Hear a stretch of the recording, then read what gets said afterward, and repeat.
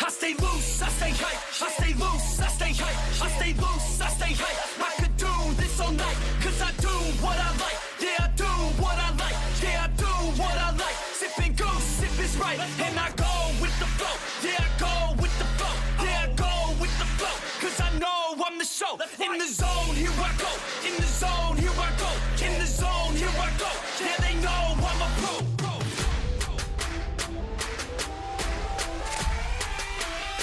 Let's go, let's go!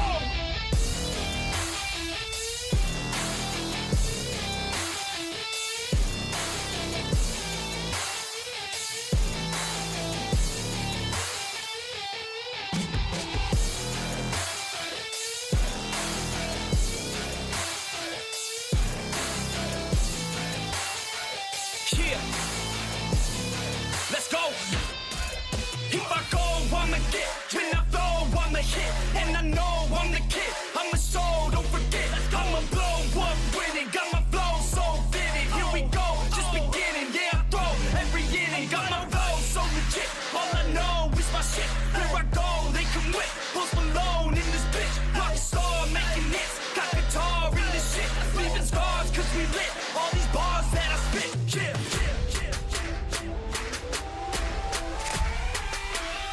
Let's go, let's go!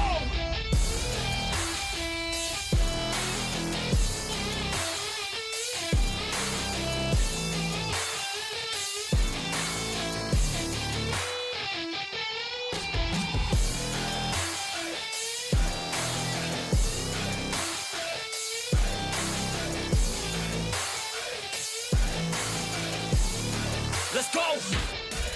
If I know what I want, then I know what I get. If I go, they can whip, cause they know I get lit. I'm a pro, not a myth, and my flow got some wit. Never slow, drink a fit. I get hype, I get lit. Here I go, I get lit. Here I go, I get lit. Here I go, I get lit. I get hype for this shit. Here I go, I get lit. Here I go, I get lit. Here I go, I get lit. I get hype for this shit. Right.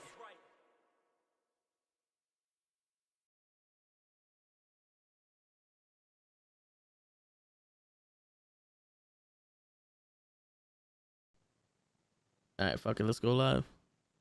Yo, yo, yo, what up, Pump? What's going on? What's going on? We got Cap in the building. We got Cap in the building. So Cabs lay and show. They're late. They're running late, Pump. They're as late as your ass. We're excited though. They should be on by 9:30. They should be on by 9:30. What's going on? What's up, Cap? What's up, man? This first time on. Let's see how this goes. Let's see. Let's see. Well, let's see if I can do something crazy. Ooh, turned you off. You tapped into my invisibility powers. Yeah, I'm trying to show more of your background.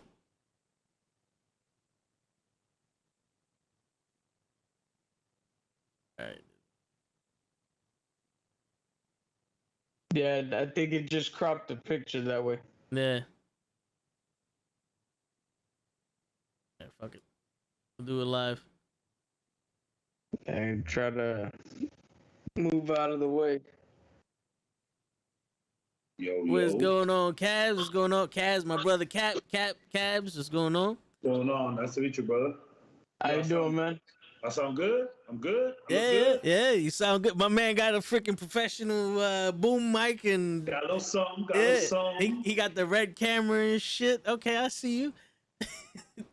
You sound good, bro. You sound good. I like it. I dig it, man. I dig it. Thank you. Now we just waiting on Show and Lay. Lay said like 9:30, right? He did. And Show's missing, so he's probably not gonna get on until tomorrow.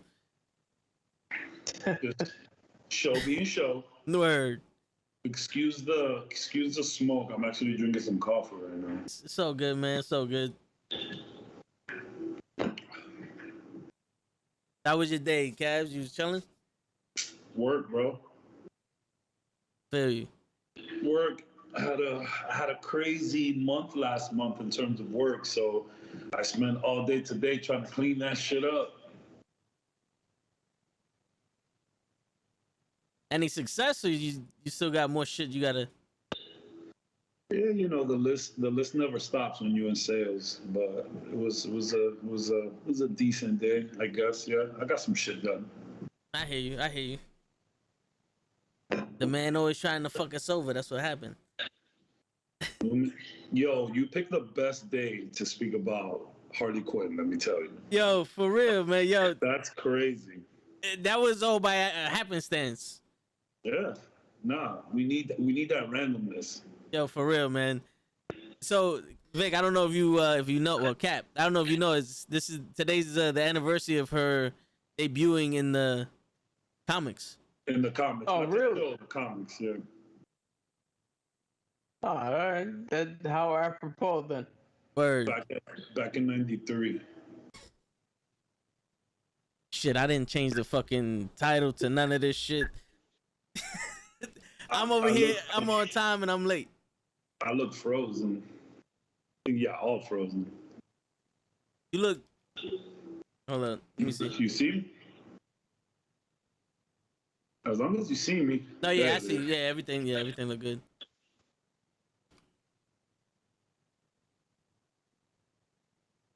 My bad. I'm over here changing the title. I forgot all about this shit. I set everything up in advance except for the title. Yo, streaming is not easy, bro. You need like a checklist of shit every time. It's not easy. Yo, for real. Give yourself credit, bro. You got overlays and shit over here. You're looking good right now. Yo, that's because of him. That's because of this. He made this overlay. What's the name? What's the name again, boss? Cap. Is what they call me. We got tags. We got cap. We got cabs. Yeah, Should be fun. he's the Captain America of the crew. You know, that's why we call him Cap. Yeah, I like it. He should have been on. He was doing a double last week. Otherwise, y'all would have went into more detail about Captain America. We went into Captain America as a character, Captain America Winter Soldier extensively. I know. I was watching a little bit of it. Extensively, yo. Oh, let's see what we can get into today. Do it.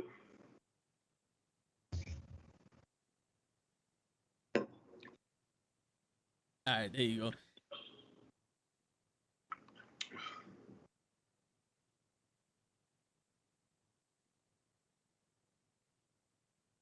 All right, so I kind of want to have everybody here for the Harley Quinn shit. Yeah. So, anything y'all want to talk about? Like, you want to go over some stuff that we did last week, Cap? You know, or y'all want to get some stuff off your chest? You know what sucks? I hate finishing a podcast like that and like watching it back. Just like, damn, I forgot to say something. And it's like, now it's been a week, so I forgot what I was gonna say. You know what I mean? Fuck. But yeah, there was so much that I like forgot to say. But no, I'm glad that we're gonna do some Batman because the Marvel hype was extremely real last week. You feel me? So I think we didn't give enough love. Like I really want to, like if we have time, I'm down to go into what you guys think about Rob Patterson and what he's doing over there. You know what I'm saying? We haven't seen much, but I'm trying to reserve judgment for my dude. You know what I'm saying? Like, so I'll tell you right now. I actually saw the DC Fan Access. yeah, I actually watched that whole thing during that Saturday and Sunday, and what they were showing with the Batman and Rob Patterson, I'm in for it. I think he's gonna do a hell of a job. I think he's gonna do well, man. I think he's gonna do well. Like, obviously, I'm gonna reserve judgment. So like, you know, at the beginning it was a little like jarring, like what this guy. And it look, man, it's hard not to think about Twilight. It's hard not to. It's unfortunate, but I don't think it's for Batman. I think it's literally every role he's ever gonna do in his life. People just gonna think about that shit. It's unfortunate, but it's the truth. But after a while and thinking about it, I only have one problem, and I don't know if maybe I haven't seen enough, and maybe I should watch that fan access, but his Bruce Wayne doesn't look like suave enough. Like I I want like a slick back. I want like a not a bright suit, but just I don't know. I guess he like from the little bit that I saw, he just looks like a tired old man who has to dress up for work. I don't know. I didn't get that suaveness, but everything else looks fantastic. I actually like how dark they're going with it, bro. Give me a rated R Batman. Like that's what I really want. I want a rated R Batman. That would be dope. Hell yeah. And from the fan access, but I think what it is they're going more off of Batman Year One. So this is him trying to be more Batman and forgetting about Bruce a little. So he's gonna be probably a little more like Michael Keaton's Batman. Cause that's what like I mean it's hard not to see that swap. I mean I feel like all Batmans before, even fucking the lame ones, you know, I feel like there was always that kind of suave, tall, dark, and handsome type of deal, you know, maybe not dark, but you know, tall and you know, I think they had that deal. Handsome, I think that I mean I'm not saying this guy is a bad looking dude. It's just I don't know. I didn't get that like I didn't see that slick back, that custom, that real iconic Batman slick back, that shit from the animated series. You just see that he just wasted a whole tube of gel on that shit. You feel me? Like, I need that. Get the gel going, bro. I need that, Batman. What's up? We still got time. He might glitter when he goes in the sunlight. We don't know how this movie's gonna go. So that's what I'm saying. Yeah, that's what I'm saying. We haven't seen enough of the Bruce Wayne yet. You know? Yeah. What do you guys think about the bike that they just reviewed the other day?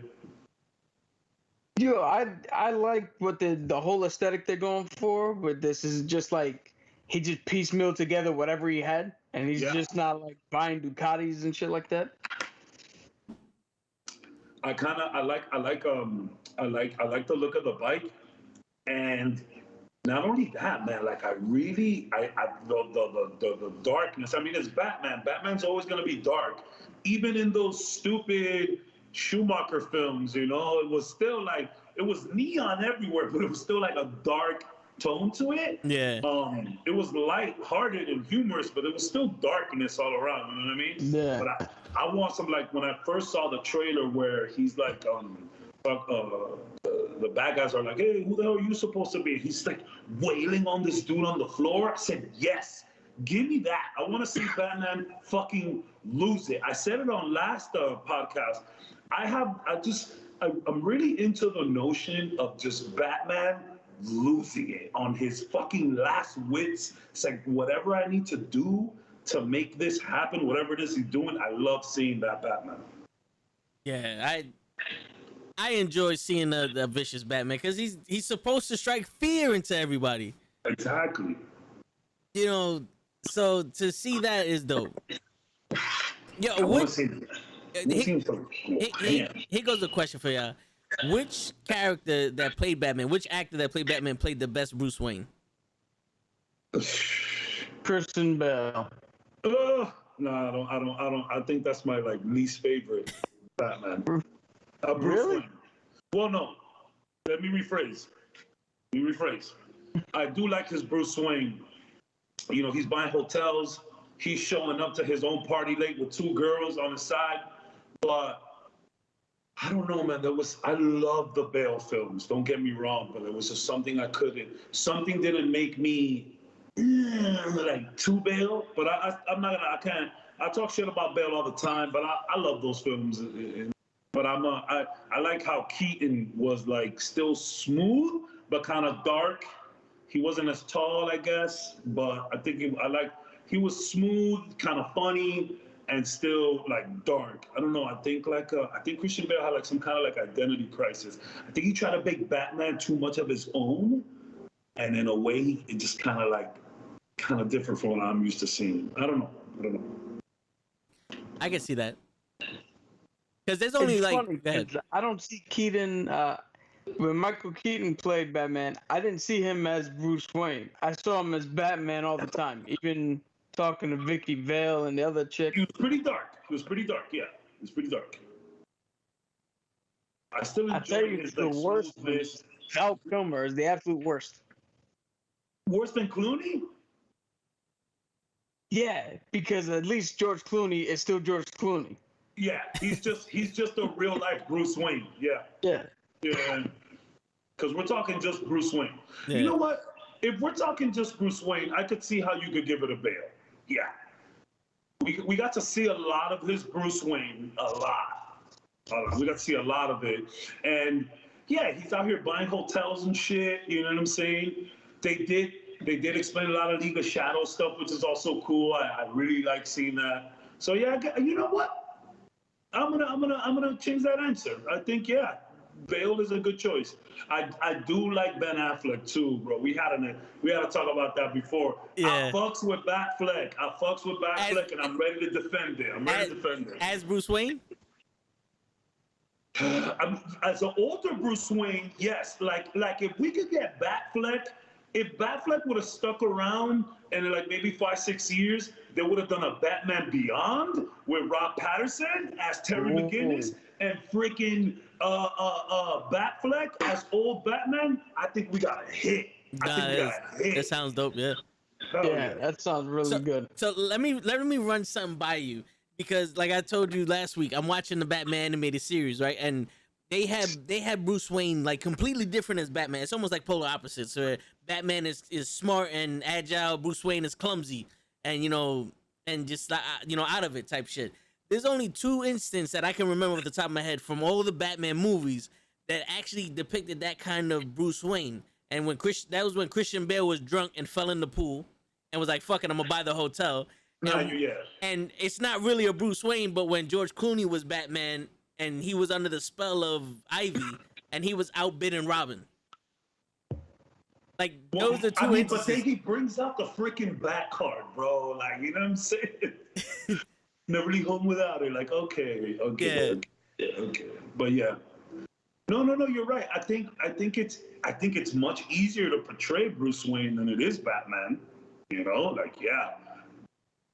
Nailing Bruce Wayne is clearly tougher, especially with this conversation. But you're right. I gotta go back and watch that animated series. I watched a couple of episodes just to refresh myself, No, but yeah, it's dope though. I don't remember the beginning, because the beginning was more like the first season was more like methodical. Like I'm watching, like, yo, this is for adults. Yo, the first season is so dark. Yeah. It's really like noir, like dead ass. Like everything is like super dark. Like the pilot episode with Man Bat, bro, they have blood on there. They was like, yo, this shit is for Fox, bro. Y'all bugging. Take the blood out. Yeah. Yeah, they actually had to lighten up the show for the second half. Yeah. Because nobody was watching it. Yeah. Parents wouldn't let their kids watch. Which is crazy. Like, there's a lot of underlining tones in all of those Batman episodes that we just didn't get as kids. And watching it now, it's like one of the craziest arcs there is Clayface. That shit is so sad, bro. Like, it's all about vanity for him. He just wants to be pretty, bro. He just wants to be accepted. We didn't get that as kids. We just thought he was like a monster. It's like, nah, bro, that's like some deep shit. And I mean, Mr. Freeze, probably one of the saddest story arcs I've ever seen in any comic book adaptation. This shit is crazy, like what that man is trying to do for his wife and shit. And yeah, the show's just viciously dark. Yeah. That's the one thing I like about the show, is they actually did a good job of paying respect to all the characters, be it a villain or whoever. You never felt like anybody was just a throwaway.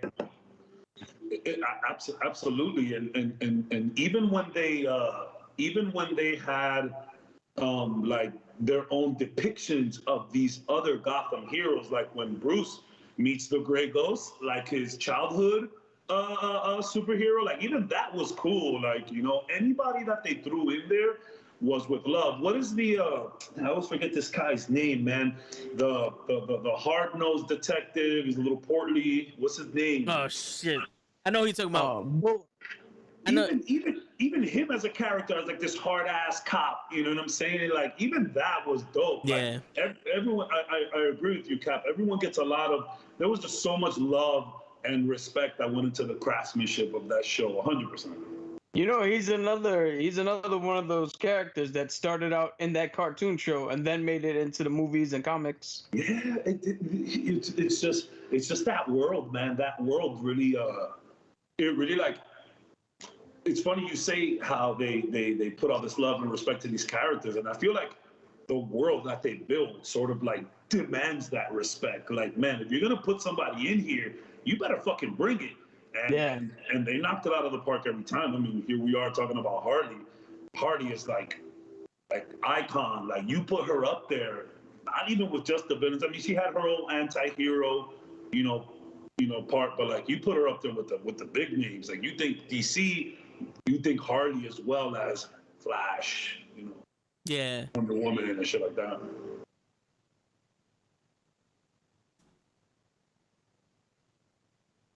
Shit, it's hard not to go into the subject with Harley Quinn, but I didn't know that cop was also put into the comics after the TV show.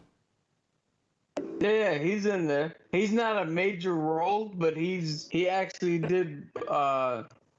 He's featured somewhat now, and he's actually, I believe, in the Christopher Nolan Batmans. He's in there too. He's that other Spanish-looking cop, the one that gets hung upside down. That's supposed to be him? Yeah. Okay. Nice. So the one that is it the one that's like he's like the crooked cop Yeah. stealing the falafel from the guy? Yes. Can I ask you guys a question? Okay, clearly I know that the Dark Knight is probably the best in that entire series. However, let me hear what you guys have to say about Batman Begins, because I loved Batman Begins. And I mean, it's all led by a lot of that League of Shadows stuff, but I loved Batman Begins. What do you guys think? I honestly think that Batman Begins is the best out of the three. I didn't want to say it. I don't want to upset nobody, but I love Batman Begins. I just love a good origin story, man. Yeah. all right, so I'll be the one to be the different guy. Because I didn't like Batman Begins. I felt like there was so much about it that wasn't the Batman I knew. Like the League of Shadows and all that. Was like, But that's why I liked it so much, because it did bring that League of Shadows element. I was like, finally, because, and I'm sorry, tangents. You know how this stuff happens. Yeah. But just today, my Iron Man friend, started the whole who's better, Iron Man or this or whatever. And there's a whole bunch of jokes about like Batman is like, oh, one of them really like. It was funny. It's like, yo, if the IRS were to audit Batman, he's done. And I'm like, well, you guys need to remember, Batman is a ninja. And I know Robert Downey has that famous line when Captain asks him, you take that suit off, what are you, a billionaire, playboy, philanthropist? And it's like, well, let me introduce you to Bruce fucking Wayne. and on top of that, my man is like, adept in so many forms of martial arts. He's trained his body to not need to sleep. He's trained his body to not need food. He is a ninja. I don't understand why we don't talk about that more. The fact that Batman is a ninja who just dressed up like a bat. Feel me? So I really enjoyed that. well, I don't know how it is in the comics, but according to the animated series, which I'm more Batman I'm familiar with because I'm not completely into comics. I get all my comics information from Cap and whatever I look up. But my man like studied the way of the samurai and like ninjutsu and all that other stuff. But he also went to like the greatest escape artists and learned how to do that. Like he went to the best of the best and learned how to do that stuff. And on top of that, he's like a detective. You know what I'm saying? So not seeing any of that in Batman Begins, it's like this is almost like a cop-out. And not to throw more shade on Batman, but it's almost like a cop-out the way they did Bane. Oh, for sure. Like part 1 and part 3 had very similar cop-outs. It's like, How are we gonna explain Batman? Oh, put him in the League of Shadows. This is the easiest way to teach him, to tell everybody how he learned how to be Batman. And how are we gonna introduce Bane? Put him in the League of Shadows. It's a part one. We don't have to explain that. Yeah. I can't be mad at you for the Bane take. I can't. But the first one, the way they did the League of Shadows there was insane. What do you think about it, Cap? But I don't think it's a cop-out. Like, the movie would have been so boring if you would have seen him go to Budapest and learn how to pick locks from Harry Houdini's whatever, and then go over to somewhere else and learn how to throw a punch, and then go somewhere else. Like, the League of Shadows is something you have already that explains everything all in one. It makes logical sense that he would get picked up from them, and all of his non-detective skills would have come from learning at the League of Shadows. Otherwise, why would we care about Ra's al Ghul? And it's like, I feel you that you wanted to see more of that stuff. Because look, I completely agree with you. Batman animated series is Batman to me. Like, I think Batman animated series. I hear you 100%. But first of all, I mean, I'm just a fan of ninjas. I mean, who the fuck isn't? But you got ninjas, cowboys, and pirates. I love them all. But I'm gonna side with the ninjas, and I think it was just cool to see the Ra's al Ghul in there, and it's just they Nolan knew that he needed to do something different. You feel me? Like, because it's like we had already so many iterations of Batman, and before the Nolan films, what did we have last? The Schumacher films, right? Yeah. Batman and Robin was literally the last live-action Batman movie before Batman Begins, for real? I believe so. That's insane. It's insane. So Nolan knew he had to do something different, so I like that he brought in Ra's al Ghul, the League of Shadows, and just because, it's just, Batman, like when you think Batman, you think a rooftop and rain and dark. And when I think of that, I think of ninjas. So it just worked for me, you know what I'm saying? I know some people have some things to say about Scarecrow in that movie, which I was okay with. Fine. I was fine with the Scarecrow that they went with. It's cool. But it was just really fun to see a origin for Batman. We usually get Batman mid-Batman. You know what I'm saying? Like, we already get him. He's Batman. Every Batman movie, we've gotten just Batman. It was good to see this kid growing up, like, running away because of what happened. And I think it was also a very, like, strong part, kind of like what happened to Stark. When Stark was out there and he saw all his weapons all fucked up, he saw these people were stealing and his own shit, and they're like, oh, you're a crook. He's like, I'm not a crook. This is my shit. What are you talking about? So I thought that was fun, and I'm just a sucker for a good origin story. I know people have their feelings about, like, Iron Man, but I think Iron Man is like 10 out of 10 just because it's a good origin story. You see, all right, so for me, again, like, I don't like the payoff on Iron Man. That final fight between him and what's his name, to me that was like, damn, son. To be fair, and I'll let you go right after, to be fair, that was Marvel's, like, biggest hump and hurdle at the beginning, It wasn't until, like, it wasn't until Loki that we had, like, a real freaking villain, you know what I'm saying? So, yeah. And Red Skull. Red Skull was a good villain, but we didn't get enough of him. Yeah, we didn't get a legit fight between him and Cap. Yeah, we didn't get enough of that. Yeah, but then to go off of your point with the end fight between Ironmonger and Iron Man, you got to remember, these are two rich white dudes in suits that probably never really thrown punches before. Like, that's probably the best fight, realistically, you would get for the beginning of Tony Stark's career. I can understand that. It's just, The problem was, it's that it seems like a mediocre last fight because there was not that much action leading up to it anyways. If we would have had some, like, we had him go down to, I forgot where. in Middle East somewhere, like, right? Yeah, and, like, help those people. We had him flying around a bit, but there was really nothing, like, it was most of it just building his suit, let's be honest. Yeah, So pretty those much. 40 minutes of him building, 20, 30 minutes of him building that suit. And then we had about like 10 or 15 minutes in the cave. We already got an hour of suit building. You know what I'm saying? So I guess if there was a little more action in between, the last payoff would have been fine. But they were working out the kinks. They had real big problems with villains at the time. And it was funny because after Loki, we started knowing that Thanos was coming around, but then after that, we had Ronan, I think his name is, from Guardians. Yeah, Oh, Ronan. Ronan the Accuser.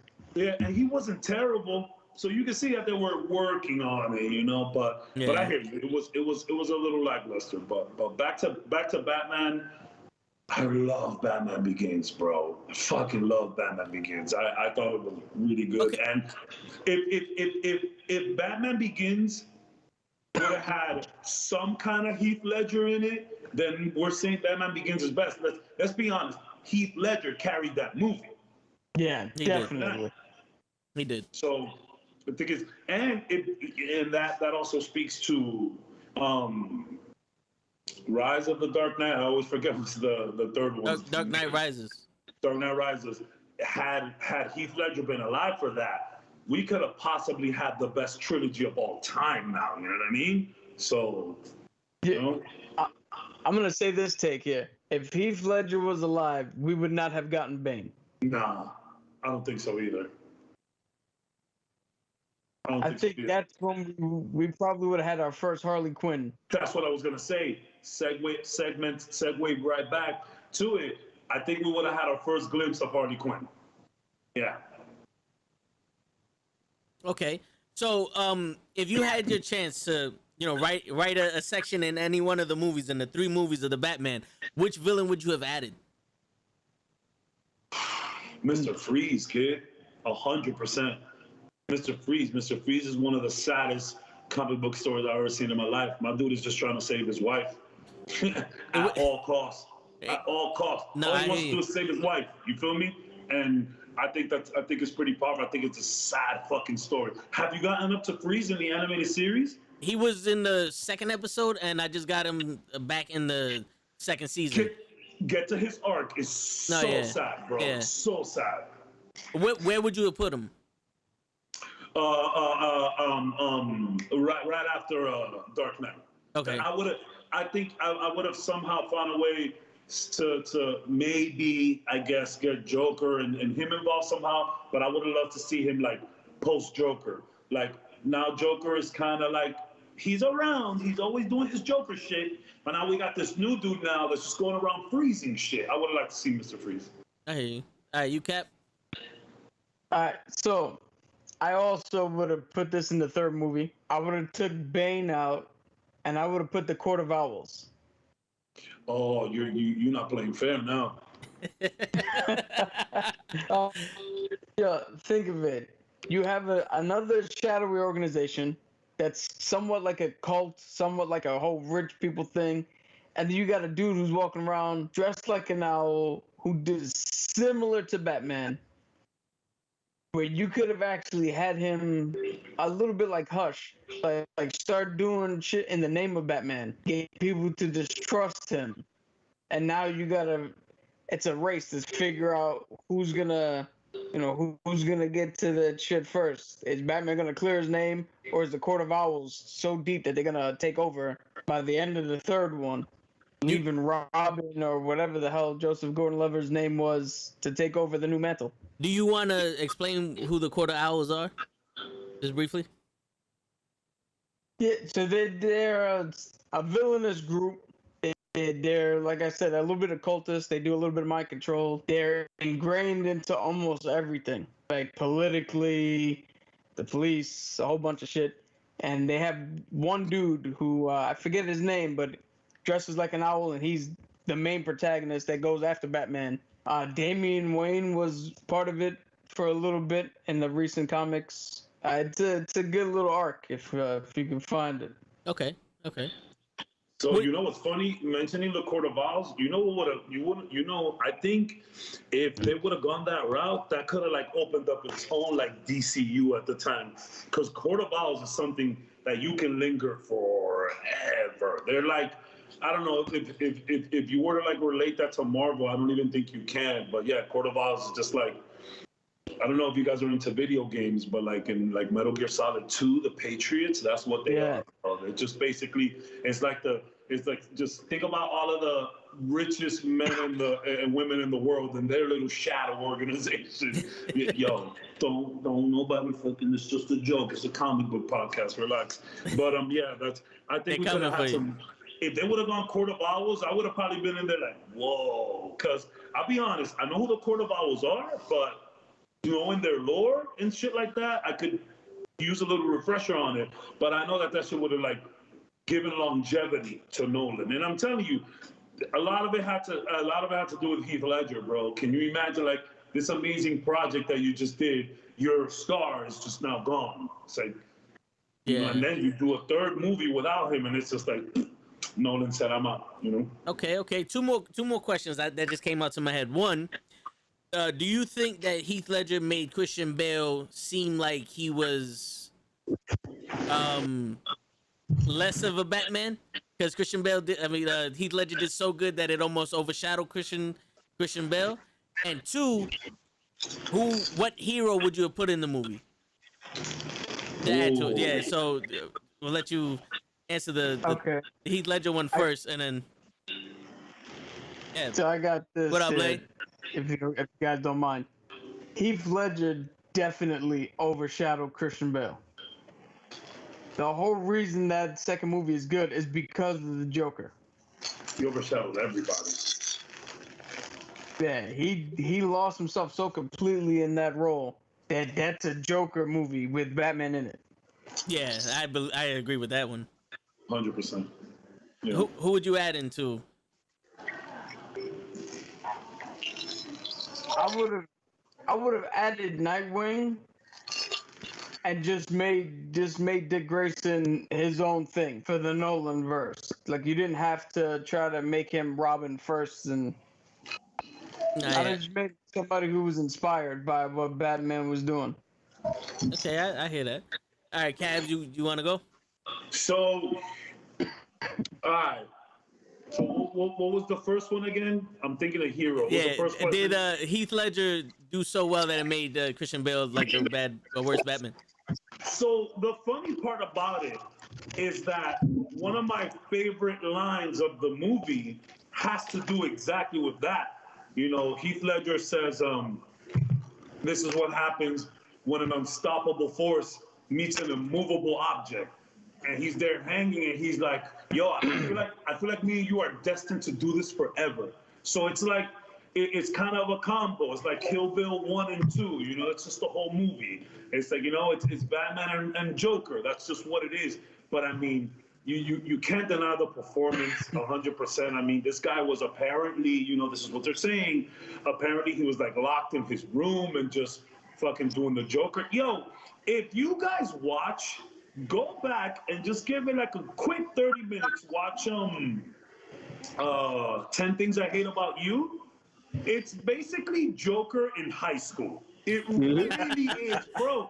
I saw that shit the other day. And I was like, yo, this guy's been Joker his whole fucking life. Look at this. It's insanity. I please give that movie a quick 30 minutes, and just watching his performance, just like Joker in high school, you're gonna be like, oh shit, that actually made me finish the movie. But of course he overshadowed him. It was like my man literally gave his life for this role. You know what I'm saying? Yeah. Like, and he crushed it. And like some people will argue that he did better than Jacko. I personally like the Jacko Joker because he's the more gangster Joker. Like he's more like into, you know, that more Italian mafia vibe. He's like more like a criminal than he is like just psychotic. You know what I mean? Even though he is crazy. But I mean, yeah, he overshadowed him. And honestly, in terms of adding another hero, like I don't want to, you know, just say exactly what Cap said, but I mean, man, I think we should have had a better Robin payoff. Whether it's Nightwing, whether like that Gordon Levitt shit, whatever. Like I was like, what is this? And then we never even speak about it. I would have loved to just seen something. But like, if I can think of like maybe another hero, I don't know, maybe throw a little, maybe go a little flash of Batgirl would have been dope too, you know, something. Maybe some of that, like, you know, maybe Gordon tells him some shit like, oh yeah, my daughter's coming down. It's been a while. You know, something, you know what I'm saying? Like, and if we could have like seen somebody really kicking ass and in suits, like, I don't know, man. This is like this is pie in the sky, okay? This is pie in the sky, high hopes dream. I would love to see some like fucking Red Hood action. I want dark Batman. I want to see heads blown off. I want to see fucking limbs broken. I want to see him put someone's face next to the Batmobile wheel and just like, you know, fucking tell me what's going on. I want unhinged Batman. That's what I want. Hey, you want Leatherface as Batman? Oh, facts. Yes. I want unhinged Batman, bro. Yo, Lay.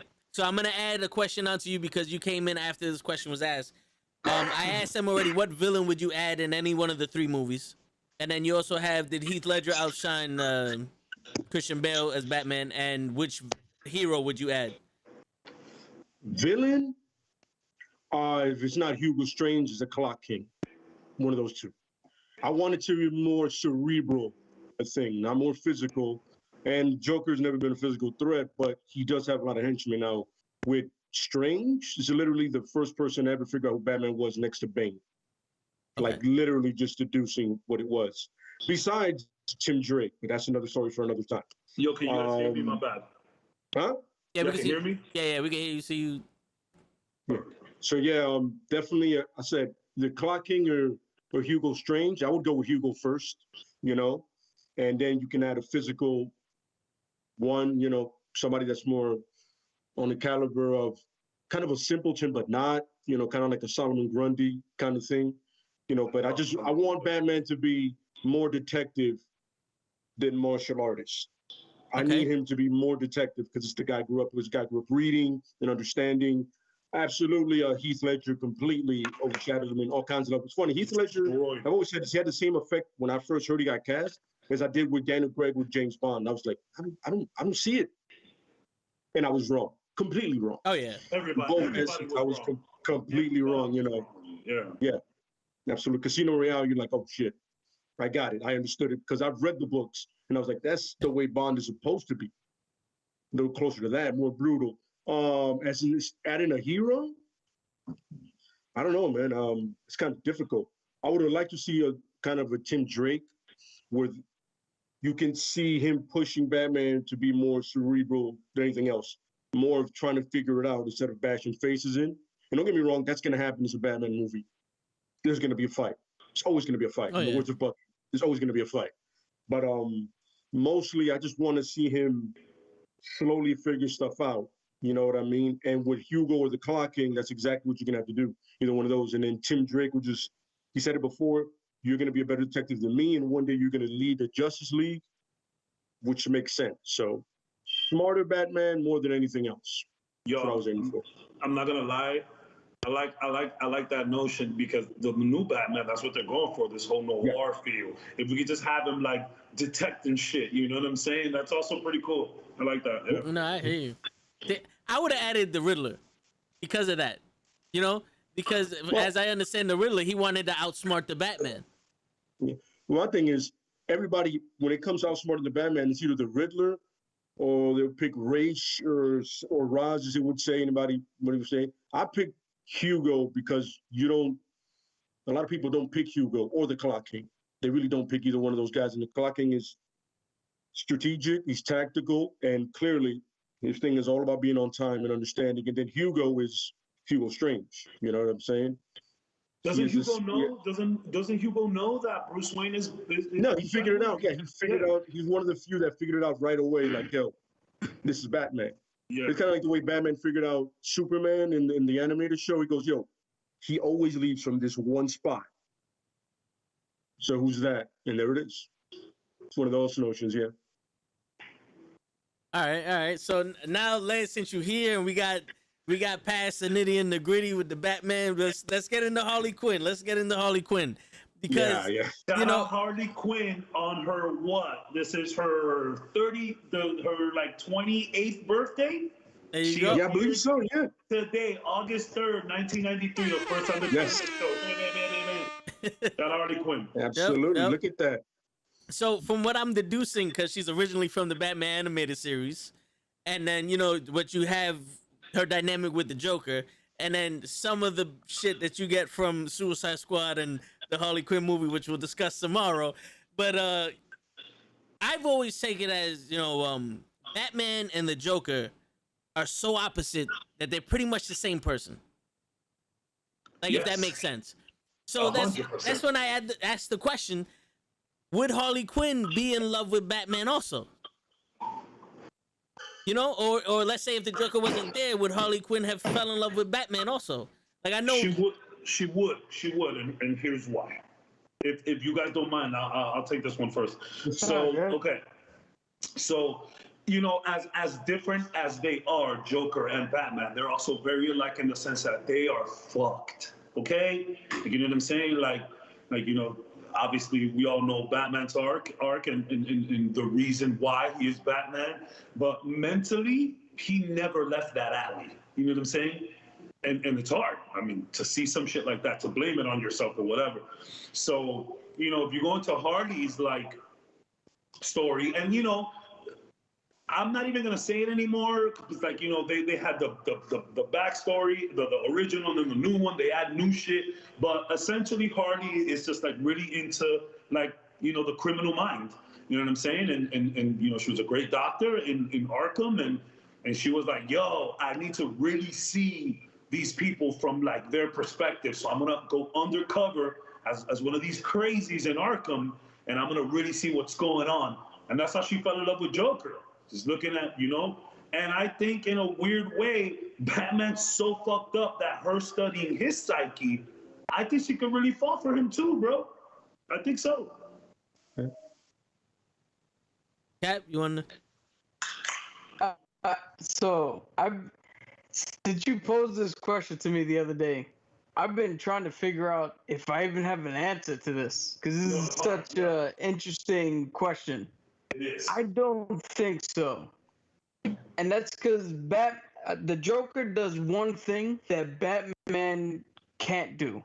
Abuse her? And as abusive as the Joker is to Harley, he lets Harley be her. If she wants to be a good guy, he lets her do it. If she wants to be a bad guy, he lets her do it. Batman, if you notice how he is with Catwoman, he's a little bit controlling. He's always trying to get her back on his side. And I don't think Harley would go with that because he'd be a little too stifling for her. Yeah. It's a real good point, man. That's a real good point. But I mean, doesn't Batman try to change everybody? That's why he hasn't killed the Joker yet. He's like, yo, I believe in you, bro. You could come back. Yeah. So, go ahead, Lay. State your point, and I have a question. You know what? I feel like Harley, the type she like her coincidental type is besides damage, that's obviously right, but somebody that lives outside of the law, that they are not happy in normal society because she's never been normal in reality. Like once she was able to do her thing, Batman's not normal. Joker's definitely not normal. So these are guys that live outside of society, literally. Even Bruce Wayne lives outside of society. I mean, the guy's filthy fucking rich. You know what I'm saying? Yeah. So for her to go for that dude, the dude that can do whatever he wants, pretty much, like he said, it gives her a freedom, but it'd be weird with Batman. Batman would have to, it would have to be a situation where she's only an asset and not a liability. If she's an asset the whole way, then Batman doesn't have a problem with you doing certain things.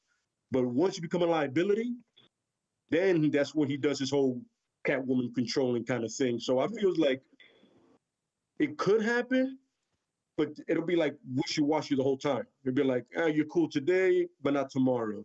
Shouldn't have killed that dude. I understand why you did this. So it's kind of like, up and down. I mean, for me at least. So, well, the question was, would she fall in love with him? She would. I feel like she would, but it would never be even keel. Like she would do it, but it would always be, he's like, do I love her? Because she's a little more bad shit than I thought she was, all puns intended. Oh, yeah. You know what? Yeah, but I can see it. So that's what leads me to my next question. It's like, Yeah. let's say if she was in love with both of them, who would be a better fit for her? Like, who would actually love her back? I'll be shit. Now that's probably the worst. That's probably the toughest question of them all. Because I mean, Batman has had some pretty amazing female characters that come by his way.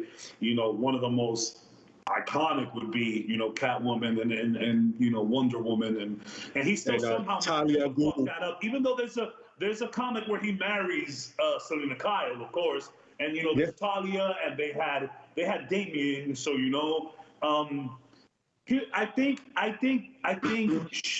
she wouldn't like the love that Batman would bring, because yes, it is, because Joker also controls her.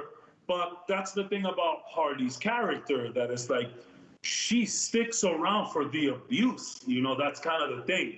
I don't think Batman would abuse her in the same way. He'd try to, like, you know, maybe she might misconstrue him trying to set her straight as some form of abuse. But let's be real. Joker was legit abusing this girl. I mean, when she's finally over it, what is it? He like fucking like throws her on a rocket or some shit. Like, Joker finally figures out. I'm like, yo, I do got some feelings for this little crazy girl.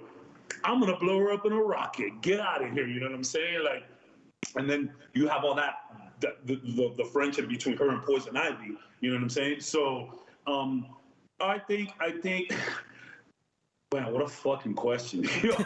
I think she'd love Joker more, because it is part of her character to embrace that abuse in such a, I know it's weird to speak about, and it's so sad, and you know, obviously, you know, there's tons of women going through this kind of shit in the fucking world, which fucking sucks, quite frankly. And it is part of her character that she kind of likes the abuse, you know? And Batman wouldn't abuse her that way, you know? Cap? So I have kind of like a joke answer to this. Clearly, she'd go with the Joker, because I don't think Batman's cool with pegging. Ah. No, I forgot that's Joker. That's what Joker stays. It's funny because you can make fun of him for it, but then he'll beat the shit out of you with a crowbar. Yeah. Like, you can't win with that dude. This is true. You like it but I will murder you right now with acid. So today's today. Yeah, I think she could, but I would not want to see that on comics at all, because it's not interesting. Her and Batman wouldn't be that interesting. Like, it's only interesting for like a comic book or like 2 panels. After that, you're like, all right, I know what's gonna happen now. Considering how last podcast we were talking about how like too much lovey-dovey shit in movies, and now we're like, that's exactly it. But this is the like, thing, if I want to see that, I will read a Fantastic Four comic book. You see, but the difference. No, I hear you, but the difference between the lovey-dovey shit and Harley Quinn is the lovey-dovey shit is all emotional, and Harley Quinn is psychological. It's Bonnie and Clyde. Yeah, it's Bonnie and Clyde. So my next question would be: would you assume, or would you think that even though Joker's abusiveness is physical, would you think that Batman's abusiveness will be more mental? Of 100%. Well, absolutely. He does it to everybody, and they don't even notice it. He does it to everybody. It might be a situation where Batman. So you see, that's the thing. Let's talk about Batman in that regard. Batman is indeed very controlling, you know. And Batman has this thing about him. Clearly, he doesn't want to lose anybody else. You know what I'm saying? So, you know, to try and have that control over Harley, and then Harley have this whole thing like, dude, you kind of blow, man. Like, I just want to go fucking shoot somebody. Like, you know, that dynamic might definitely be. Yeah, I think such a weird way, man. Like, you're putting such a psychological spin on this tags, and it's really fucking up my mental right now, bro. Yeah. Because it's like, that's what I do. Like, man, is Batman worse for Harley Quinn than the Joker? Like, you really don't think about that shit. That's so crazy. Yeah. Wow. No, I think fantastic question, kid. Jesus Christ. That's what I do. I think Batman's controlling and trust issues are his worst enemies, yet his greatest allies. Correct. He doesn't trust anybody, which is amazing, because you're on a team with Superman, and he's literally the biggest Boy Scout in the world. Like, there's nothing that dude doesn't do. It's like, oh, it's wrong. And then Wonder Woman or whatever. But he's still like, I don't know about you guys. You guys got too much power. I don't trust you guys. But yeah, I think it would be the strangest kind of thing. Like I said, it'd be interesting for a little bit, but not too long. But yeah, he controls everybody. They don't even know if he's doing it. You know what I'm saying? Like, have you ever seen that Apocalypse John Constantine thing? You know, where Satana's dead, and he goes, yeah, Batman told me this was gonna happen, so he planned this ahead. He goes, son of a bitch, how the fuck does he know? Because he doesn't trust anybody. He wants to make sure there's a chance. Oh, when is that flash thing at the end? When he does when she has like, he told me to do the spell so that way you can go back. It was like, fuck. And that's the thing. No. That's why Batman can never enjoy, like, and yes, he's had situations when, again, Selena Kyle, and, this is the ladies' man, but that's why you can't really mess with Batman, because in the long run, it's just going to be bad for you. I'm telling you, he's mentally, and again, back to that point, he's mentally never left that alley. You know what I'm saying? And that manifests into everything that he does, from the controlling aspect. Yeah. And even taking it back to those stupid Schumacher movies with Robin, how he didn't want to let Robin kind of be Robin. Yeah. He's like, bro, I could have made that fucking jump, bro. I am a fucking Grayson. I do this shit with no ropes, no nothing, bro. Like, I know how to do this. I could have made that fucking jump. You didn't have to do all that. And even Alfred tells him, like, maybe he's kind of right. Maybe you should just let Robin be Robin. So, yeah, I don't know. That's confirmed. Batman will probably be worse off for Harley than Joker. That's so crazy. They're making me think that. I want to point one thing out. It hasn't been brought up. Yeah, we all know that the Joker's a horrible villain, but that's the role he plays. Nobody's brought up yet that Batman, who's a grown adult, grabs orphan boys and trains them to be assassins and tries to keep them under lock and key with him. Like, that's some sick shit. That's some Spartan shit. Yeah, absolutely. Yeah. And it's funny because they either get younger or females or just, and none of them are like really psychologically correct. Like, they've been through some shit. Yeah. So you're taking a different version of yourself and trying to mold them into something better.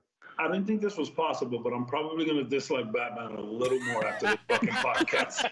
A little more. Like, damn, this guy's really... I'm not. Just a fucked up he lives in the shittiest world ever. Yeah, but... He lives in Gotham. He needs to be the fucked up in the head for that. That's what I'm saying. You need that grit. We spoke about that before. No, yeah, you need that. Yeah, absolutely. I was gonna say, but I mean, isn't he better off as a Batman to just be that type of way?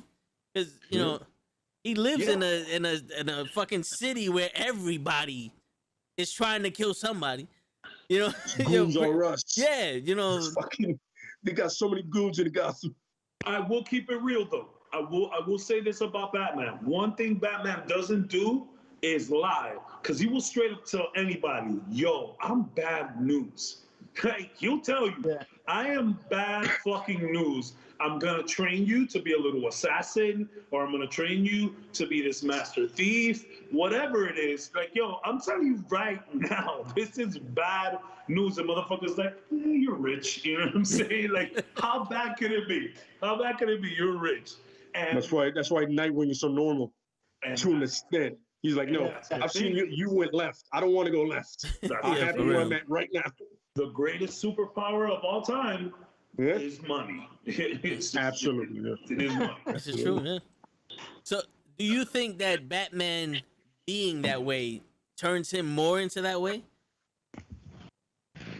Yeah, that's the beautiful thing about Batman, that he just goes through this crazy cycle where he almost makes this to a certain point where he can be normal and have a love interest and have kids and potentially stop, but then it's just this, when you're solely looking out for a city alone.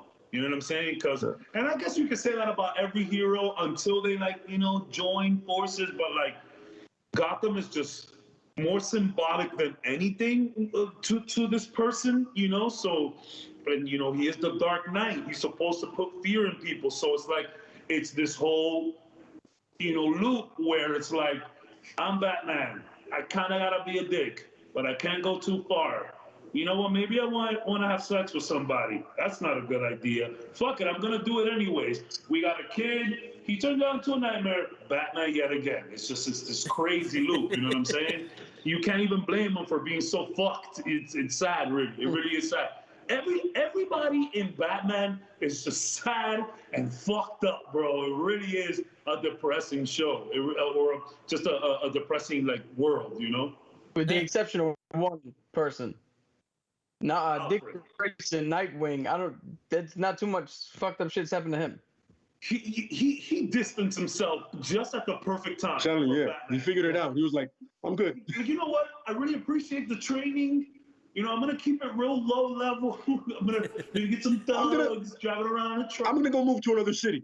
I'm gonna still take it easy, but just I'll go to Bloodhaven from you. Do my thing.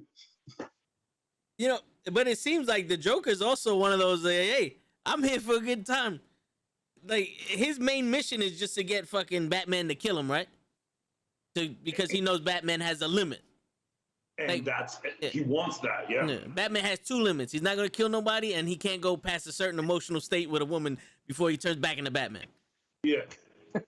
Joker wants Batman to kill him and to make him laugh. I don't know why the laughing thing is big to him. Like, yo, you've never made him Batman laugh. doesn't joke. Yeah. Meanwhile, Harley did it, and it drove the Joker batshit. He was like, wait, why are you laughing at her? Oh, because you think he loves you. Okay, go ahead. That's awesome. I love it. Go ahead. The way he started laughing at that. Yeah. Sinister. That's a fucked sinister up. So, yeah, like he was laughing hard. Yeah, but we hear him laughing in Killing Joke at the end too. Yeah. It's a good joke. It's a good joke. There's a lot more to that. We're gonna need a whole other podcast for Killing Joke. Yeah, we could do that. For Killing Joke, we need like a specific, no Marvel, no nothing but Killing Joke. Because there's a lot of people have feelings about that. That's like the Red Hood one too. Like I have the whole, besides the movie and the comic, I just like you know what I mean? To me, that's my favorite of all of them is that one because, you're like, okay, I see. Yeah, by the way, Batman, this is completely your fault. You did this. Yeah. This is all his fault. Nothing is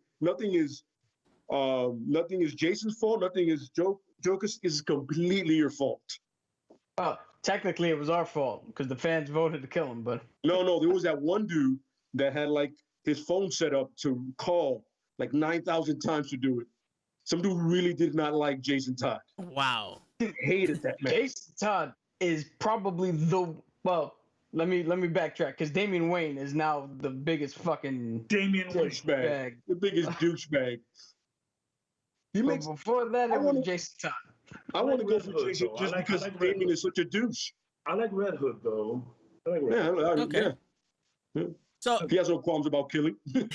So my next question, they brought it up in the movie, in the Dark Knight movie and in the animated series. Was Batman the reason why there's so many villains in Gotham now, or is the villains why there's a Batman? Like, if there was no Batman, would there be a Joker? Well, without Joe Chill, there is no Batman. And Joe Chill is nobody. Joe Chill is literally just a dirtbag that's trying to rob 2 people. But without Joe Chill, or the Joker, if you want to make people feel better that don't know the comics, without that guy, there is no Batman. You know what I'm saying? So you got to understand, it's the egg or the chicken, right? What came first? You don't shoot his parents. You don't shoot his parents. He doesn't become Batman. Had they just gone past that alley and just went home, we do not get any of the story. But whatsoever. Okay. I think it's cheap. I think it's and Marvel has, delved into that too with Ross telling these people that like, yo, you guys are making a mess in the town and let's just bring in more people. The more people you kill, the more aliens is like, fuck, I want to go get the Avengers now. So I think it's unfair and maybe a little cop-out-ish to say that, because if we look at it from, just in reality as a whole, there's just always going to be light and dark. They didn't come at different times. They came at the same time. You got some people in the light, you got some people in the dark. Hey, you got some people right there in the middle too. You know what I'm saying? I think it's just, like Les said, it is the chicken or the egg. Like, it's just this crazy, again, just loops and circles of life where there is dark and there is light. You know what I'm saying? Like, you know, this guy made Batman, killed his parents. Now it's Batman. Batman went to the next guy. Some dude saw that. It's just, I think it's just an unfair assessment to say that the hero brings more enemies or that the enemies bring more heroes. You know, we can look at it like that. Like, before Batman, the Falcons were running around. You know what I'm saying? There was always some nasty shit going on. The League of Shadows been around. The Court of Owls always been around. You know? And I think there's always just going to be villains and heroes. It's just light and dark, good and bad. It's just always going to be that. And it isn't a situation of who came first. It's just, they're just always both there. You know, it's not a situation of looking at time in one line. It's just two lines. It's just always good and evil, you know? You know, another way to look at it, it's an arms race. So villain has a gun, so the good guy had a bigger gun. Villain saw that, got an even bigger gun, and they just go back and forth with who's got the most powerful shit. And it, like you said, it's a cycle. It's never gonna stop. Okay, so there would be criminals in Gotham, but would there be a Joker and a Riddler and a Bane, like those villains? So Joker, without a Batman. Joker, yes, because his original origin / non-origin had nothing to do with Batman. Bane, probably not. Riddler, definitely not. Because I don't think Riddler would have had a necessity to. Riddler is all Batman. Yeah, it's all Batman. Oh, yeah, for sure. Bane isn't Batman, to be honest with you. Bane was prison, became a mercenary, and Bane is hired by the highest bidder. So the Falcons could easily hire Bane to do something. You know, because apparently it's a Rolodex of dirtbags somewhere that you can just throw that guy. In Gotham, for sure. In Gotham. Yeah, there's a Rolodex like, yo, I need 3 thugs that are willing to dress like clowns. Got it. Yeah. You know what I'm saying? It's a 1-800 number. Like the Riddler, for sure. Mr. Freeze, nothing to do with Batman. There's certain villains that are specifically with Batman, and other ones that are just like, that was going to happen, man. One way or another. That was going to happen. Already. Yeah. You didn't need Batman. You just needed that situation to arise, and it happened. Like the Man Bat. If you were to ask us about the Avengers, I think it's a little better because, yes, there's a lot of low-level thugs, but the Avengers keep poking, and motherfuckers just start coming from space. Like, see, no one from Batman is coming from space, at least not to that degree. They're all just in the city already. All of Gotham is fucked. That's why I like the video game Arkham Knight so much, because it's just one night, Christmas of all nights, and everyone is just on the fucking loose, and Batman is like, yo, I hate this place. Like, didn't I just put all you motherfuckers away like 2 weeks ago? I hate it over here. So you got some banger questions today, bro. So I hate Batman now. Nah, so if it wasn't for Superman, there'd be no Lex Luthor and no General Zod and Brainiac and all that. It was already there. He just came down. Yeah, Lex Luthor. Maybe Superman coming down here or not coming down here would have maybe kept them away. But that's the thing, man. That's the thing about comics. It's just like Earth is just always the target. Ground zero for everything. Yeah. Why do you think there's like 8 Green Lanterns here? There's literally like 8 of them in one fucking planet. We got the most noble people. There was the comic. It goes, can I ask you guys a question? I think it was Kilowog. Like, yo, why are there so many lanterns on Earth? Did anybody else notice that? Kyle, John, Guy, Hale, the new girl that I remember her name, the other guy that's a Muslim, that's 6. Baz. Yeah, and then they have a new girl and another guy that's apparently he's gold. I'm like, Jesus, that's 8. Off the top. How big is this sector? How big is this sector? It can't be that big. There's one for every sector. Well, you got Doomsday coming, man, you know? Yeah, but I'm talking about on a regular Tuesday, there's at least 3 of them here. Yeah, right? Well, Gotham, bro. To be fair, Guy Gardner doesn't patrol our sector. He's got a different sector. Yeah, but he shows up here anyway, so he might as well be part of it. Oh, I mean, of course he shows up here. He has an apartment here, might as well. what I'm saying? No, I just find, What I'm starting. You know what I'm starting to think? I think that like in a weird way, like Batman is just fucking perfect for Gotham. Like, who better to clean Gotham than one of the fucking sickos in it? Like, let's get real. Like, Batman is fucked up. Like, it is what it is. He's a fucked up individual. You know what I'm saying? Like, mentally, he really is not all there. I honestly think that this hero, if we open up this whole thing to anybody, there's a perfect hero for Gotham, and that's the Punisher. Yeah. Because to be honest, Batman doesn't go far enough. I mean, how many times you gonna let the Joker kill people before you're gonna do something about them? Arkham Asylum's not holding him. This is true. Yeah. Gotham would have been the suburbs with the Punisher in there. Yeah. That shit would have been driving. Yo, all right, so can I ask you a question now? If you were to think about it, since we're cerebral this episode, this one's all about thought. Do you think that Batman is the closest to a normal human being outside of the comics than any other hero? No. In terms of his life, like all the stuff that he has to go through, all the stuff that we see, like how he's controlling and shit like that? Wait, okay, so are we including powers or like everyday life? Because if we're talking about, so no power, like in terms of powers, because if we're going like everyday life, I'll just tell you, Spider-Man, that is the most, that's the most, my man cannot pay his bills. He's always late. My man is like messing up in school, but as supporting the world.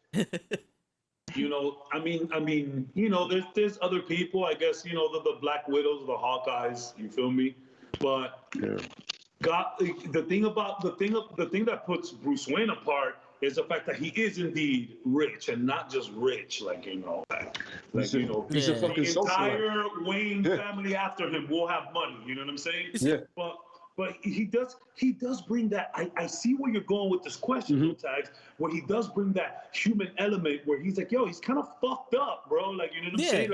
Like Batman has dark days. I'm pretty sure there's some days where Batman's like, yo, just Alfred, take my calls, bro. I don't want to fucking deal with nobody. You know what I'm saying? Yeah, I hear what you're saying. Because the thing is, where you said Spider-Man is Peter Parker. And he just so happens to be Spider-Man, because he has the powers and all that. Where I believe Bruce Wayne is Batman, and he acts as Bruce Wayne to fit in. That's completely the disguise. Yeah. That's the disguise. And to relate to the people is like, it's like me and Quills or Joel would say, is like we meet people's representatives. We meet their Bruce Waynes. We never get to see their Batmans. But in reality, when they live in their mind, they're more Batman than Bruce Wayne. So that's why I'm like, you think that he could connect with like more people that way, because a lot of people have shit going on in their lives. They don't have to necessarily be sick, but there's a lot of shit that going on with their lives that can be like a Joker type thing, and shit they can't overcome and blah blah blah. You know what I'm saying? So that's like, if you think about it that way, like Superman, what the fuck he got? Lois Lane? Like he's just trying to fuck Batman Lois Lane. Batman himself needs help. You know what I'm saying? He needs help. It's like he needs someone to talk to as well, which is what Alfred is there. I forgot which cartoon it is, and I was just watching and shit, and somebody comes up to him, to Batman. This was one of the newer ones with like a different voice. Like if I don't hear Conroy speaking, I'm just like, ugh. But whatever. That's me being, But in one of these new episodes, somebody's like, oh, you're full of darkness. It's nothing but pain. Like, how do you deal? And he just goes, I have a butler. Oh, that's the one with John Constantine. That's what Johnny goes. He goes, they have a butler. He's like, well, I remember there was one in the Young Justice where Black Canary's like, we should sit down and talk. And he was like, turned his back and walked away like, no, I don't. So that's what I'm gonna You're not gonna put me on that seat. You wildin'. You strong wildin'. Be here for the kids.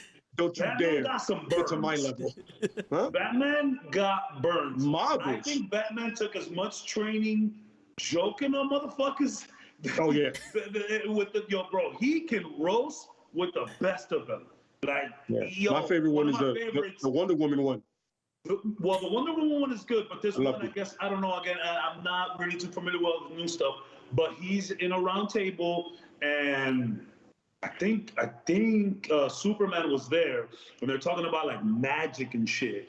And they're like, yo, Batman, with everything that you've seen, Shazam and everything, you don't believe in magic? And he's like, look, man, the criminally insane don't need magic. He's like, I suggest you guys start walking around more in the streets instead of flying over them. And just goes by like, yo, everyone has so much jokes on Batman because he doesn't have powers, because he can't fly. And he was like, fuck flying, y'all should be in the hood. I'll be in the hood. I'm in the hood all day. Fuck yeah, I know what's really going on. Fuck this magic shit. I'll be in the hood. This ain't got nothing to do with magic. This is all hood. This is all Gotham. Word. So, you know. I'm in these streets.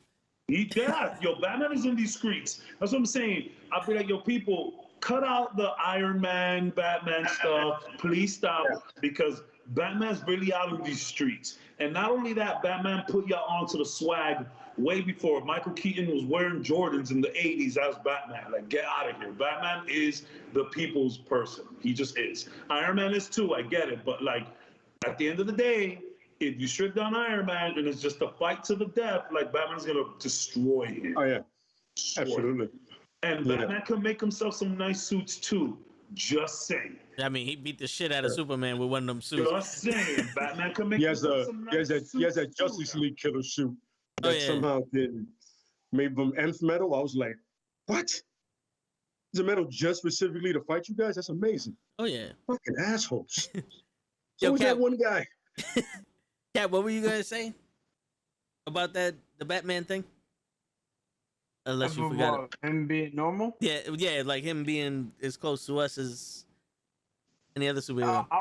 Nah, they pointed out a couple other heroes that are close, just as close to us. Without, like, Sam Wilson, he's still struggling. Great call. Great call. And He's he trying to don't get a have bank that loan. much Memphis damage. He's trying to get a bank loan. Never heard Yeah. some shit like that before. Yeah. Right? But it did answer a question. I'm like, yo, how did they get paid? Did they get paid? I never knew that. Does Stark fund this? That's what I'm saying. I'm like, yo, he makes a suit, but does he pay them? All right. I'm sorry. and I don't mean to derail, but you know, that's kind of what I do. Hey, So right now, let's just go for it. Batman or Iron Man? I'm saying Batman. Batman. I like Batman. Oh, here we go. Cap is thinking about it. He's like, He's like, I'm thinking because I don't like either of them. You don't like Batman at all? No. Okay. Fair. He's fucked. Now, why don't you like Iron Man? I've never heard a person say he doesn't like both of them. But so I don't like Iron Man because Iron Man is quite literally the most selfish piece of shit as a hero ever. and there's just I can't connect to him at all. That's just me. You're not wrong. You're not wrong. You're not wrong. You know what's funny? Him in the comics is a million times worse than they could ever put on the screen. Oh, Yeah. Because he is the level of piece of shit that he is in the comics. he's a sweet. Yo, how Rhodey hasn't murdered him? How Rhodey or Pepper Pepper Potts hasn't murdered this man, I'll never know. Especially Rhodey. I don't know how Rhodey hasn't broken his man. Yo, Rhodey's a fucking soldier. How have you not snapped this man's neck yet? He can't fuck with you on that level, man. Like, yo, you read the comments, you go, oh my God, yo, Cap, kill him. You've killed before, Cap. You've done it before. You got to get to that suit first. You're quicker than him. Murder him. Yeah, Yeah. right? Yeah. So no, I got to agree with you. if I have to pick, this is tough, man. I'm more Marvel than DC always, so I got to go with Iron Man. Respect. I'm way more Marvel than I am DC, but to choose heroes, I'm Batman, Spider-Man. Always. Yeah. I hear you. So then who ahead. and I'm sorry to No. derail, but who can you resonate in DC and Marvel? Who are your go-tos in DC and Marvel? All right, so top 3 in DC: Green Lantern, Blue Beetle. I don't know if you see the shirt, but the Ted Kord Blue Beetle, not the Old school. Like Iron Man ripoff, and Shazam. It's just Those are my 3 guys. that's what's up. For Marvel, Cap / U.S. Agent, Daredevil, Ghost Rider. Cool. Some real deal callbacks. Yo, apparently, and I'll let you go after this text. Apparently, there's like a rumor mill that Miguel from Cobra Kai is looking into Blue Beetle for some kind of thing. Oh shit. I was like, okay. They might cast him. Yeah. I was like, okay, now. I was like, that's not bad. Now, just cast Johnny as the original Blue Beetle, and we're good. Yes. There you go. I'm cool with that. Anywhere Miguel goes, that relationship is already there. Let's not fuck this up. Let's keep going. Yeah. Anywhere Miguel goes, Perfect. Go. Yeah. Yeah, because and Ted is blonde, by the way. Just throwing it out there. Oh yeah, for real. And a bit of a dick. Yeah. Call me up for the Cobra Kai podcast. Baby. Yo. Call me up for the Cobra Kai podcast. The movies podcast is gonna transition into some TV shows sometimes. I have plans. So Man with children, I'm here. There you go. So Cap mentioning Daredevil leads me to my next question was, would you consider Daredevil more similar to Batman than Iron Man? Because if you take out the money aspect, Iron Man and Batman are not really the same.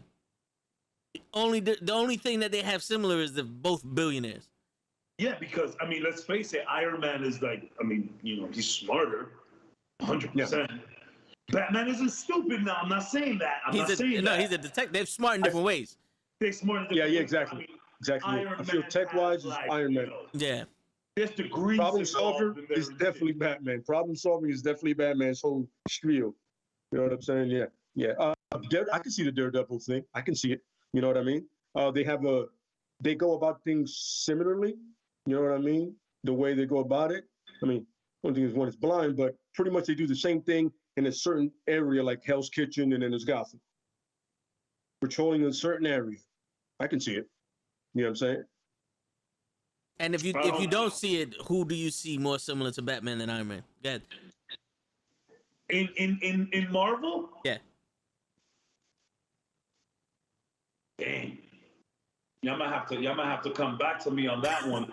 In Marvel, who is more Batman? Shit. Hey, if you don't mind me jumping in, what do you think? I got an answer. Please. So you brought up Daredevil, which is like the go-to for that. But Moon Knight is also lurks in the shadows. Episode. Yeah, I remember you said episode. I said that's just Marvel's Batman. Wow, I said that. Yeah. Except more personalities. Yeah. Absolutely bad shit. I can't wait to see that on the screen. Okay. Honestly, it has to be. What's up, it kind of has to be Daredevil. I kind of agree with you on that. But I promise you on everything, Cap. I literally said that last episode. Yeah. I mean, you did. Yeah, in a weird way, maybe someone, I don't know. Because I wanted to mention, the thing is, like, you get kind of lost in, like, the darkness, so you think any type of dark would fit, but that's not necessarily the truth. But, like, I don't know, just think of somebody really dark. I think Daredevil's the way to go with it, to be quite honest with you. But, yeah, I said Moon Knight is literally Marvel Batman. That's crazy. So, all right, so what if you took the Killing out and said the Punisher? Nah. No? All right, listen. I'm going to tell you right now, man, you can never do that. Frank Castle is not anywhere near anybody. That's why nobody likes fucking with him except for, like, S.H.I.E.L.D. because they know you can use him. He is, at the end of the day, he's a weapon. It's a walking weapon, and he is exactly what every superhero hates, but they know they need. Yeah. Nobody wants, except for, like, Wolverine, nobody wants to go on a mission with him. You know what I'm saying? Because it's somewhat alike. Everybody else, he kills people. He goes, yeah, but he doesn't have a lot of villains, does he? ain't too many times the guy's gonna reoccur. And if he does, that's for two comics, and then he's gone, or she's gone, or they're gone. The man blew up an island of mercenaries. He blew up an island of mercenaries to get that shit over. He goes, yo, you guys are not gonna hurt anybody else. You're all dead. We're done. Move on. Check this out. Punisher gets the weekends off. Check this out. I'm actually on CBR.com. I'm gonna shout them out. And there's a top 10 list of Batman-like heroes / villains in Marvel. I'm just gonna read the top 5. 5 Winter Soldier for the strength and spy capabilities. Okay. And this is the one that I was thinking, but I started thinking he's just way overpowered to do it. Wolverine, which is, it says serious personality and violent background. I thought Wolverine for a hot second, but I was like, the heating factor and all that. I don't know. But then top 3 is very interesting. Punisher. Number 2, Moon Knight, and number 1, Iron Man. Yeah. Okay, so yeah. Tell me something. Hold on. Tell me because this is what I was thinking when you guys said if you take the darkness out. Tell me if Spider-Man is on that list. Spider-Man is not on this list. Number 6 is Taskmaster. Number 7 is Crossbones. Number 8 is War Machine because of all of the toys. I don't agree with that one at all. And he's skilled. Number 9 is Deadpool because of resilience and combat readiness. And number 10 is Falcon, which you mentioned earlier, Cap. But I like that.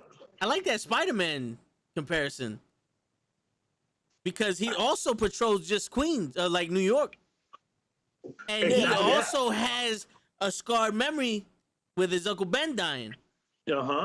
Then, So if you take out, he also has his own toys that he tinkers with. And don't forget how smart he is.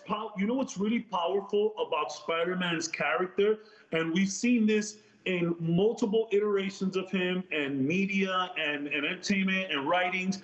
Spider-Man, like Batman, is always going to pick the city first. Doesn't matter who's on the other side.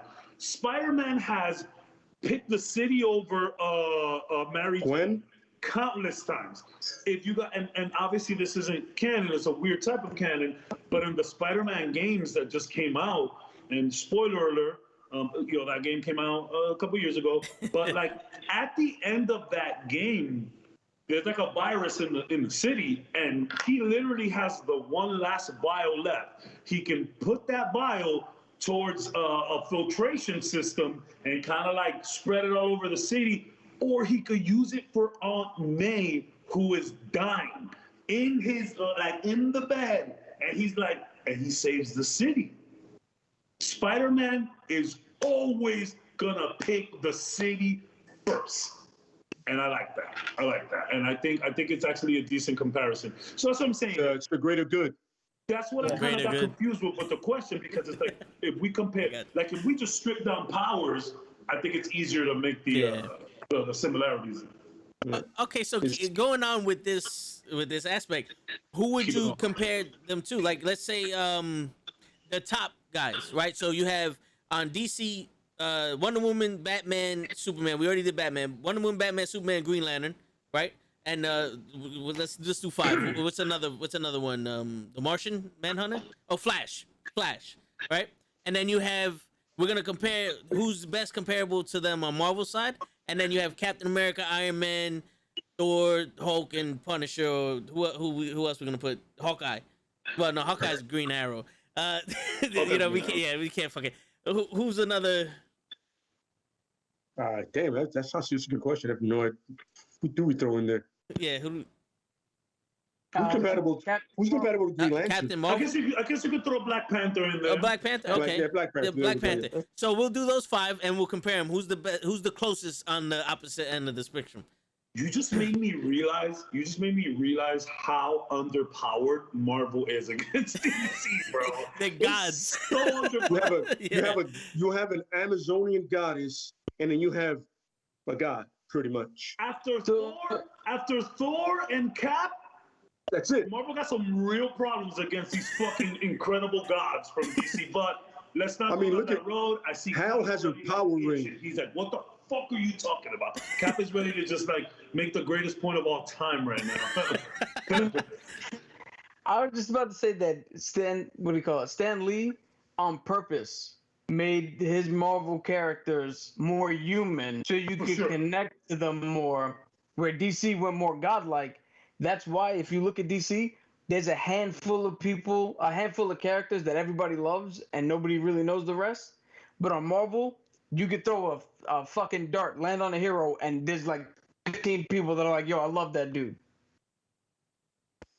And let's not forget X-Men and Fantastic Four. Yeah. Bro, that's really like my favorite Marvel character of all time on some real elitist, bougie kind of a hipster. You know that hipster answer, like you probably don't know who that is from the X-Men, Longshot. And I just always like this weird fucking character who his power is just luck. It really is just luck.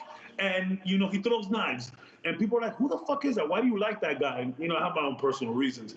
But you're right. Like, Marvel, there's so much people to pick from. And we spoke about that last podcast where it's like, yo, it's these godlike characters are real hard to resonate with. That's why a lot of people go with the mains, which is, you know, Wonder Woman, which is a god. Flash, which is not a god. I actually read up on that. He is not a god. Not even demigod. He's just godlike. And then, you know, and then Superman, but a lot of people really resonate with Batman the most because, you know, he's the human. He's the most human. It's been pointed out. Yeah. Yep. Man, you really got me thinking today, Tags. Jesus Christ. Yo, bro. I'm over here looking shit up. I'm like, yo, what the fuck? Yeah, this is what I do, man. I tell my brothers, like, I'm not too privy on comics, so I always ask questions. I always like to, if there's something that's interesting, I always try to find shit out. So since you guys are knowledge, I'm gonna take your fucking knowledge. You're my encyclopedias right now. So I'm just gonna ask away. You know what I'm saying? This is a real interesting list, bro. That the top 10 comparisons, very interesting. So I have one quick, easy one. Marvel's Superman. There's two answers to this: Hyperion and Sentry. But that's like guys. That's like OP right there. OP. That's what they're designed to be, though. They're literally designed to be that. Here's another throwback one, which I don't know if you guys even know. Blue Marvel. No. Was he the first Captain black Marvel? I was gonna say Captain Marvel now, but was he the first black superhero? Yeah. So Blue Marvel is he's a retconned first black superhero for Marvel. So back in the 60s, there was a dude who was covered head to toe called Blue Marvel, and he had basically the same powers as Superman, probably even stronger. And everybody loved him. And then one day he's being televised doing a fight, and his cowl gets ripped, and everybody sees that it was a black dude under the cowl, and they all fucking shunned him. And Marvel literally wrote that right after that, all the racism he faced, he just disappeared until he came back, like maybe 5 years ago. They brought him back, and then they explained where the hell he's been this whole time. I'm seeing it. It's actually very crazy. Yeah. Who's that? Who you talking about, Vic? Blue Marvel? Blue Marvel. Oh yeah, that's one of those guys, really underrated, extremely intelligent, powerful. It's like if you put Mr. Terrific and Superman together and add a little bit of Captain Marvel in there. That's that guy. And he happens to be African American. So there you go. There you go. Okay, so it's gonna be very difficult to do a comparison between them then. Well, right? Look, I like to do it with values and the way they are. Like, it's easily Cap and Superman.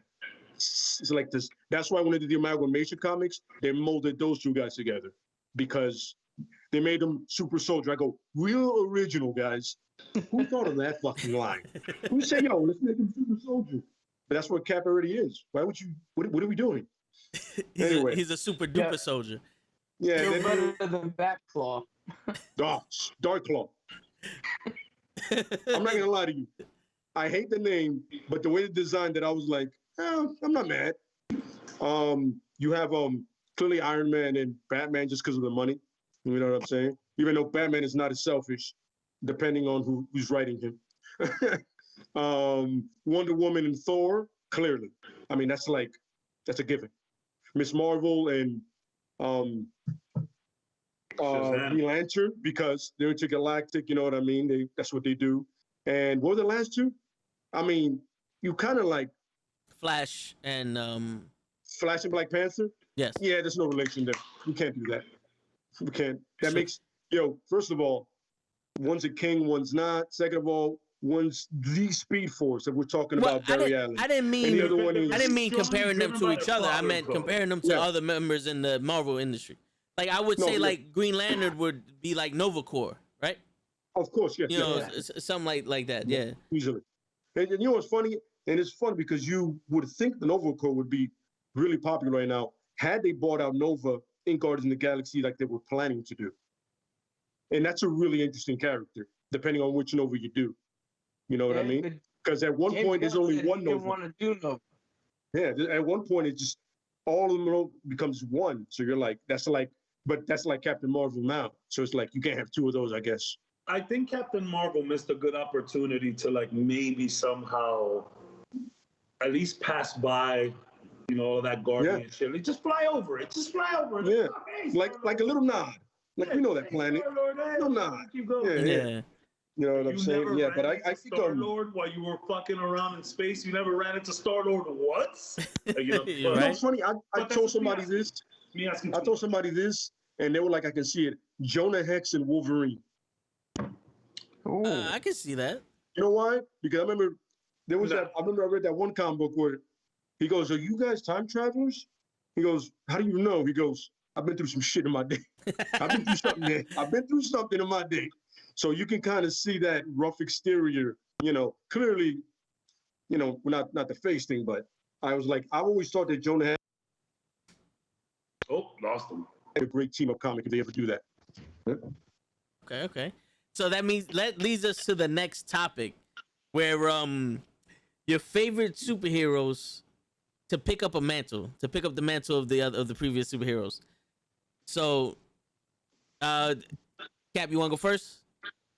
Yeah, so I have a really interesting pick, and I went on a deep dive with this so this happened for like a short miniseries, but Doctor Doom, right after the events of Secret Wars 2, he literally became a god, and he was able to beat Black Panther with the Infinity Gauntlet. With the gauntlet, I saw that. Yeah, but after they defeated him, because the good guys always gotta win. After they defeated him, he changed his mind about shit, and Tony Stark had died, and Doctor Doom picked up the mantle of Iron Man.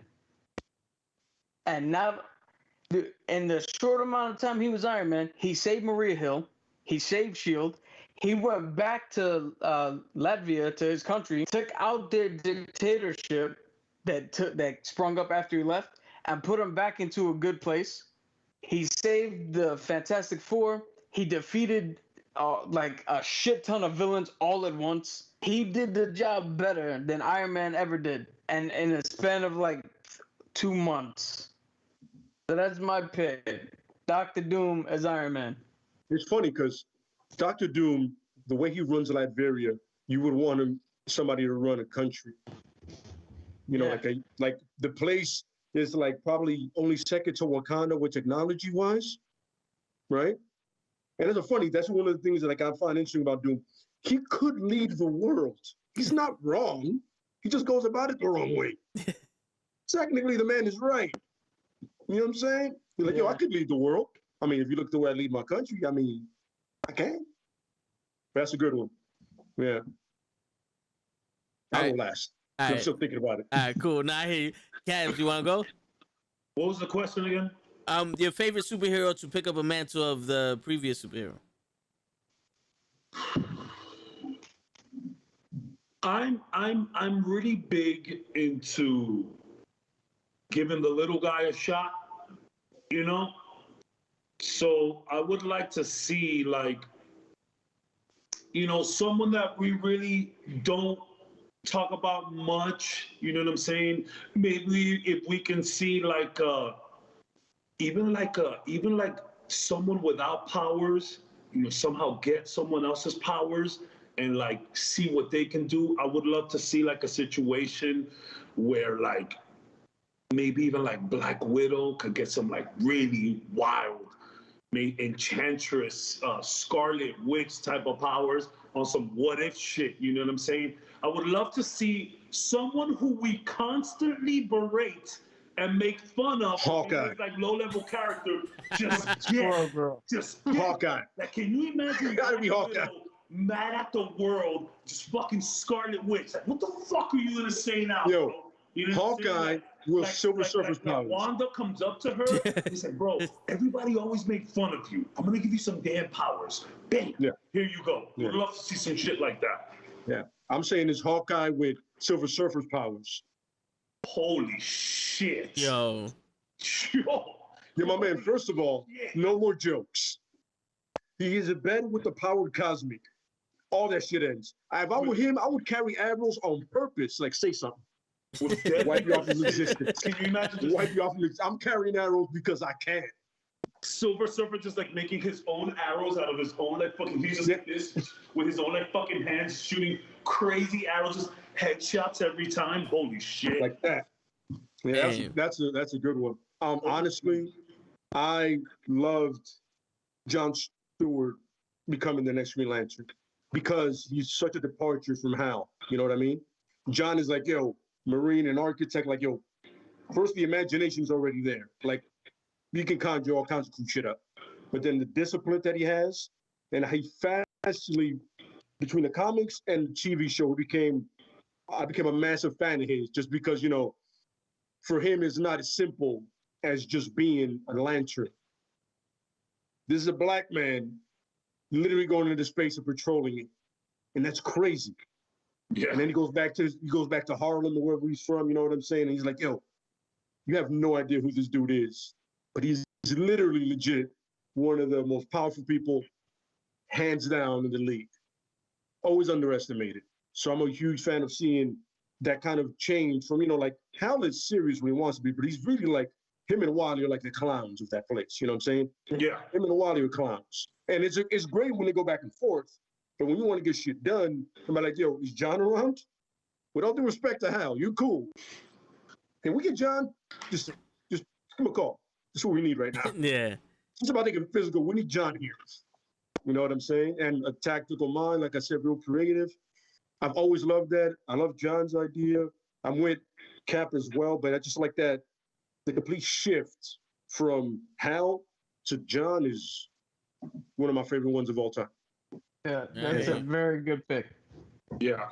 Thank you. I hear you. So, as I'm not as well versed in the comics as you guys, but the one I know for, you know, the most would be like Battery Bill taking up Stormbreaker from Thor. Just because Battery Bill is like badass and like he's the last one of his species from his planet or something, right? And he beat the shit out of Thor and earned Stormbreaker. Yeah. You know, Oh, so wait. So we weren't like in the sky dreaming about this? No. This was you want like a real mantle that was really taking over? Yeah. I mean, no, that's also a good idea. No, that's also a good idea. You had. I'm mad I didn't think of that. If we want like a real mantle that was like taken over, dang. Oh, easy. Fucking Miles Morales. Let's go. That's it. There you go. Yeah. Say less. Miles, yeah. Less. Say Miles, less. yeah, Miles. And I love seeing that. I was like, because goddamn, that's the thing about New York, right? I've lived in so many places and stayed in different places, and I feel like even Miami, where I'm at now, like, you know, we all Hispanics, you know, we all love each other here, but it's different. Like, you know, like the Cubans are over here, they want to be Cuban. The Nicaraguans are over here, they want to be Nicaraguan. I feel like in New York, everybody's just a New Yorker. Yes, there's different races, and we crack jokes, and the Dominicans and the Puerto Ricans are always cracking jokes on each other.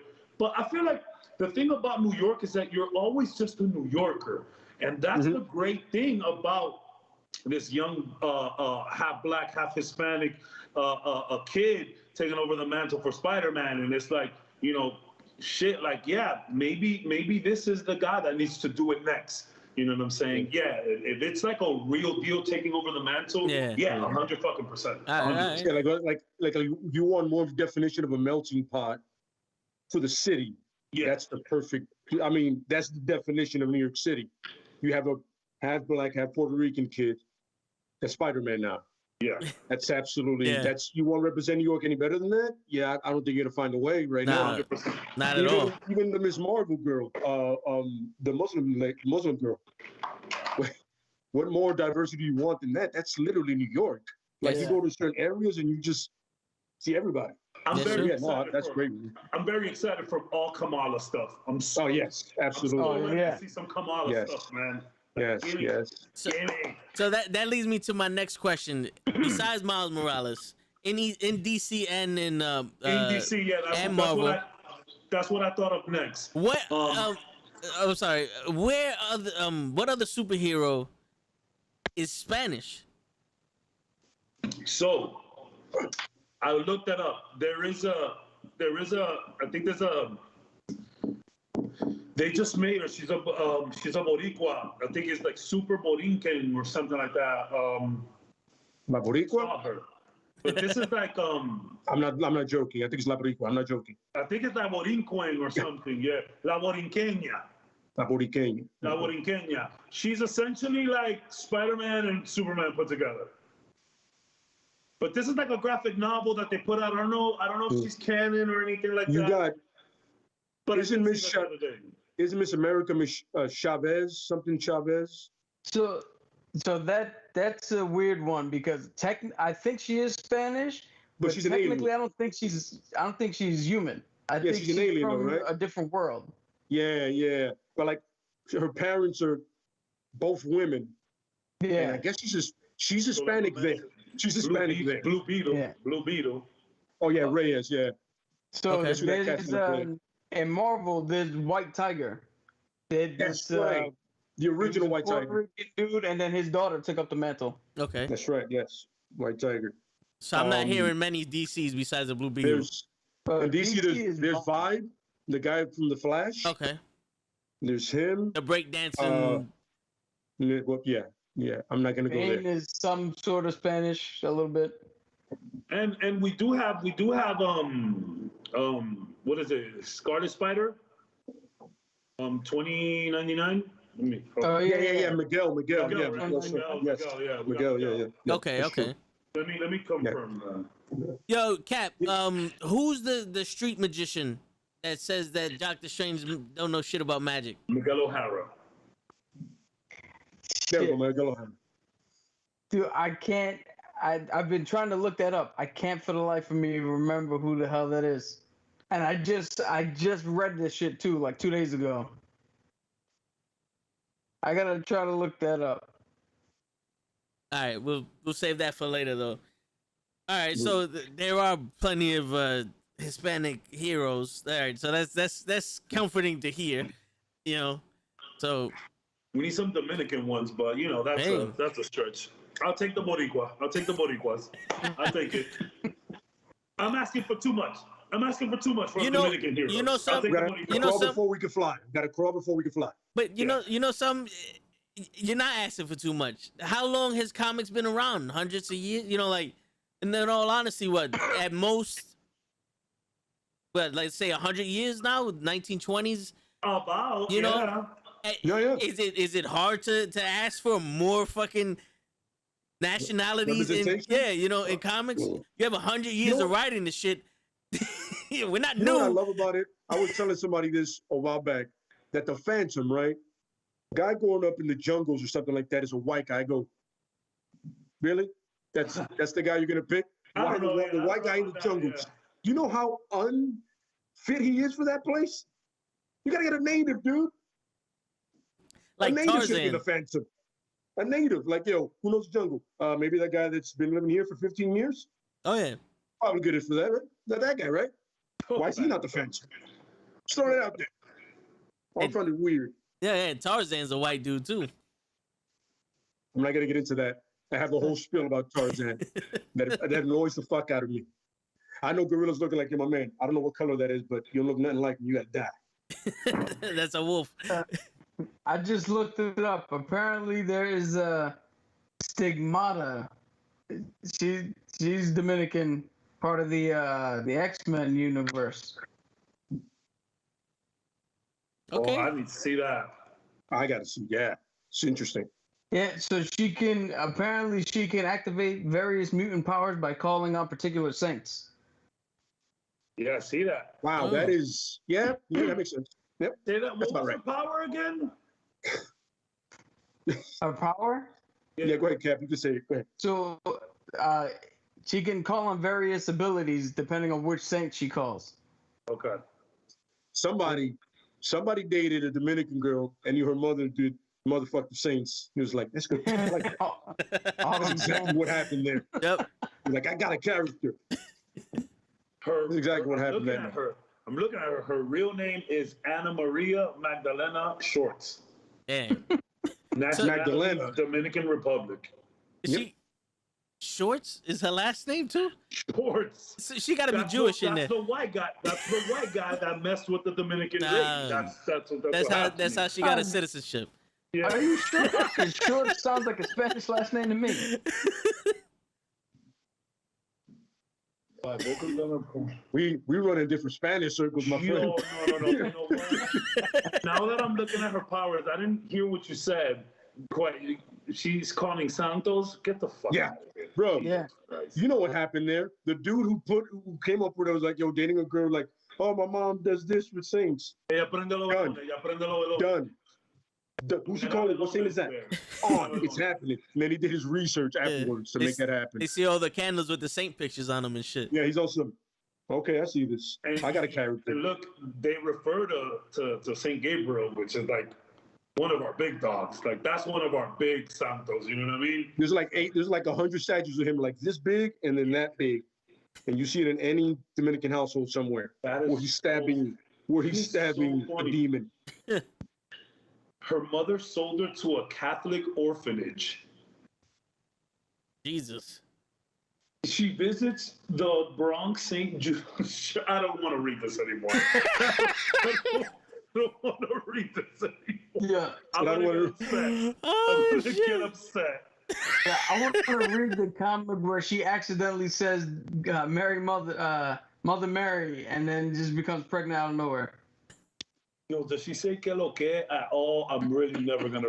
I'm upset. Yo, I hope. Okay. Yo, just be ready for when they make the movie and they cast a white girl to play it. No, they're gonna cast a girl that she is Dominican, but she's lighter than Cap. Oh yeah. I'm okay.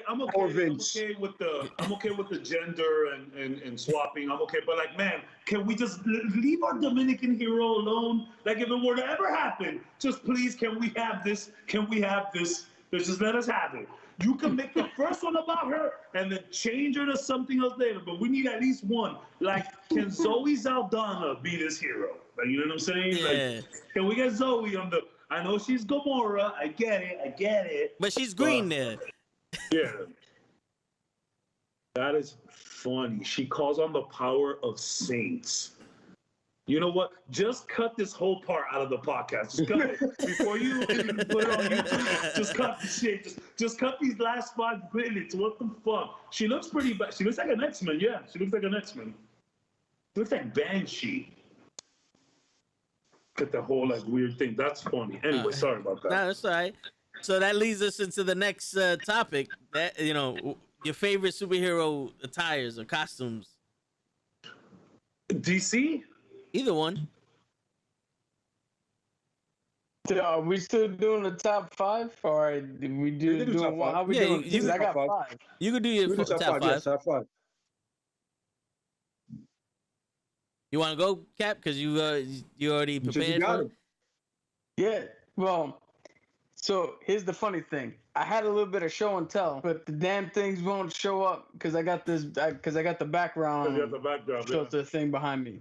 So there's one of them I have is Daredevil.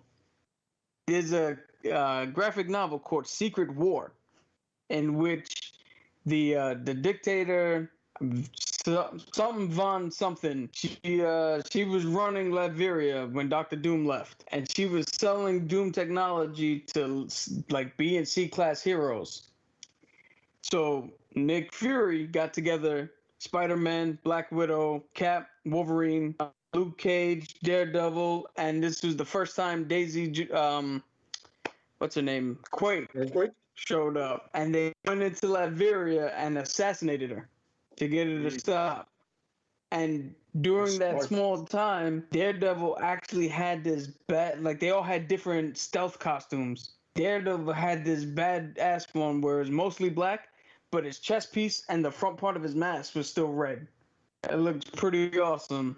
And again, I would show it, but it won't show up on the goddamn screen. Unless through the magic of television, I run in the binge room real quick and Yeah, right. I mean, you can do it.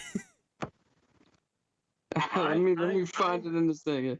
I have one that, but I know you got another 5, so go. But I have one locked and loaded. We're doing the wrestling podcast like A round everybody robin? one. We just go like, yeah. All right. Yeah, we can do a round robin. My favorite comic book costume of all time is Symbiote Spider-Man. Like I know it's cheap. No, that's never cheap. But I just love the difference from his regular costume and not that stupid shit from the movie with the webbings. All black. No Toby Grace. No Toby Grace. No Toby Grace. Insane. Oh, okay. Damn. Oh, I see that. Yeah. Yeah, that looks dope. Yeah. That's dope. That's dope. I'm with that. That's dope. Yeah. I would have to say Wolverine's X-Force like stealth costume, where it's black and gray and then the eyes are red. I would definitely have to say that. Like what is the Black Ops, kind of like the Black Ops gear.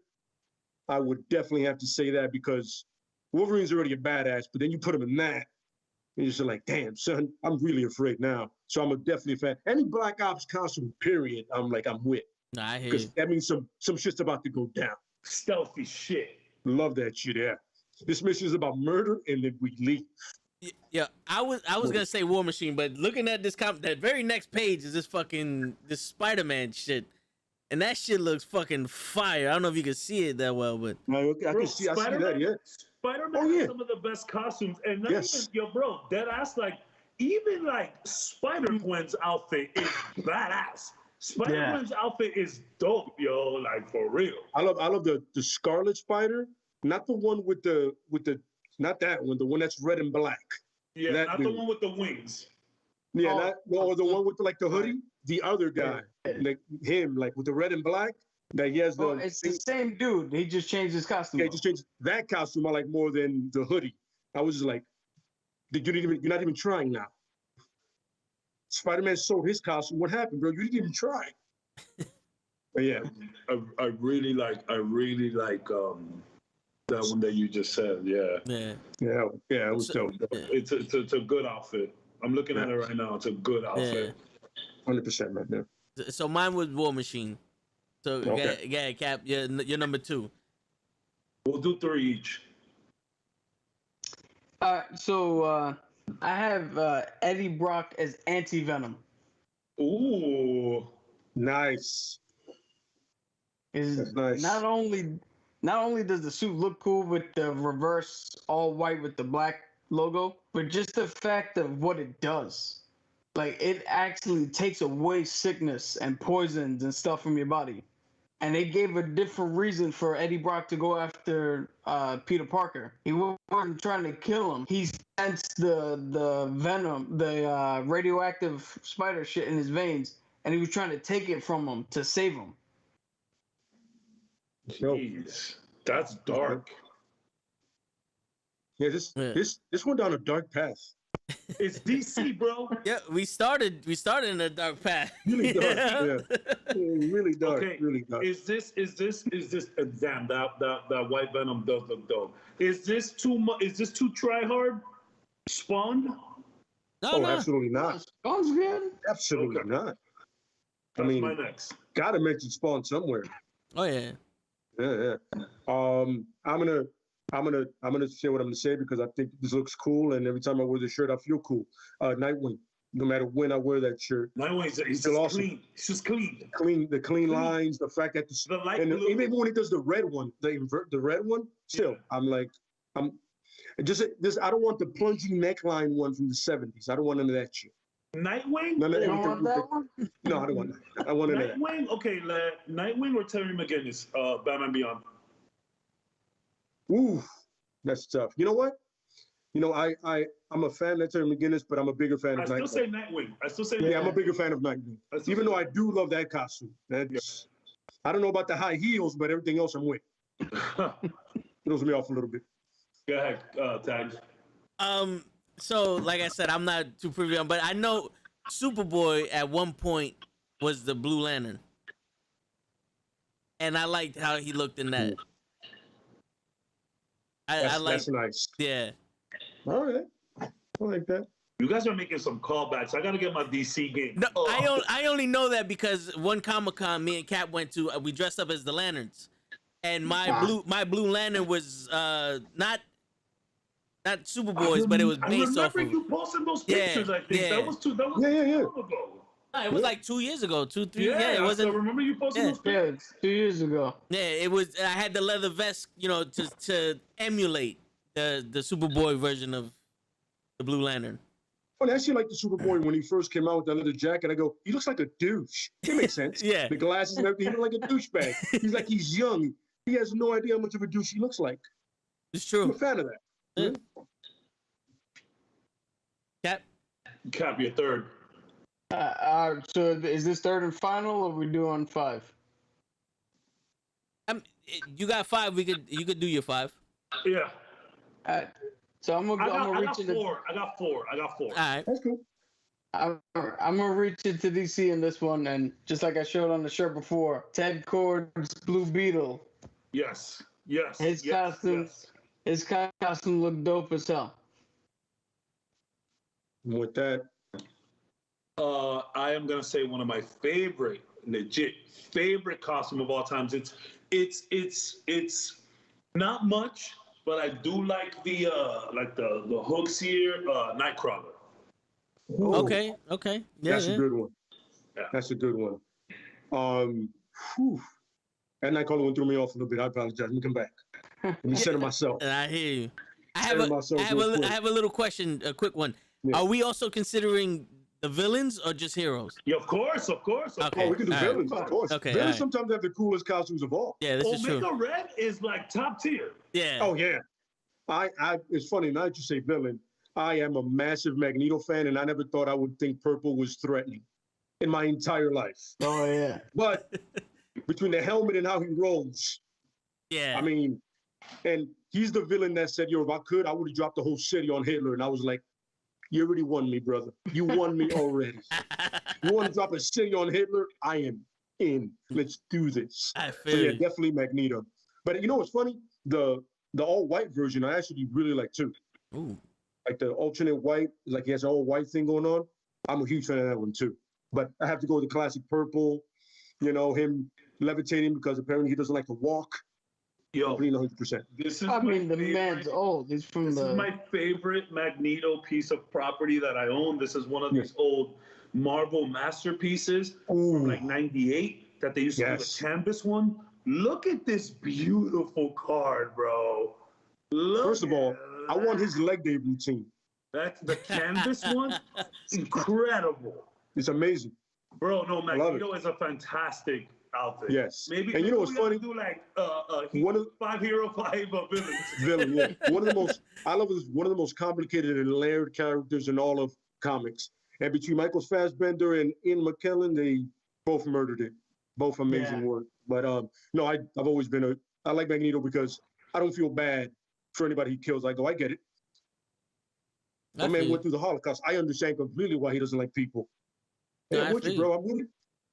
And, yo, we could spend the next podcast about the X-Men, and we could definitely talk about because I have some questions about them also. But so my next one will be Deathstroke. Ooh. Oh, okay. Yeah, I like Yeah. Deathstroke. The Terminator. Yeah, man, that's awesome. That's a good one. I'm a huge fan of Deathstroke. Just because he's like that much better than people. Not tremendously, but he's like it's like Taxmaster, but better. Yeah. A little bit, yeah. I will be right back. Let me get another one. All right. Let me know if you need my fourth, because I got it. All right. Well, I just said Deathstroke as my third. Ooh, man, that's just his outfit is just basically Deadpool in a mixed colorway. Yeah. That's Yeah. why I like it. It's mixed colorway, yeah, for sure. My go ahead, Cap. Yeah. Yeah, Cap is up, right? So my fourth is Ghost Rider. Oof. I mean, Who's Ghost Rider? so here's the thing. I just put Ghost Rider in general because you can't beat Johnny Blaze with the leather jacket and the skull. And the spikes, yeah. Yeah. Danny had the blue flame, which was cool.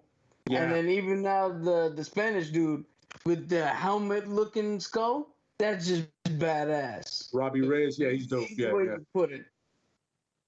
That's dope. Okay. So this is more like a simple pick for me. I have a thing about like I like that the duster look, you know, with the long jacket. I used to draw this character when I was like 8, 9 years old. Not that it was very good, but I used to draw him over and over and over. I like the neck thing. I like the cards. I like the duster. Oh, of course, yeah. We know. Gambit's one of my favorite looking heroes. He just look at a picture of Gambit right now and tell me he just doesn't look cool as fuck. He does, absolutely. Yeah. He does, yeah. It's funny. I never thought I would be a fan of somebody wearing so much pink, but he pulls it off. He pulls it off. Perfect for him. It works perfect for him. Oh yeah. Absolutely. Well, mine's is pretty simple. Yo, it's funny. Yeah. That was gonna be my next one, but you know what? I got a replacement. Pretty simple, man. Yeah. 100%, man. Oh yeah. I have it on me. It makes sense. I can relate and I get it 100%, man. Like nobody ever goes, yo, that Punisher's shirt looks stupid. Nobody's ever said that in history, ever. I'm like, yo, I know who that is. Even people that don't know comics go, I know who that guy is. Everybody knows who the Punisher is. Oh yeah. Sure. Yeah. One shirt. It just takes one shirt. All right, so I'm gonna do it. Rogue. You know what?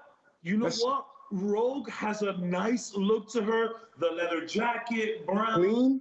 She looks like a pilot. She looks like a fucking pilot, bro. Yeah. I know Rogue is. But the funny thing is, apparently she's a good pilot too. So it's like it makes sense. Like when they fly missions, she's the one that flies them. Her or she's always flying the bird. Yeah, she's always flying. Yeah, her, Scott is her. It's her, Scott and Storm, like that order. By the way, I absolutely hate Cyclops. Just throw it out there. You know, it's funny. He was gonna be one of my picks. There's nothing wrong with it. You can love Cyclops. You can hate Cyclops. It's okay, but respect the suit. Now, I do have a question. Cyclops with the jacket or without the jacket? Because he be wearing the jacket too. Without the jacket. Without the jacket. Yeah, without the jacket. Because you know what? Rogue already has the jacket, and Gambit so has the leather jacket. So does this kid Morph. Morph also. Yeah, has Morph. the Yeah, jacket. that's a lot of leather jackets. It's a lot of leather. It's a lot of leather in the X-Men. Yeah, somebody got to give it up. For real. Cap, your fifth? You got your fifth and final one? Yeah, so my fifth and final one, it's got to be one of the biggest ones for me. Steve Rogers, his U.S. agent costume. Oh, I know exactly what that is. Good. As long as you don't say no, man, I'm with it. No, Look at what the 70s and plungy necklines. What happened there? What did I miss? That disco era, man. Everybody was on drugs. That's true. Even Rogers? Well, technically, Rogers was on the greatest drug of all. True. Yeah. That's a good one. Yes. He never got off that high. You know what's funny? I love that part. I love that part in Captain America: Winter Soldier. I think it's Winter Soldier. No, it's not. It's the first event. It's Ultron. It's Ultron. Okay. It's Ultron. Where he's like, oh, who would let a German scientist inject them with super serum to save their country? And just elevator closes. He's going downstairs. Like, bitch, like, understand who I am too, you asshole. Like, I did the same fucking thing. Like, you know, people don't really realize when they say stuff like that. You know, no. Yeah, nice little callback. Well, so I thought that was a very cool line. Yeah. So I'll give you a last one. And again, this is a cop out, but I'm gonna keep the duster look. I like a long jacket. I just like that look, and just a nice sleek sword with some shades. I'm gonna give it a blade for number Okay, 5. okay. Yes, I dig it. I absolutely, dig yeah. it. I'm gonna give it a blade for number 5. Okay. Can't go wrong with that one. I'm sure there's so much other dope outfits that we're missing, and I'm pretty sure Absolutely, everybody yeah. watching is like, "Yo, what the fuck? How the fuck are you forgetting this?" And it's Oh, like, I mean, we on the no matter spot. what we on pick the is gonna spot. happen. Oh yeah. I'm literally No matter what we pick is gonna happen. Googling and thinking, and so. But I really like yeah. the duster look. There's nothing cooler than a long jacket and just wind blowing. You know what I mean? Like that's just Nah, I hear you. just good vibes. And then you got the Judge Dredd fucking sword that if it's not his hand, he's gonna blow up on you and shit. Some Castor Troy shit. Oh yeah. I love that's beautiful. He comes out of the car and just happens right at the right moment. I've always John Woo was like, whoa. Two of my most wanted to do cool moments is slide over a car on some action shit, like slide over the hood, and then come out of a car with the jacket and just have that shit flailing in the wind. I want like my own personal fan to like just fucking blow my clothes back a little bit, make me look cool, you know? Michael Jackson made a whole career of having his clothes blown back, you know what I mean? That's true. Yeah. What's going That's on, true, yeah. Krills? When I was in the funny 'cause- military, we had rain jackets that are kind of like dusters. And I was in a movie theater, and me and my boy the movie had ended, we were racing down the stairs, and I hopped over the fucking banister wall with my jacket, had it fly out, did like a little superhero landing.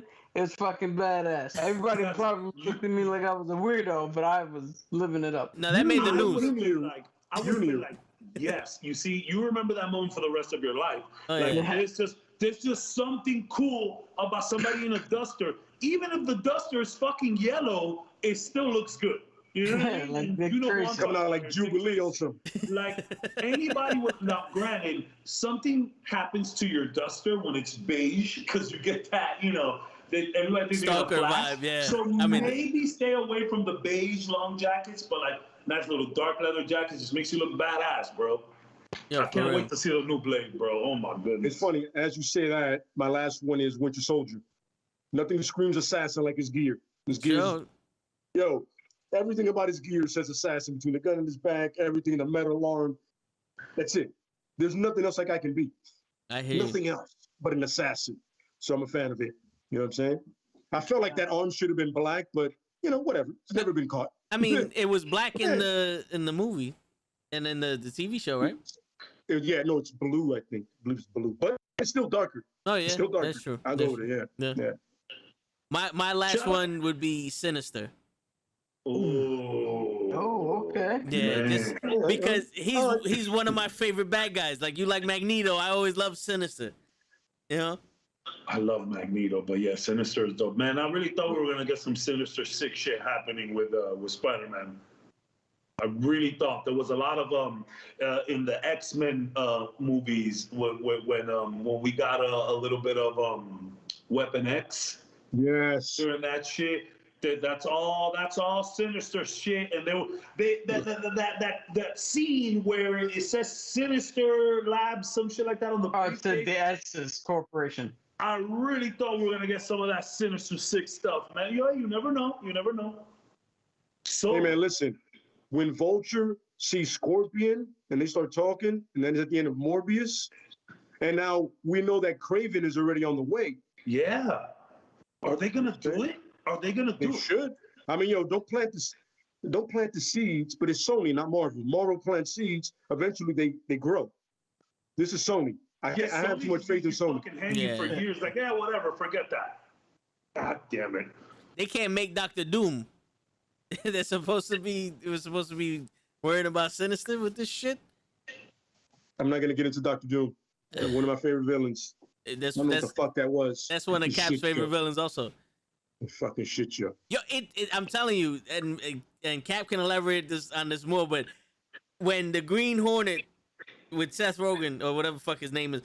It was a decent movie until he became the Green Hornet, and Fantastic was a decent movie until they showed Doom. Then it was like, phew, turn it off. It's like Full Metal Jacket. Once they get out of the fucking the training, turn off the movie. The boot camp, yeah, turn off the movie. A lot of, but then that's the thing about these What's going on, Big Food? movies that they just they it's so easy to fuck up a villain. I think it's easier to fuck up a villain than it is to fuck up a hero. You know what I'm saying? And again, you look at the Ironmongers and even Killmonger, bro. I'm sorry, I did not like Killmonger. It's funny because I said it before in the other one. Yo, to put Killmonger over Bucky, over Winter Soldier is fucking bad shit to me. People were putting him over Thanos. Like, yes, crazy. Why? He was a whining, emotional little bitch. Because of that one These line. other two people are taking care of business. Because of that one line where he said, "My ancestors would rather die and to see them become slaves." It's a good line. It's a good line. But line. That's the reason why everybody puts him over, because of that one line. Doesn't make him a better villain than the other two. It doesn't. But that's where the bias comes in. I'll tell you this. You know what's a better line than that from Bucky? I remember all of them. 100%. Way better line. Oh yeah. Way better line. Especially in the context. Hell yeah. Yeah, it was like when he's telling Iron Man, he's like, I remember all of them. I don't know what he said. You probably remember. He goes, yo, I don't know which. Oh man, I live with this. You remember killing her? My man goes, I remember all of them. I said, Absolutely. goddamn, Bucky, my bad. I'm hurting for you, Buck. Don't worry, it's okay, man. I love Bucky. I love Bucky. I love the arc. I see that we're just gonna turn every podcast into a Marvel podcast. I already see that shit. When DC pulls out a fucking good franchise worth of movies, then come holler at us. I have hope for this new Suicide Squad. It's getting great reviews. Okay, so tomorrow we're gonna do the first one. We're gonna do the first Suicide Squad tomorrow. We'll get into that, but I'm gonna just say this one thing. Batman versus Superman.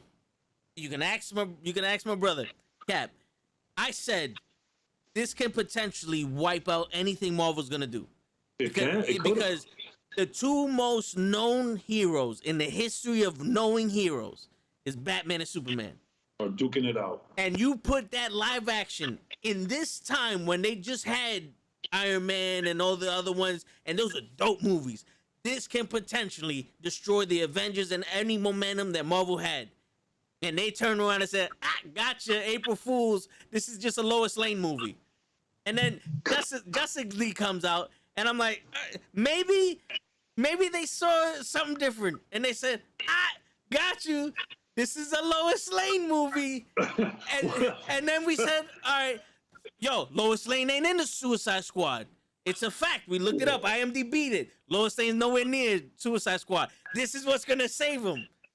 No. This is a Will Smith movie. And then it's like Harley Quinn. It was a Harley Quinn movie. It was a Harley Quinn movie. It was, but rewatching it, we'll get into this more tomorrow. I feel like Will stole that show. But the Harley Quinn movie with the Birds of Prey shit, it felt like this is the Batman movie I wanted. We just can't afford to put Batman in it.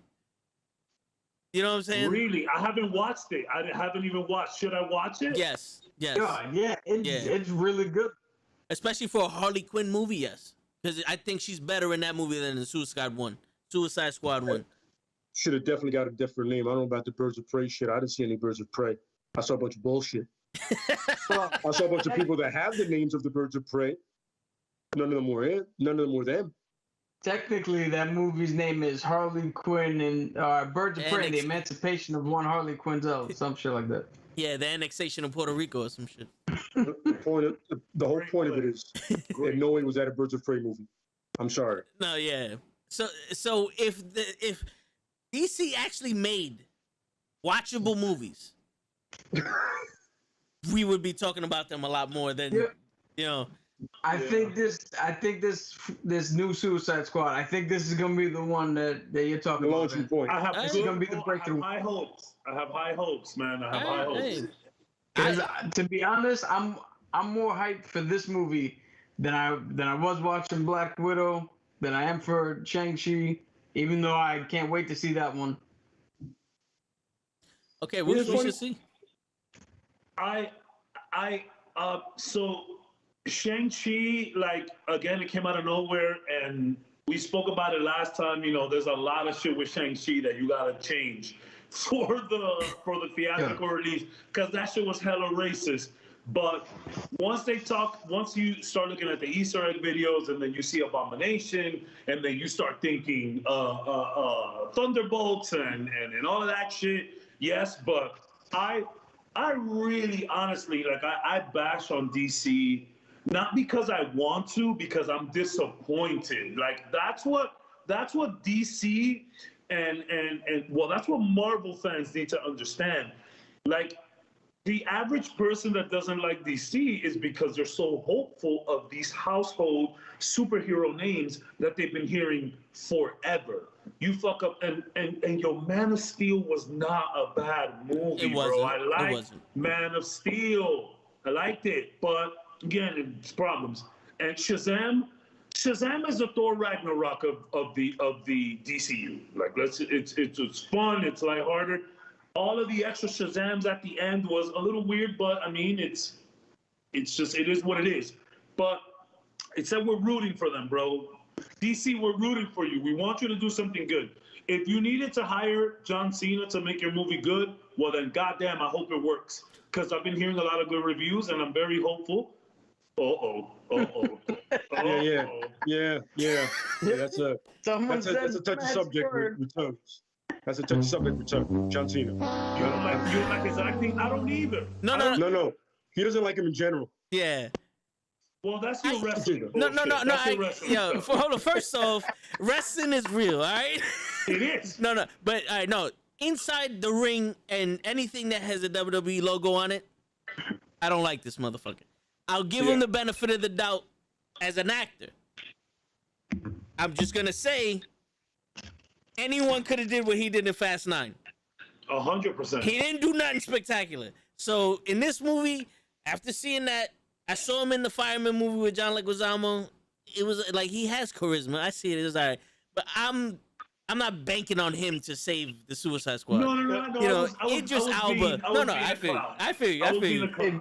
Vince, to be fair, anybody John Cena done not Vin gonna Diesel's save part. your movie, you know? I hear you. No, I hear you. But it's like, when I heard that he was in there, I was like, all right, whatever.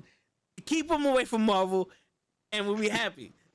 I'll be happy. Keep him away from Marvel. Wow. You'll see. John Cena's gonna be he's gonna be the MCU juggernaut, and you're gonna throw up. Yeah, and then Squirrel Girl's gonna beat the shit out of him, and then I'll fucking be happy. I walk out that movie with a raging fucking boner and shit. You know what's crazy?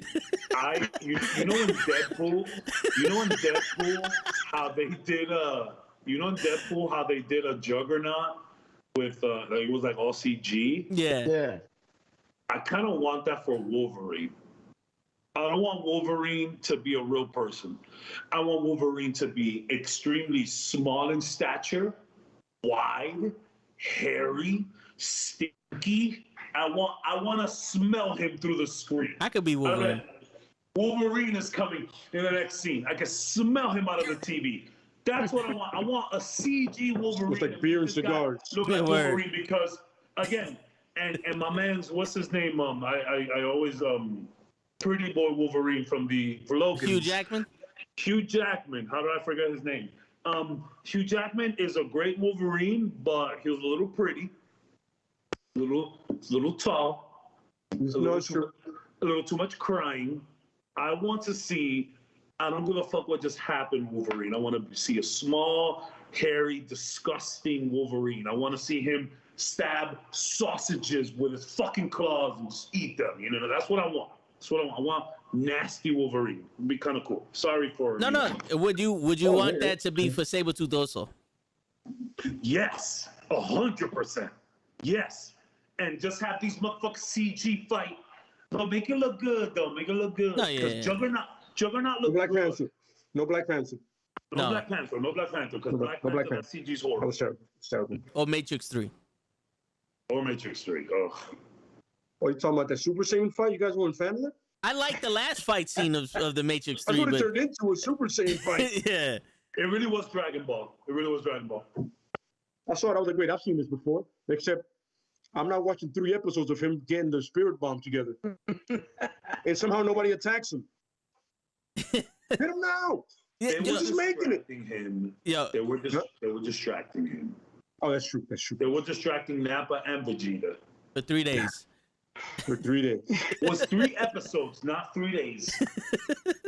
What is an episode, like 5 minutes in their time? It's just because In it's their happening so time, fast. I mean, yo, fucking, if there's like 6 episodes, it's just Goku going through Snake Way. You know what I mean? No, yeah. Literally, That is 6 true. That episodes is of that. That is true. Yeah. Oh man, that's crazy. No, I've seen a couple where it's like Vegeta's waiting for Goku to come back from the dead, and Goku's running the clouds and shit. It's like he has 3 hours to get here, and like 7 episodes later he pops up.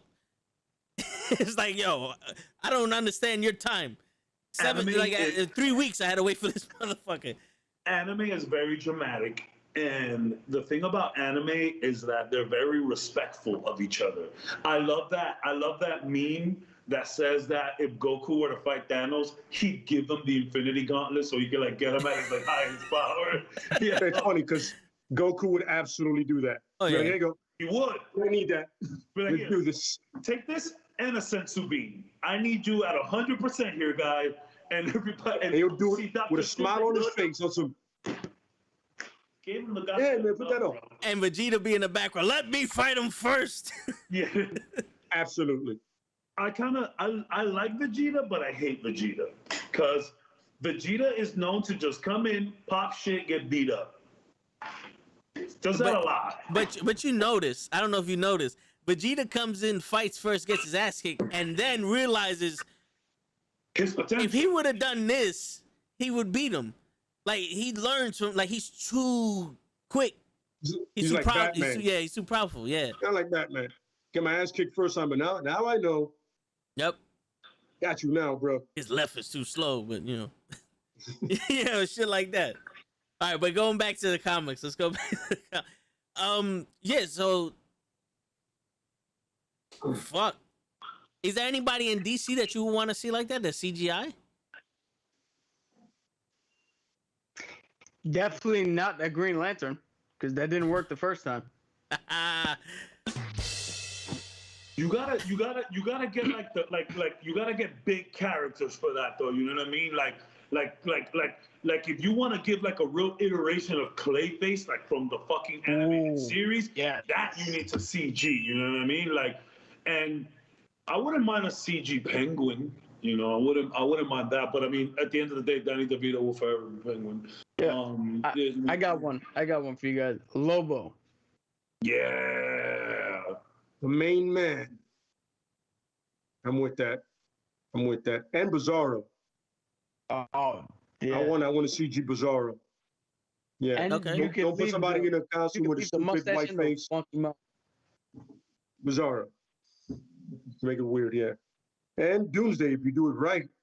You don't like the Ninja Turtle? Also, Hey, we're you just don't gonna be like disrespectful. Donatello? We're being disrespectful now? We being mad simple a minute ago. I'm just You're saying. really out of hand right now. Yeah, he wasn't No, a that fucking shit Ninja was Turtle. He was a I fucking saw that Ninja shit, I was Turtle with like, a. Has anybody read the comics to see what he looks like? You know, I'm surprised DC didn't sue the Ninja Turtles when Michelangelo took his mask off. It's like, no, it's just a mask. That was all fucking Doomsday. That was straight up Doomsday.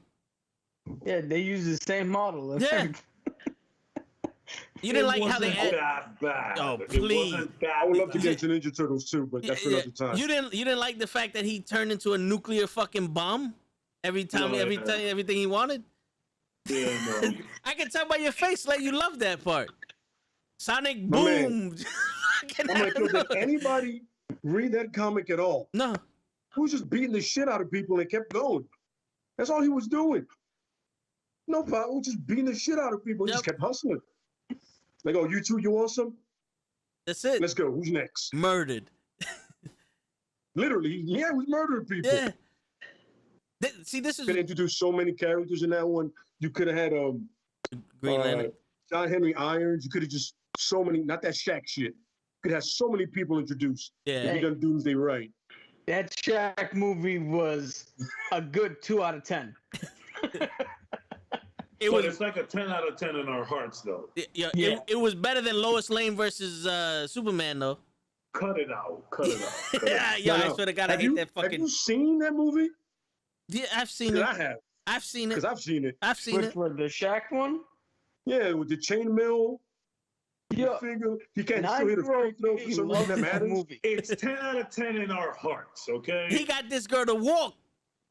At the end, he got this girl to walk. It's 10 out of 10 in our hearts. Yeah. You gotta real quick, admit real quick, this. real quick. It's Man better of than Steel- Kazam. Man of Steel Kazam. That's what I Better than was what? going to say. It's Kazam, better than Kazam. Wow, yeah. the rapping Okay, yeah. genie. Now we're going off the rails. Now Yeah. we're leaving. We're not even with comic books now. But now we're just disrespectful right now. Yeah. It's Yeah, we're leaving the good stuff behind here. All right. So going back to the Justice League. All right, I just want to say this, and then I'll say the question. I get pissed off when shit like that happens. When you have historical documents that tell you what the fucking story was, and you're supposed to build off that. Like, who the fuck goes, we want you to make a Batman movie, and the guy goes into his fucking chamber for 6 months and write a goddamn novel. All right, here goes my Batman movie.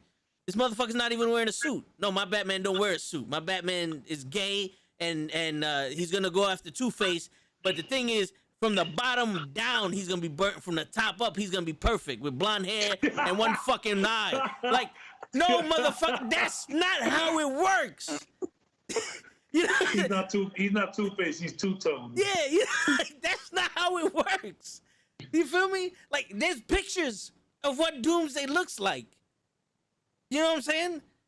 It's like, what the fuck, bro? I mean, is it it's, I mean, look, I'm playing devil's advocate here, but it's bad. Yes, it's bad, but it's not a Ninja Turtle, bro. Not a Ninja All Turtle. right, then it's fucking Toka or Razor, then. I'll give you Toka. I'll give you Toka or Ray. I'll give you that. Yeah, it's I'll one of give those you that. motherfuckers. Can't leave the turtle versus can you? Can't leave the turtle. No, turtle I mean, he looked like a fucking snapping turtle without the shell, bro. No, he did. He Yeah. absolutely did. He did. Yeah, he did. He really did. So, all right, so getting back to the movie, who would you have, or how would, let's say, who would you have put in it? Like other superheroes that you would have put in the Justice League to fight Doomsday, to be like helping out in different parts of the world. I think you bring down Martian Manhunter for sure. I think you bring him down for sure. And didn't he show up in the Snyder cut? Yeah, he did. Yeah, at the end. Right? He played Lois No. Lane. No, he played That was Superman's the- mother. He played his Dumbest. mother telling him like, yo, Yeah. I don't know how he played Superman's mom. What the fuck was that? It's all Martha, bro. It's all Martha. It's all about keeping it Martha related. You need to keep Martha in there. But why did he have the player? He could literally project thoughts into people's heads. He could have just made Lois Lane think that he didn't have the shapeshifter to her. It was for the subterfuge of the audience. It was just to trick us. But it just, that's the thing. Like, yo, when DC's writing shit, they're like, oh, this is gonna be fucking great, bro. But then it happens and it's like, did any of you guys really think of this? Like, did you guys watch what happened afterwards and still felt the same? Did you get a from when second you were writing opinion? it? Yeah. You guys even pay attention to test audience? I know somebody saw the shit before we did. Oh yeah. Like, yo, I don't. Why did you need to do that? But no, let's not do that again. Stop that. No. Stop that. So funny you brought that up. The test audience for the Snyderverse films were executives in Warner Brothers. They weren't regular like audience members. So they all loved that shit. Oh, 'Cause because it's a bunch of suits. It's a bunch. Yeah, if anybody knows comics, it's the suits. Oh yeah. And that's the problem with all media, all entertainment. That's what we have video games that come out undone and rushed, and it's just not what people want because the suits get in there and they're like, yo, we need to make money off of this too. And look, as a person who works sales, I understand that this is a business. You know, I'll be honest. Look, think about it, and we said this last podcast too. If you were to make comic book movies that are 100% comic book accurate, they'll be ridiculous. You know, comics are ridiculous. But sometimes the suits just come in and it's like, what was that? Like the Ninja Turtles movie, I'm glad that you mentioned that. Because to me, the last Ninja Turtles movie, which was better than the first one, I guess I would say. It was. At the end of the day, that both of them, in my opinion, I felt like it was just, you could have put any animal there. It could have been Teenage Mutant Ninja Wolves, and I wouldn't have fucking noticed or cared. You know what I'm saying? It could have been Teenage Mutant Ninja Whales. I wouldn't have given a fuck. Now, what I really would want to see is Teenage Mutant Ninja Sharks. You know what I'm saying? It could have been Street Sharks. Shout out to Street Sharks. But it could have been anything. I feel like, I don't know if that was me or maybe I just didn't get it. I just really didn't feel like that attached to these turtles. And the suits make dumb decisions. I get that, but they also do need to make money, so you got to give them that much. Yeah. I mean, I get it, but don't let that be the test audience. It's terrible. Yeah. You got to be like, yo, listen, don't let them be the guys. You're going to be like, yeah, listen, we love anything that don't make us money. Yeah. Yeah, that's true. Okay, I get that, but can we have somebody that actually wants to see this stuff? You know. You guys are just on some, yeah, man, whatever, pass it through. It's a shit show. Yeah, whatever, do it. You know what it is? Is they said Ninja Turtles. This reminds me of Transformers, and Transformers was a hit. Throw it out there. And the fucking the Justice League movie. Hey, it's a bunch of guys in costumes fucking up a turtle. Marvel's doing it. Yeah. They beat up purple it. guys and big metal guys with their costumes on. Fuck it. It works. But make it happen. They're the type of assholes that have a $50 million home with a 36-inch TV. Those fucking cocksuckers. It's trickle down effects though. It's trickle down effects because the suits kind of did that to. Speaking of the turtles, you know the turtles are original turtles is like troubling. Like Yeah. they were all in red and they were killing human beings. They were it was some fine murder. Yeah, it was murder. Yeah, it was murder. So for the show, they're like, hey, we're gonna differentiate these guys a little bit. We're gonna put a couple colors on them, all right? And they're going to kill like soldiers, like robotic soldiers. I mean, the foot is just robotic soldiers. That's what the foot really is. So, and then what happens after that is that now we trickle that down to the movies, and it's just a whole trickle down effect until, and I don't know if it's passion because I'm not gonna say that Marvel has done everything correct, but they've done the most correct in terms of live action adaptations, you know? Yeah, but to piggyback off a little bit about your Ninja Turtle thing, the original 1991 Ninja Turtles movie is one of the best movies you could see. It's so dark. It's so dark. Yeah, but it has to be though. Yeah. Like basically what you said with the original source material, that's the only way that 4 talking teenage turtles doesn't look so ridiculous. Is you got to kind of take it a little seriously. Yeah, and then you have one human with a hockey mask. Yo, Casey Jones is badass. I will not let you besmirch his name. I'm not doing that. No, you're getting it wrong. Absolutely love Casey. But I'm talking about the Casey. I'm talking about when Arrow was Casey. I was like, who the fuck is this guy? I know who he is, but what is he doing in this movie? I didn't know this was a crossover. Did I miss that? He was the Mighty Ducks. Like, Green Arrow's in this? You're horrible, Casey Jones. Horrible. That's what get the other guy back. He's bald now, and I'll still take him. Oh yeah. That's what they got to do. Stephen Amell was Casey Jones? Yeah, Stephen Amell was Casey Jones, yeah? Yeah, in the second one. Yes, I didn't see the second one. Did you see the first one? Yeah, I saw the first one. That's why I didn't see the second one. I Said I learned my lesson. Word. Yeah, man, I saw him and I was like, that's a terrible Casey Jones. Let's not do this again. Yeah. Not do that again. All right, so getting back to the Justice League. All right, so who would you have put in it? And I guess another caveat is like, what would you have changed to make it a little better? I know, all right, Cabs, you said Marvin the Manhunter, and we went on that whole tangent. What would you have changed to make it better? Like, what would you want to see? Just more focus on like the heroes and not necessarily the lives that they live. You know what I mean?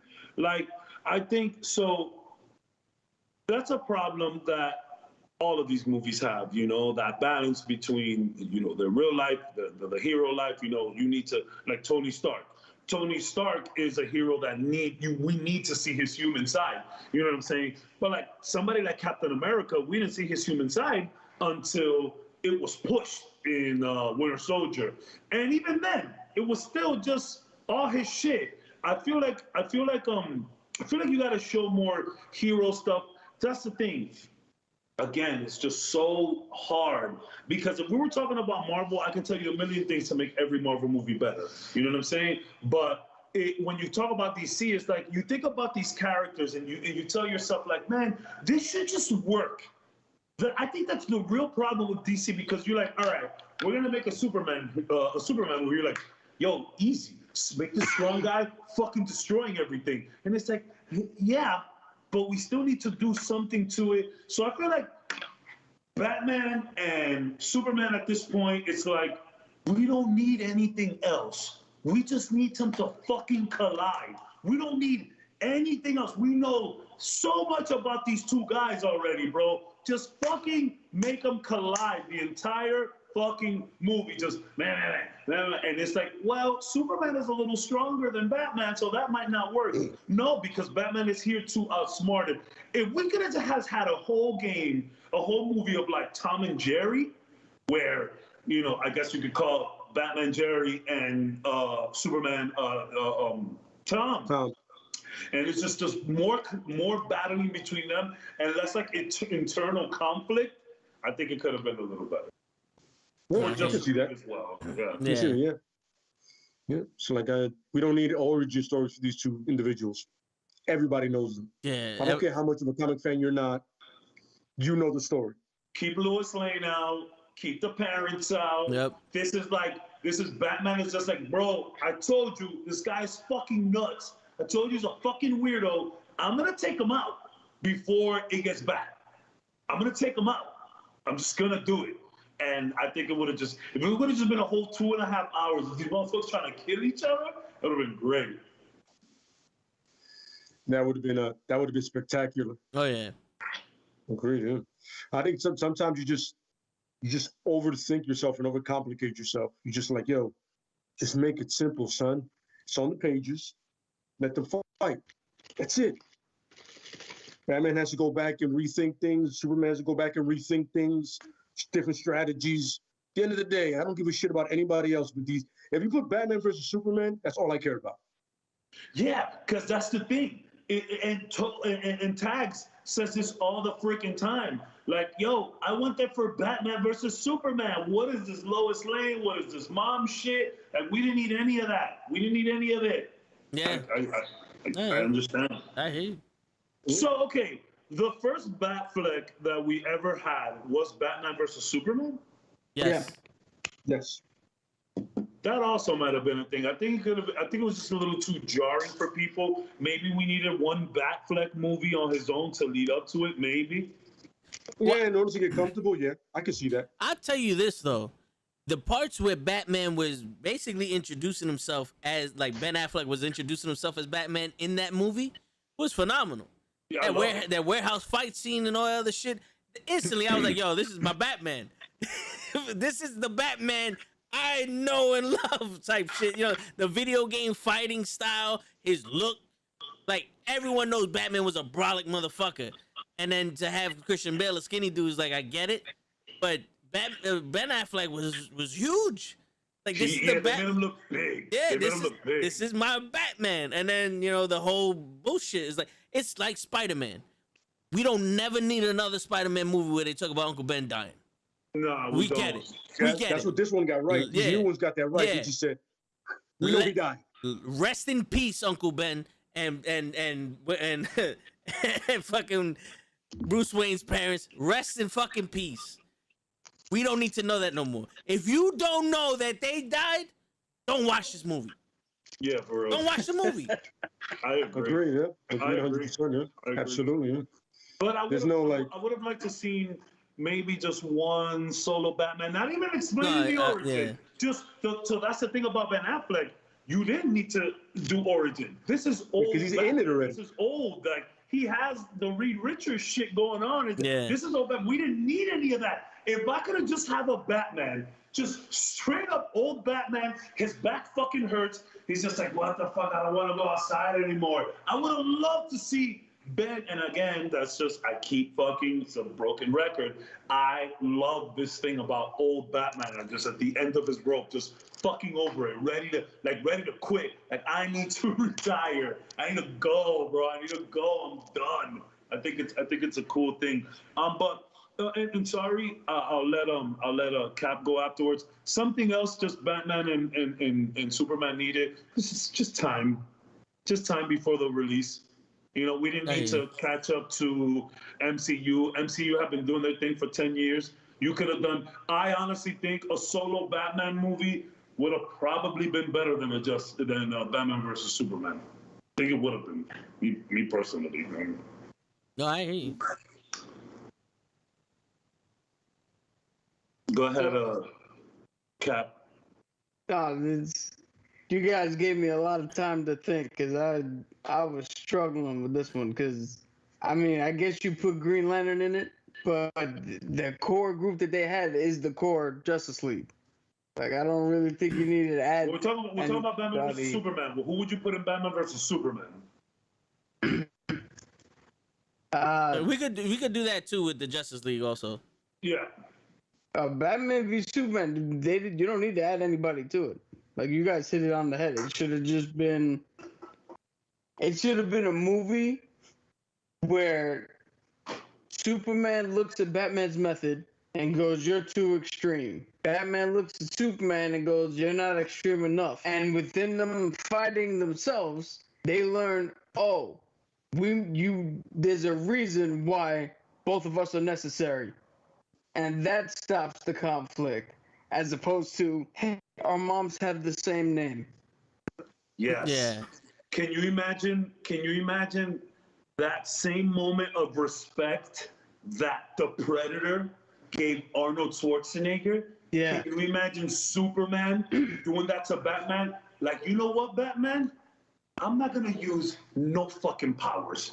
Let's really fucking just throw hands, and you really want the smoke? Let's go.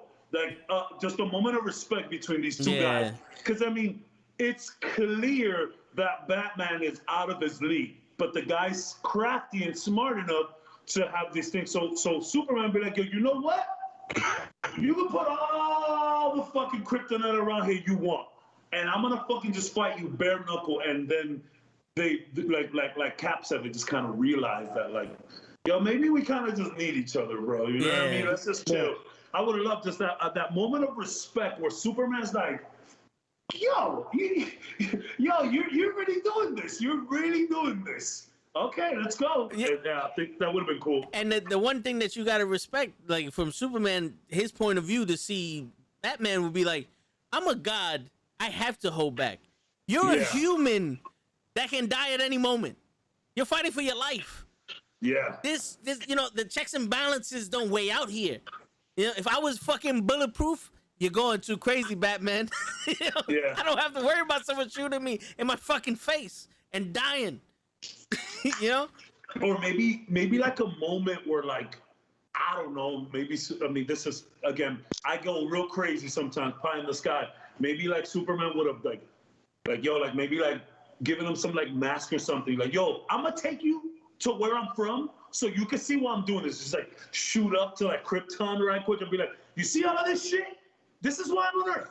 I'm not a bad guy, bro. Leave me the fuck alone. What's your problem? Maybe Yeah. something more of them. I think you can't name a movie Batman versus Superman and have all this other shit. Yeah. You just can't. Yeah. You know what? Another problem with that movie is the fact that Superman has a problem with the way Batman does things. He's too vicious. He's branding criminals, all that shit. But let's not just forget, according to the movie, like 2 months before they fought, he fought General Zod and destroyed a city, and then killed General Zod. Yeah. And I know he had to kill General Zod, but you can't come off of that and go, hey, you, the guy who doesn't kill people, your method is too brutal. Yeah. What the fuck is that? Yeah. Yo, you broke a guy's neck so hard, it was a sonic boom. Everybody heard it. In the streets, right on Front Street. That was on Broadway, bro. It was on Broadway. Like, yo, just like the damages that Marvel does on the city, Superman does by himself. Yeah. He literally destroys that city, and it's like, at the end of the day, maybe that's why Batman is so pissed, because the city keeps calling him like, this motherfucker Superman again, bro. You got a couple $1 million we could use to fix this fucking building, and he's like, yeah, I'm getting sick of this guy, bro. I'm getting sick of this guy. And let's not forget the fact that General Zod was destroying the planet. It wasn't just the city. The whole planet got fucked up by Zod. Wait a minute. With all due respect, I fuck with General Zod because he was just doing what he was born to do. I he feel was him. born to do that. That's all he was. I feel him. Born to do. Glorious purpose. But that's the motivation for Batman to be like, yo, you're a fucking alien. You bring an alien to our planet to destroy our planet. I gotta get rid of you, motherfucker. You're a beacon for more aliens to come and destroy our planet. Like, and to top it off, you're a fucking god compared to us. So if you do turn on us, nobody can defend it. Yeah. And then that would have been a good moment. Sorry, I'll let you go right quick. That would have been a great moment where Superman is like, all right. He just legit grabs Batman and just like grabbing him like a whiny little kid and just like flies him up somewhere like, bro, you see all this shit? Like, I am doing this. I'm on your side, bro. Like think that famous meme with Omni-Man from we can speak about Omni-Man later on, because actually, speaking about Justice League, it's a whole fucking parody. But like, yo, think, bro. Like, I'm not like, look, I'm here, like, and maybe this is the point where they could have thrown this Lois Lane. Like, bro, look at this little shorty that I'm here with. You think I'm trying to mess that up or what? Like, I'm here, bro. I'm here. I'm hood too. I understand I'm bloody, you crip, but I'm here, bro. Let's just bring the alliances together. Like, I think, again, not to keep being a devil, but more time with them. Go ahead, Cal. No. Now, I'm just going to bring up the fact that if you really think about General Zod's plan, it's not a good plan. Because he wants to terraform our planet to be like Krypton. He's got to, he has the power from our sun, but in order for him to actually do what he wants to do, he's got to turn our sun red. The minute he turns our sun red, they become mortal. Red sun don't do shit with us. So his ultimate plan would have been he turns himself into a normal man, and then we would have just shot his ass. And also, look how Krypton ended. Yeah. Just throw it out there. Planet blew up. Shit went left. Straight war. Yeah. Let's go ahead and not repeat that cycle. No, I hear you. You know what I'm saying? But I'm just saying is I understand where he was coming from. Yeah. Like, yo, I was born to do this. This is all I was born to do. Glorious After this shit, I will bother nobody. I'll just go away. But I was born to do this. Yeah. That's it. So you know like, do you wanna say how you would change Batman vs Superman, or who would you add to it? Or? Well, Batman vs Superman, I would not have Lex Luthor in it, or that Lex Luthor at least, not that shit. Whoa, that's interesting. I would definitely I would have probably added Brainiac. But in the sense of behind the scenes, you know what I mean? I get it. Like he can antagonize a lot of stuff, and neither Batman or Superman are figuring out, yo, how the fuck do we meet up here? How do we meet up every time we have a problem? And it's Brainiac, you know, and then Brainiac can lead to another movie. But I'm with John with first having the first Batman. I'm with John with having the first Batman. Okay. I'm with John with that, but he will be the antagonist, but you don't see it towards the end or something, like kind of like Thanos, but not like, like he's the one, like, all right, now they're against each other. All of a sudden, all right, I was not expecting this. This is not compute, but I am Brainiac. I am all knowing. So it doesn't matter to him. He's so arrogant, like it doesn't matter. That they become cool. You know what I'm saying? I can still take over the earth. Either way, suck it of all this knowledge and move on. Yeah. You know what I mean? Some real king. And I wouldn't have Wonder Woman, to be honest with you. Excuse me. I would have somebody like Martian Manhunter, or maybe something like Hal. You know why I would pick something like Hal Jordan or John Stewart? Because they have intergalactic knowledge, and Brainiac, they would come across Brainiac at one point or another. Because when he's taking he's taking information from a planet and destroying it, it has to be somebody's sector. Yeah. Like, how the fuck is this happening? And we don't realize this shit. And that's where you have Hal Jordan come and he goes, listen, this has been happening everywhere, and we think this is next. This planet is next. And then you get everybody together in the next movie. Okay. Just my idea for it, yeah. I get you. So can I ask you a question, Tax, before you ask your question? Well, I was gonna explain. Say yours. Yeah, I was gonna say mine. Ask the question if you want.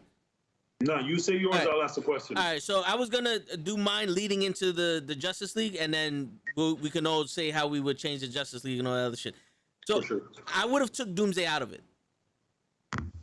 I would have taken Doomsday out of it, and I would have had like a low level bad guy or somebody, like maybe Brainiac or the Joker or somebody like fucking with them. Because if you think about it, Lex Luthor is supposed to be like level 10 intellect and smart. This Lex Luthor is not that. Because the little shit that he did, Batman as a detective would have figured this shit out. Like, that's low level Riddler shit that he did to this Bruce Wayne to make him hate Superman. You know what I'm saying? Like, anyone could have seen that. And I would have had them fight, but I would have started off the Justice League with Doomsday coming. I agree with that. You know what I'm saying? I would have left Doomsday for the big reveal. Yeah. And yeah. I would have taken out Wonder Woman, but I would have loved to have like another, like a Green Lantern or someone else there to split them up. Someone who's like a Green Lantern would split them up. Like, yo, listen, like because he can handle Superman, Green Lantern, in some form of capacity, and he can stop Batman with his ring and shit. But it split him up with Martian Manhunter, like, yo, stop because there's a threat coming. You feel me? And then it would have been an open ending to Doomsday coming into the Justice League. Because honestly, all we want to see is that fight, Batman versus Superman. It can start off with Batman going after Two-Face or the Penguin, and Superman going after a low-level guy on his thing, and it's one of those things. It's like in the news, Superman's this big thing, and Batman, you can see Batman hates him when he catches him on the TV. He pulls in the Penguin and all that other shit, and then you see all the superheroes. You could see Bane, being hired to go after Batman, or like the Two-Face trying to get out of jail, the Joker just laughing his ass off, and then Batman does some crazy shit, and Superman's like, yo, nah, fuck this, I gotta go to Gotham because this shit is too hectic right now, and then they can fight. You know what I'm saying? And then I would have like the Justice League where when Superman dies, have the Joker be like, no one's killing this nigga but me. You know what I'm saying? Because I'll continue with the Justice League after everybody else goes. But that's how I would have had Batman vs Superman. It would have been not the introduction of Batman and Superman, but it would have been an introduction of another big. Because like Wonder Woman had her own movie coming in, so to introduce maybe Cyborg, him before he turned Cyborg, and then like a Green Lantern, because he was in the Justice League movie. He was the original group of people that stopped Homeboy from getting those mother boxes. It was the incarnation of the Green Lantern in the flashbacks. So you already introduced him in Justice League. You know what I'm saying? So he's already there. And I would have had that, and then had them fight, and then them culminate, and it would have led into Justice League. I think leaving the big reveal for Justice League would have been dope. like how they dragged out Thanos for 87 years. But but I think I do like the whole thing about like, yo, no one's killing Batman but me, and then Joker just comes out. That's so wild. That's so perfect. Wild. That's really wild. That obsession. He's also like, no, not you, Blue Boy, me. It's Yeah. poetic. Always me. Yep. It's He'll break out an Arkham just for that. Also, but again, this is real pie in the sky type of dream, you know what I mean? But if Joker just come out, long ass fucking gun with fucking kryptonite bullets, like bam in the leg right quick, like no one kills Batman but me. That shit would have been funny as hell. Oh yeah. Yeah. But so that's what a lot of people were complaining about Justice League. Like, where's the big moment? Where's the big character? Where's the big reveal? Where's the big moment? And it's funny because we didn't see that Martian Manhunter shit until Snyder cut. Yeah. And that was like 7 hours into the movie already. That was already like, I was already going into the next day. You feel me? That was like at the end. We already on like chapter 17. I do appreciate how they broke it down in chapters. That movie's very long. Yeah. So I guess a lot of the things that I wanted. I'm sorry, were you done, Ty? I was done. Yeah, I was done. Yeah. I guess some of the things that I wanted out of the Justice League, sort of in a way, were rectified with the Snyder Cut. But the one thing is like Steppenwolf was still kind of not that big, and that's the thing. Maybe I just didn't know enough Steppenwolf to be hyped about it, because the minute I knew that the Avengers were leading into Thanos, I was like, ah, you know what I mean? But I'm gonna agree with you where I feel like maybe the big bad in Justice League should have been, I think, don't kill Superman. Don't kill him. To make a whole movie about him the next time, bringing him back, or maybe that was what the people might have wanted. I think you leave some of that good stuff from Justice League. I think you leave it from Batman v Superman. I think you leave some of it for the Justice League. I think a big bad reveal, like if we could have gotten that Doomsday reveal in Justice League, maybe that would have been Because you guys want to go, or can I just? Mm-hmm. All right, so I would have had Justice League start like the Death of Superman cartoon, like Doomsday comes down, and he's sent by Darkseid. He comes down, he's wrecking shop, and Superman comes down, and they fight, and they kill each other, right?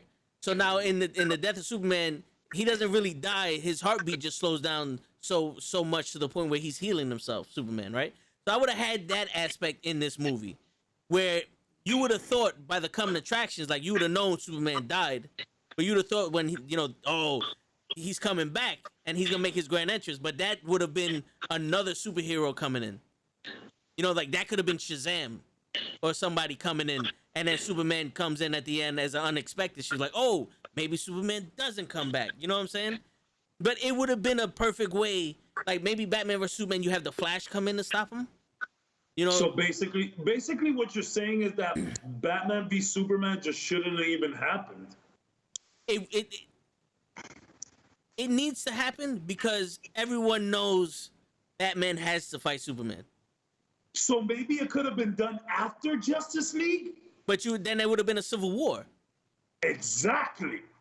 But the thing is, once Batman and Superman meet, there's no need for them to fight unless Batman is going to try to kill Superman because Superman is now a threat.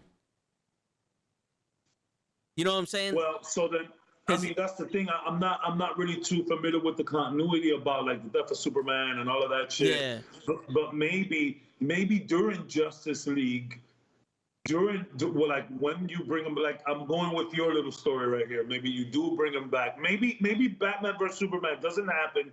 Maybe we just had like another Batman movie, or maybe like a Flash movie.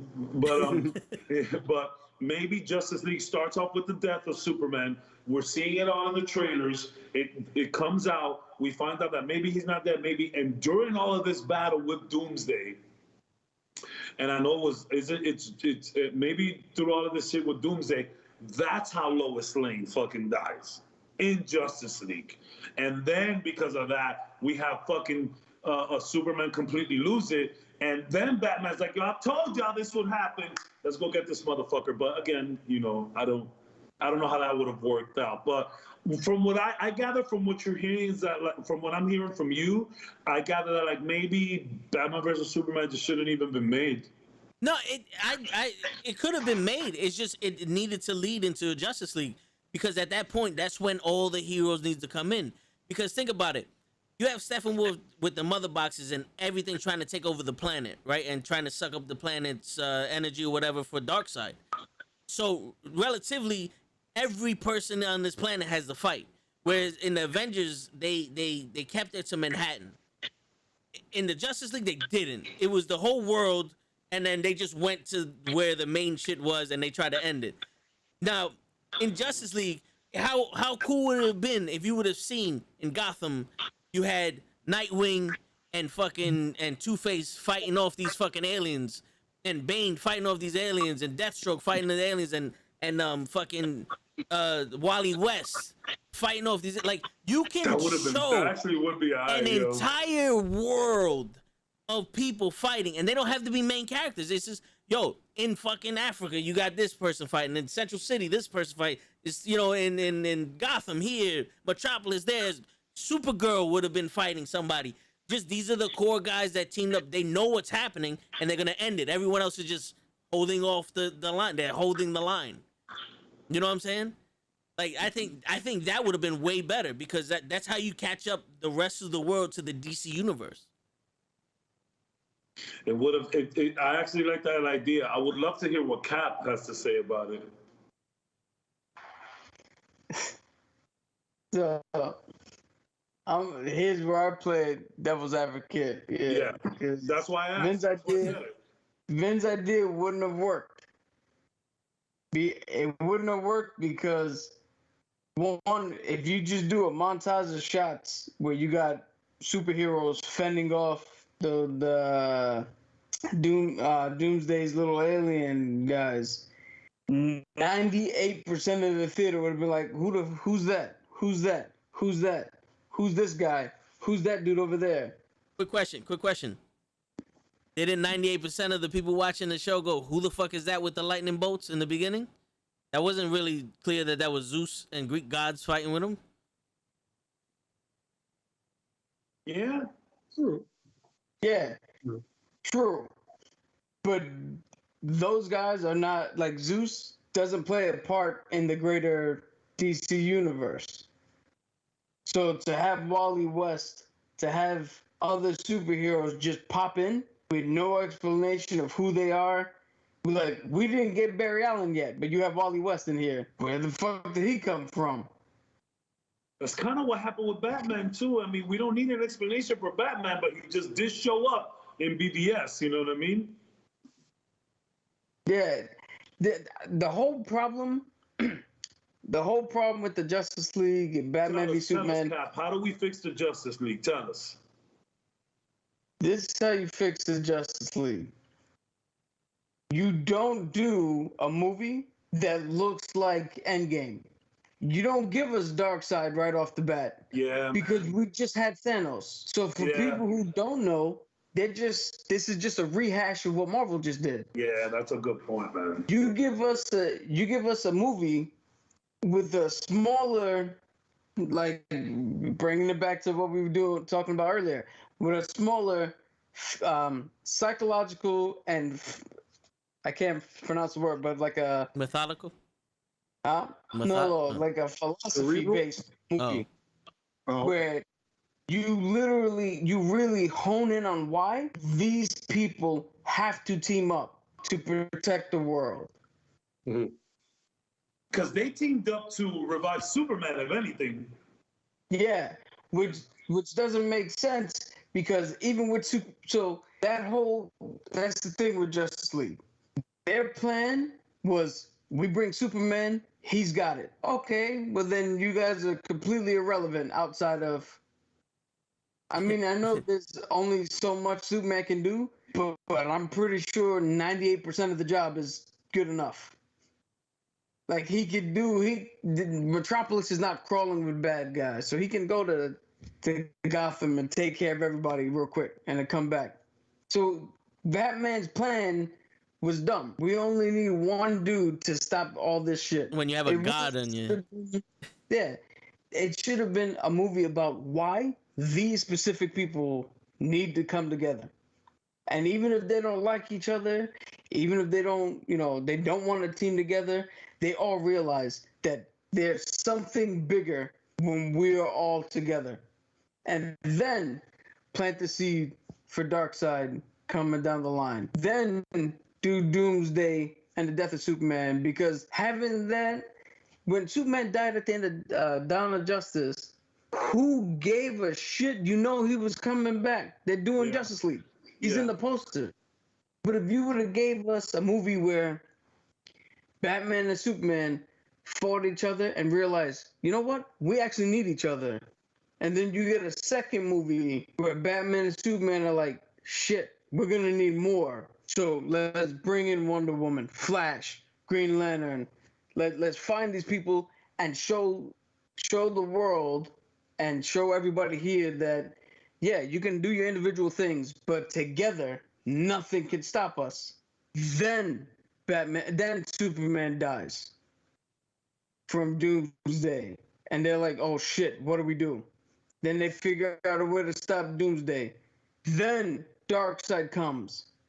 And maybe somebody like Flash or something, I'll run back in time and get Superman. Or then you start bringing them back. And it would have been such a bigger impact when Superman finally rejoins. Because we had that big reveal that I was mentioning earlier. That big moment, yeah? Yeah. We would have had 3 movies that showed us why we should care about these guys. Because to be honest, the original cut, I didn't give a shit about Flash. The Snyder made Flash even worse. Oh yeah. Yeah, man. I did not like Flash in the Snyder cut. I didn't. It's funny. You could tell that was like when they were in the like, you could tell that Snyder cut when they were in the meeting room or whenever they wanted to release all of this Flash footage. It's like you could tell that they threw the dart at the dartboard when it comes to Flash, and was like, bro, we need some Flash. And then they have him playing with the puppies, and it's like it's easy to have someone lovable when they're playing with like cats or dogs. It's like, and again, I did appreciate it, but yeah, there was just something weird about Flash. Yeah, there was something weird about Flash. Yeah, I get it, and I guess it just drowns out. I guess Cyborg had a really good like. I like what they showed with Cyborg. He got a little bit more action. I guess we didn't need to see much. I'm telling you, from what I gather, it's what we've been saying about the entire time. I think Cap just put the stamp on it. It's just Justice League was DCU was just too worried with catching up. If we would have had BVS and then Justice League and then Justice League leading up into the big reveal of Darkseid and all of that, and maybe we could have had a better Wonder Woman movie, because that definitely did not help the situation. A Wonder Woman 2 or 84, and then maybe. Oh my God! Don't get me started on that movie. Don't get me started with that movie. Don't get me started, especially because I like the first one so much. Don't get me started. But yeah, I think you're right. Maybe some extra movies. Maybe just take your time. It's true. We just came off like Infinity War, Endgame, and all that shit, and Civil War. I think we just came off Civil War, and it's like to see Justice League. It's like, oh yeah, we just saw this a little while ago. Yeah, I guess you're right. We saw this in a better version. Yeah. Way better version. Because they had developed everybody already. We knew the characters. I remember the first time I saw Manfred Superman, I was like, I'm with John. I'm like, stop trying to get to 100.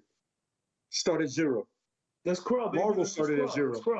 You have to start, bro. First of all, start off right. Take your time, get the story down, and then eventually Marvel's going to stop at one point, and you might catch up. And even if you don't, you can still both be successful. You got guys like us, we're dorks. I'm going to watch either one. League, can you imagine if Justice League would have still been like neck and neck with Marvel, and then they started like really because DC has fantastic shows, and DC's cartoon movies are better than anything Marvel has done.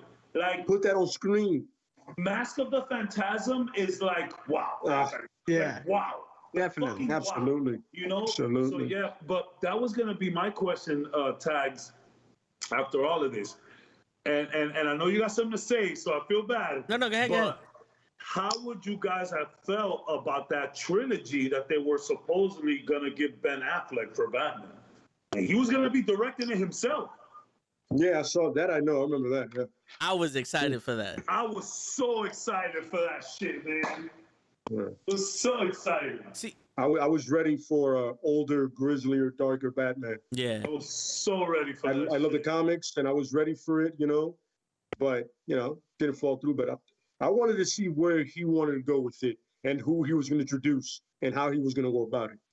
Because Ben Affleck is a good director. He is. Make no mistake. Have you seen The Town, He Fargo, directed The Town. all that? If you've seen it, you know the guy can direct. You know what I'm saying? And if you were to do a version like a movie with the tone of The Town in Batman, that could have been bad shit. That tone of a movie. Like, it's feels like The Town, but it's a Batman movie. You know what I mean? Just don't film it in Boston. It's Batman stopping this big heist. So Exactly, whereas yes. in The Town, they're doing the heist. It's Batman stopping the heist. Oh, Absolutely correct, yeah. I think that sounds fucking incredible. Absolutely, yeah. You know what I'm saying? Incredible. And you have the Falcons, you have these recognizable faces that is not necessarily a massive villain, but we will know them, and you will care, and he'll be a detective, and then he'll do his thing when he needs to.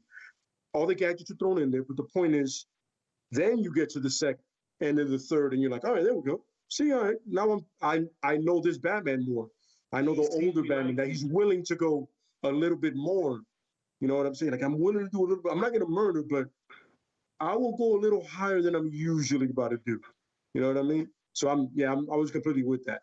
DC, you know what I mean? We love you. We love you, DC. We just want to see you do good. We want to see you do good, DC. That's it. So my question to y'all is, you wanted more movies, right? But if you were to count the Christian Bale movies and then the one Superman movie, it's not the same thing. I know it's not, but if, let's say, Christian Bale was Batman in Batman versus Superman, and you had like a different dynamic where it's more now Clark Kent and Bruce Wayne, because let's say Clark Kent doesn't know about Gotham, or he doesn't care about Gotham because he sees like, Batman's out of line, but those are just humans. Like, he doesn't need to go there. There's no supernatural shit. Yeah, he doesn't need to do that.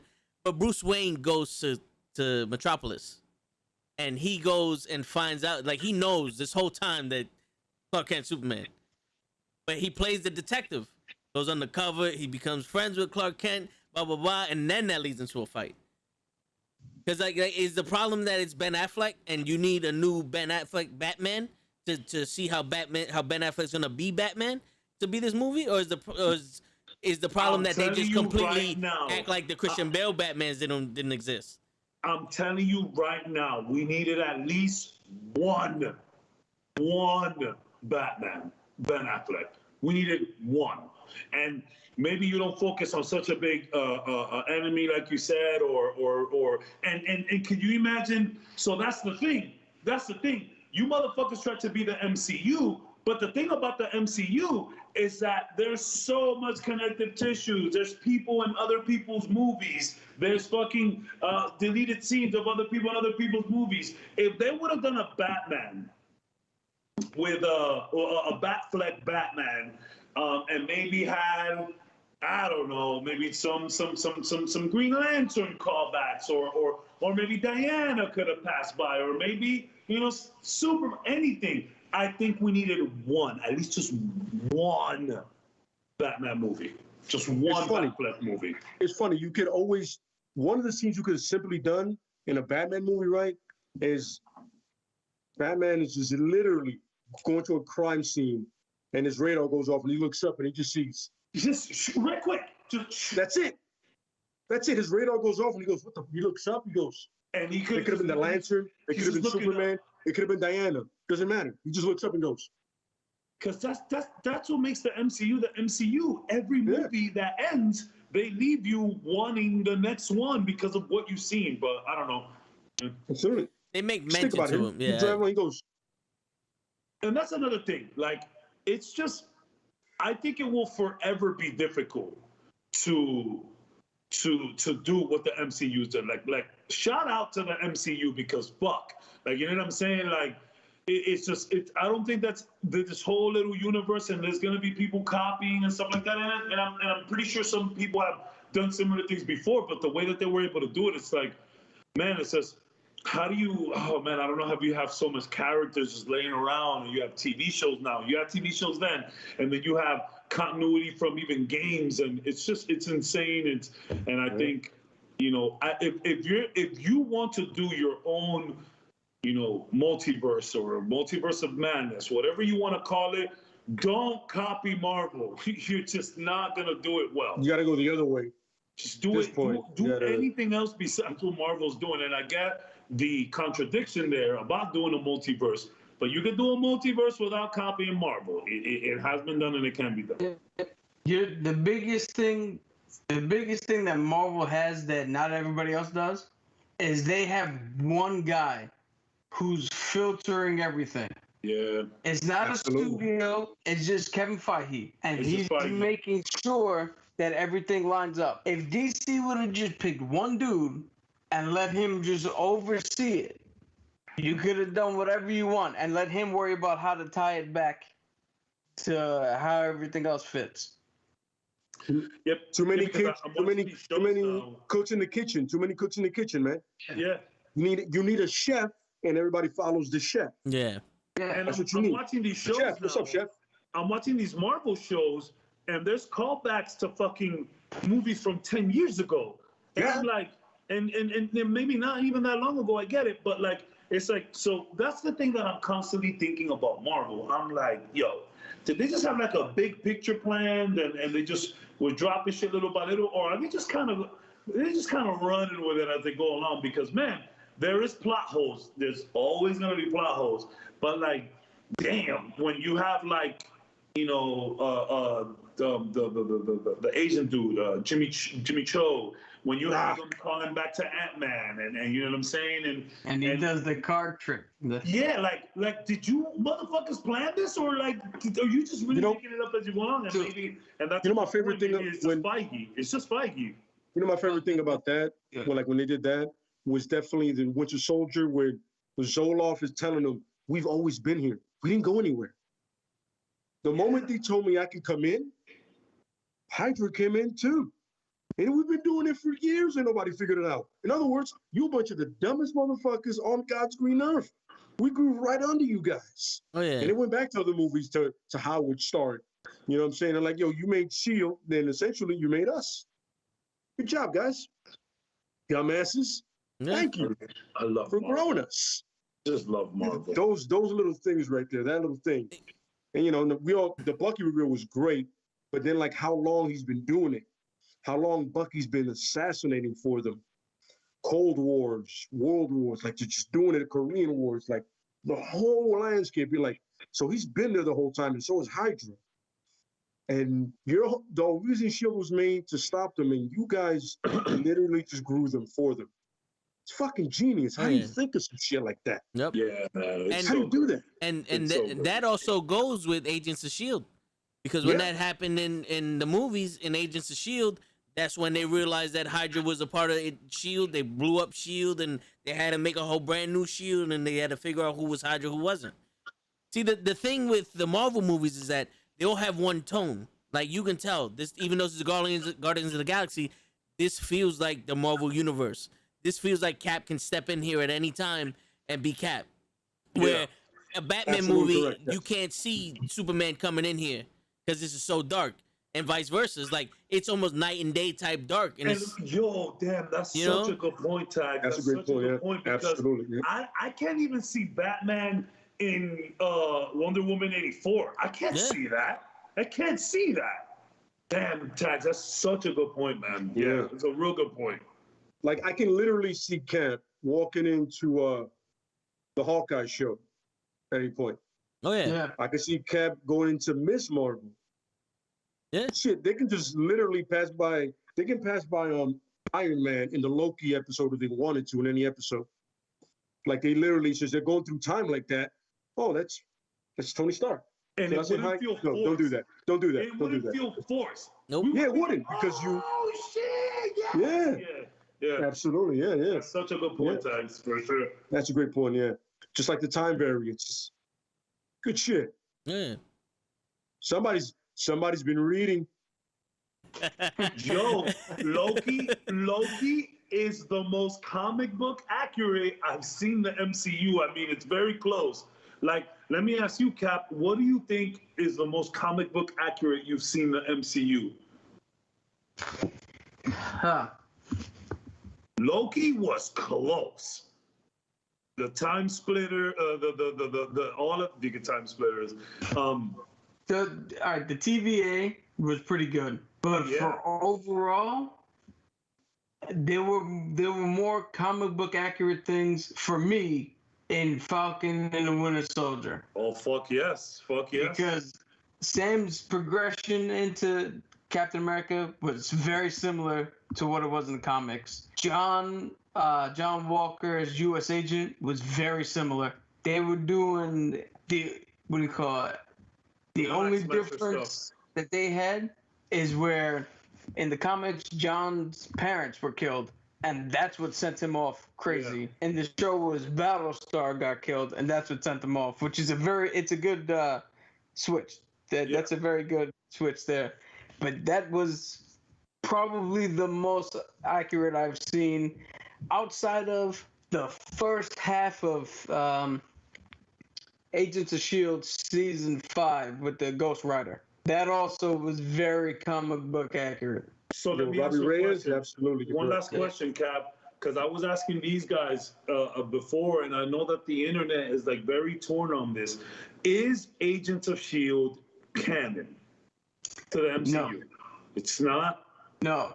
So Kevin Feige, he got into a big dust-up with the guys who did the TV shows. So the Netflix shows, Agents of S.H.I.E.L.D., they are not canon to the official MCU. The only show that is canon is Agent Carter. Oh, okay. That's the only show that's officially canon. But everything else is not canon. Now, with the multiverse being opened up, that's how they might bring that back in. Okay. But until they say something, Kevin Feige was like, nah, those shows have nothing to do with us. Yeah.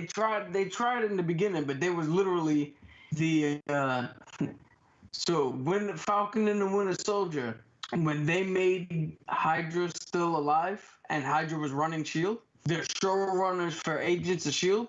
actually went into Kevin Feige's office like, what the fuck are you doing? You just ruined our show. Oh, wow. And Feige was like, I don't care. Your show has nothing to do with us. And that's why all the little movie references and stuff, they stopped after a while.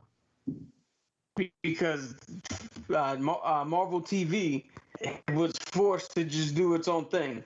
Because, and sorry to cut you off, but Jarvis, well, not Jarvis, but Friday?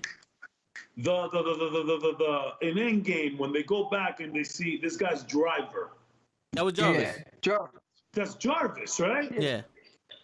Well, yeah. So like I said, Agent Carter is still canon. So Agent Carter. Gotcha. Yes. Gotcha. So he's in Carter. That's the only one that still counts, because that's the only one Kevin Feige actually was like, all right, I'm on board with this one. Okay. Yeah. Really good show. It's a good show. I'm gonna go back and watch him because I enjoyed that show. The reason I have it, and I mean, we don't have anything to watch. What If starts next week, so very excited about that. Oh, nice. Oh, I'm super excited. I'm so excited for It's canon to the MCU movies. Yeah, that's another thing. It's actually is canon, and they might follow up with all of it. You know what I'm saying? With certain things. It's gonna be weird to see Black Panther as Star-Lord. that's the one that I'm most fucking interested in. And I said this, and I posted. I said I remember when again every fucking podcast. Rest in peace, Chadwick, King T'Challa, baby. Word. And I actually had I posted it on my Instagram. I had a guest at work that I called, and her voicemail is like the Wakanda drums, and she's like, I am not here. Wakanda forever. I was like, lady, you probably are not gonna book with us, but I love you. You know what I'm saying?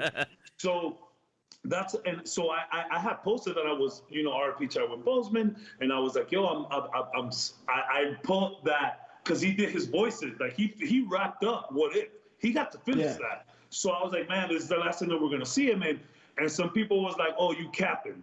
I'm like, nah. I went back to my stories from like a year ago when they first announced What If.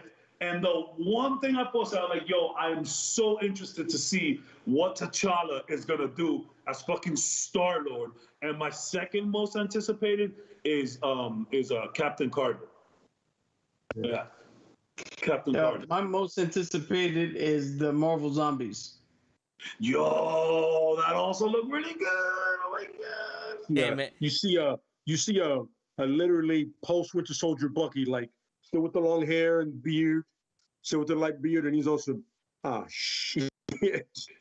Damn, what I'm into this now. Yeah, I kind of want to see what they're gonna do with Doctor Strange. Because at one point you see Spider-Man dressed as Doctor Strange. Spider-Man is the Sorcerer Supreme. Yeah. That's also gonna be a good one. Oh, that's. I mean, for Spider-Man to be the Sorcerer Supreme has to be one of the most weirdest and outlandish shit there, but it has to be interesting. Gotta be interesting. I cannot wait for. It's gonna be awesome. It's gonna be awesome, man. I cannot wait. Man. See, that starts next week, though. Let me confirm that. See, I hide from all that shit. I like to see everything raw. I don't like to see previews. So when y'all saying stuff like this, I'm like, I didn't even know that was gonna happen. But yeah. All right, so I mean, we got through some good shit this week. What up, Kenny?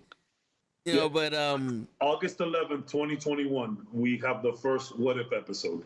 That is next week, right? That is legit next Wednesday. Yeah. Yeah, that's right. Everything's a Wednesday now, not Friday. Oh, nice. All the shows are Wednesdays now. That's what threw me off with Loki. It took me a minute to get with it. I'm used to Friday. All of a sudden, it's Wednesday. That's right. You see Loki already?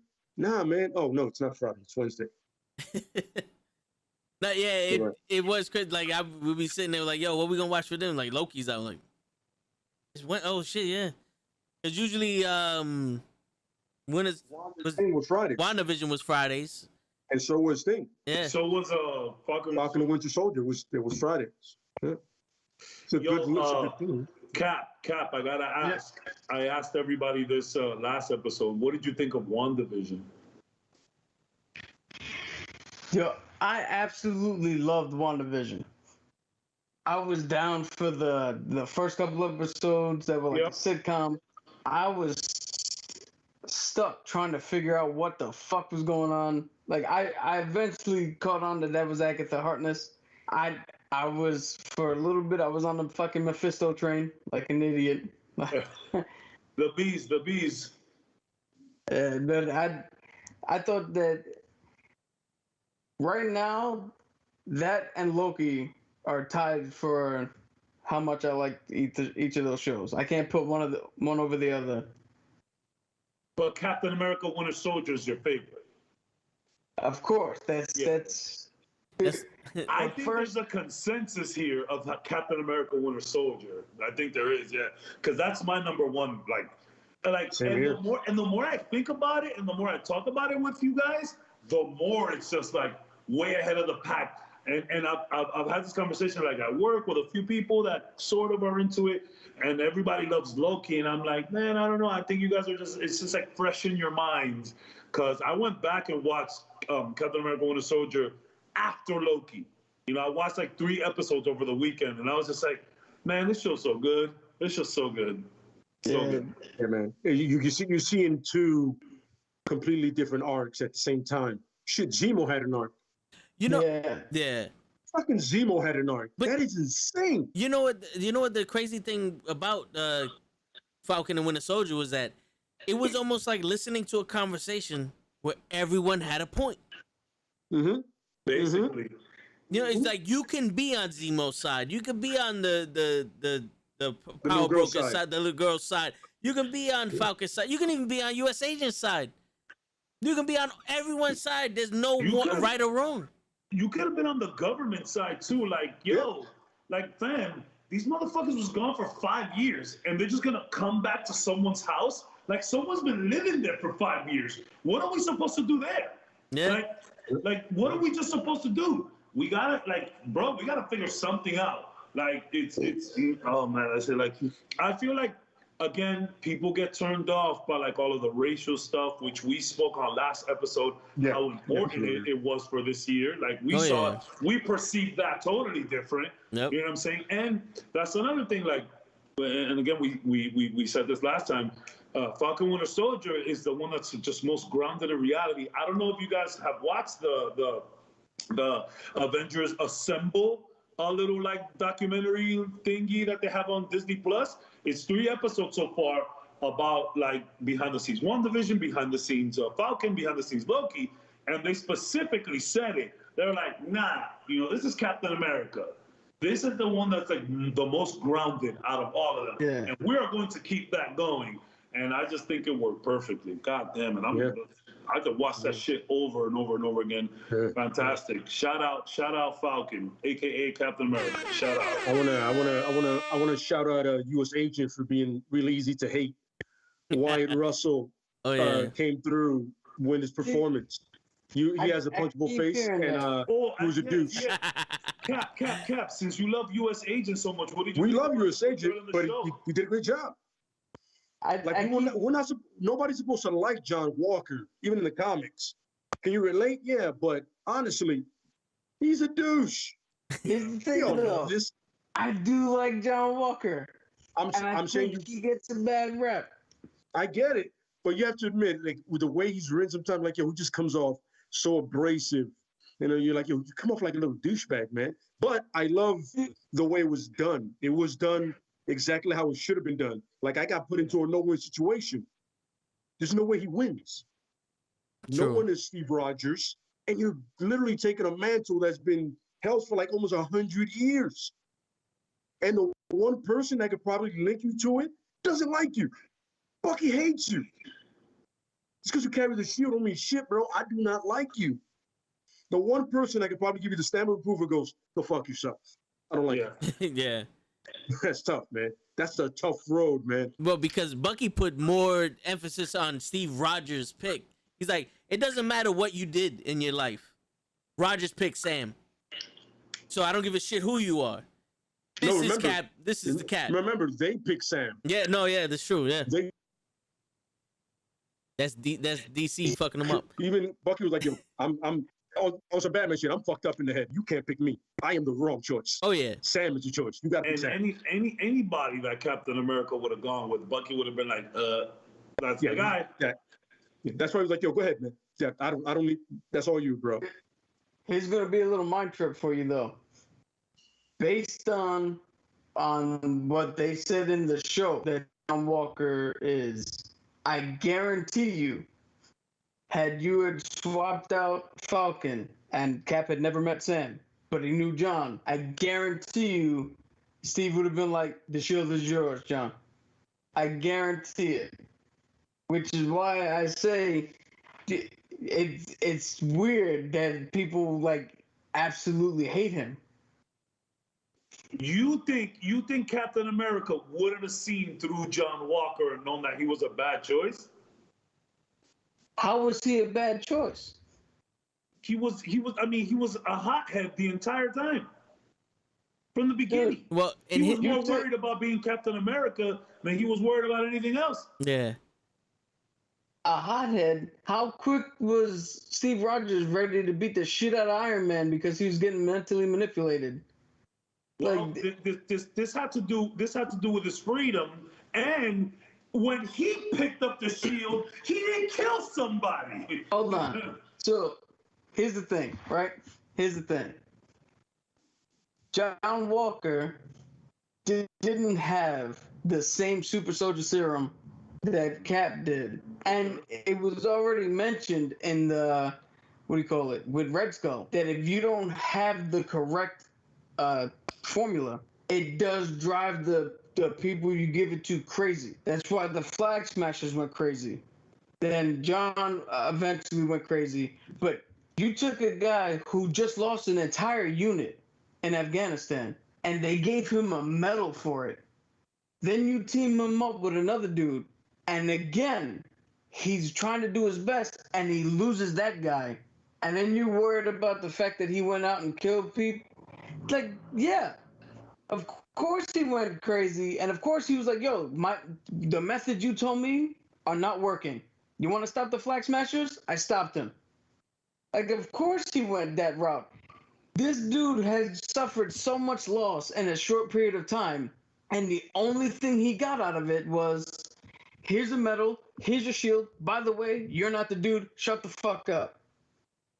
Captain America, Steve Rogers would have known he wasn't the dude. See, but here's the thing. He would have picked him because so he joined up to follow in his brother's footsteps. His record, according to what they said in the show, was impeccable. He knew, if you watch that first one where he was sitting in the dressing room before he put on the suit, his wife knew how good of a man he is. Battlestar knew how good of a man he is. Steve would have saw that in him and would have been like, well, if Bucky doesn't want it, I can give it to you, John. So what have you picked John over Sam in your mind? No. So no, I'm asking. I'm just playing this side right now. I'm asking you. Yeah. What do you pick John over Sam? If Sam and John are together there, you give it to Sam. Yeah. But I'm just wondering. Okay. In lieu of Sam, Steve Rogers wouldn't have been adverse to giving John Walker the shield, because even in the comics, when John took it and Cap came back, he was like, yo, fuck it. You guys already have somebody. I don't need it. And he left John the shield. And by that time, John was like, no. I'm smart enough to know now that this is yours. And he handed it back. But I guarantee you, Steve would have been all right with picking him. See, but here's the thing, though. This is what I didn't like about him. I actually started turning to liking him after he killed one of the Flag Smashers. It was because when he first became Captain America, like Cap said, he was so worried about being Cap that he forgot how to be himself. And then it was almost like, he literally walked into a place, I'm fucking Captain America. Release him. It's like, yo, douchebag, you're not Captain America. You just have his fucking shield. See, there's a difference. You're picking up the mantle of Captain America, and he was like that. That was heavy on him because he had to live up to this guy. The problem was you're living up to who you thought Captain America was and not who Captain America was. Captain America never stood for, I'm going to just walk in here, big dick slinging, get him out. No. Captain America was for what was right and standing up for the little man. And before he got that shield, that may have been who he was. But the minute he got that shield, total 180. He flip-flopped on a motherfucker. And Captain America saw that. And Captain America saw that when he was taking the stones back. Yeah, when Sam got the shield, Sam was so afraid of not being a good enough man to carry the shield. See, that's where the difference was. Yeah. Sam was like, yo, Cap is the best man I know. And he, like, I don't think I can live up to that. Where this guy who's U.S. agent is like, oh, Captain America had the shield. He's the greatest hero. I got to be a great hero. I got to jump on bombs and kiss babies while punching Hitler in the face. You feel me? So, that's what I gathered from that TV show. So I'm going to put it to you this way. Just as scared as Sam was to take the shield and why he gave it up, we took a whole series for Sam to learn that it should have been him this whole time, that he had nothing to fear. Just as scared as he was, John was even more so scared to have been given the shield out of nowhere.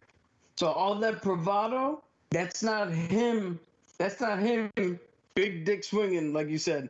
That's him literally scared because he knows he's not going to live up to the mantle. So what do you do when you know? Because you know for a fact Cap would have walked into that precinct just like he did and would have got Bucky and Sam out.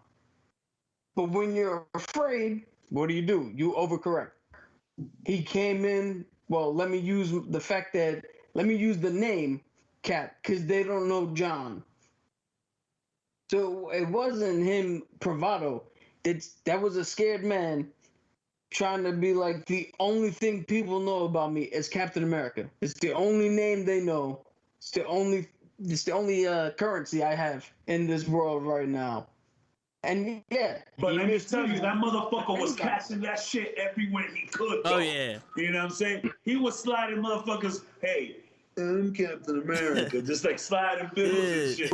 I get where you're coming from, but even from the very beginning, when we do see him nervous in the locker room, I do feel that a part of him really did think that he deserved it, though. He might have been afraid of, like, not living up to Captain America and being in those shoes, but I feel that he thought he did deserve it. And he says it, even before he goes nuts. I mean, yes, he had the shield already.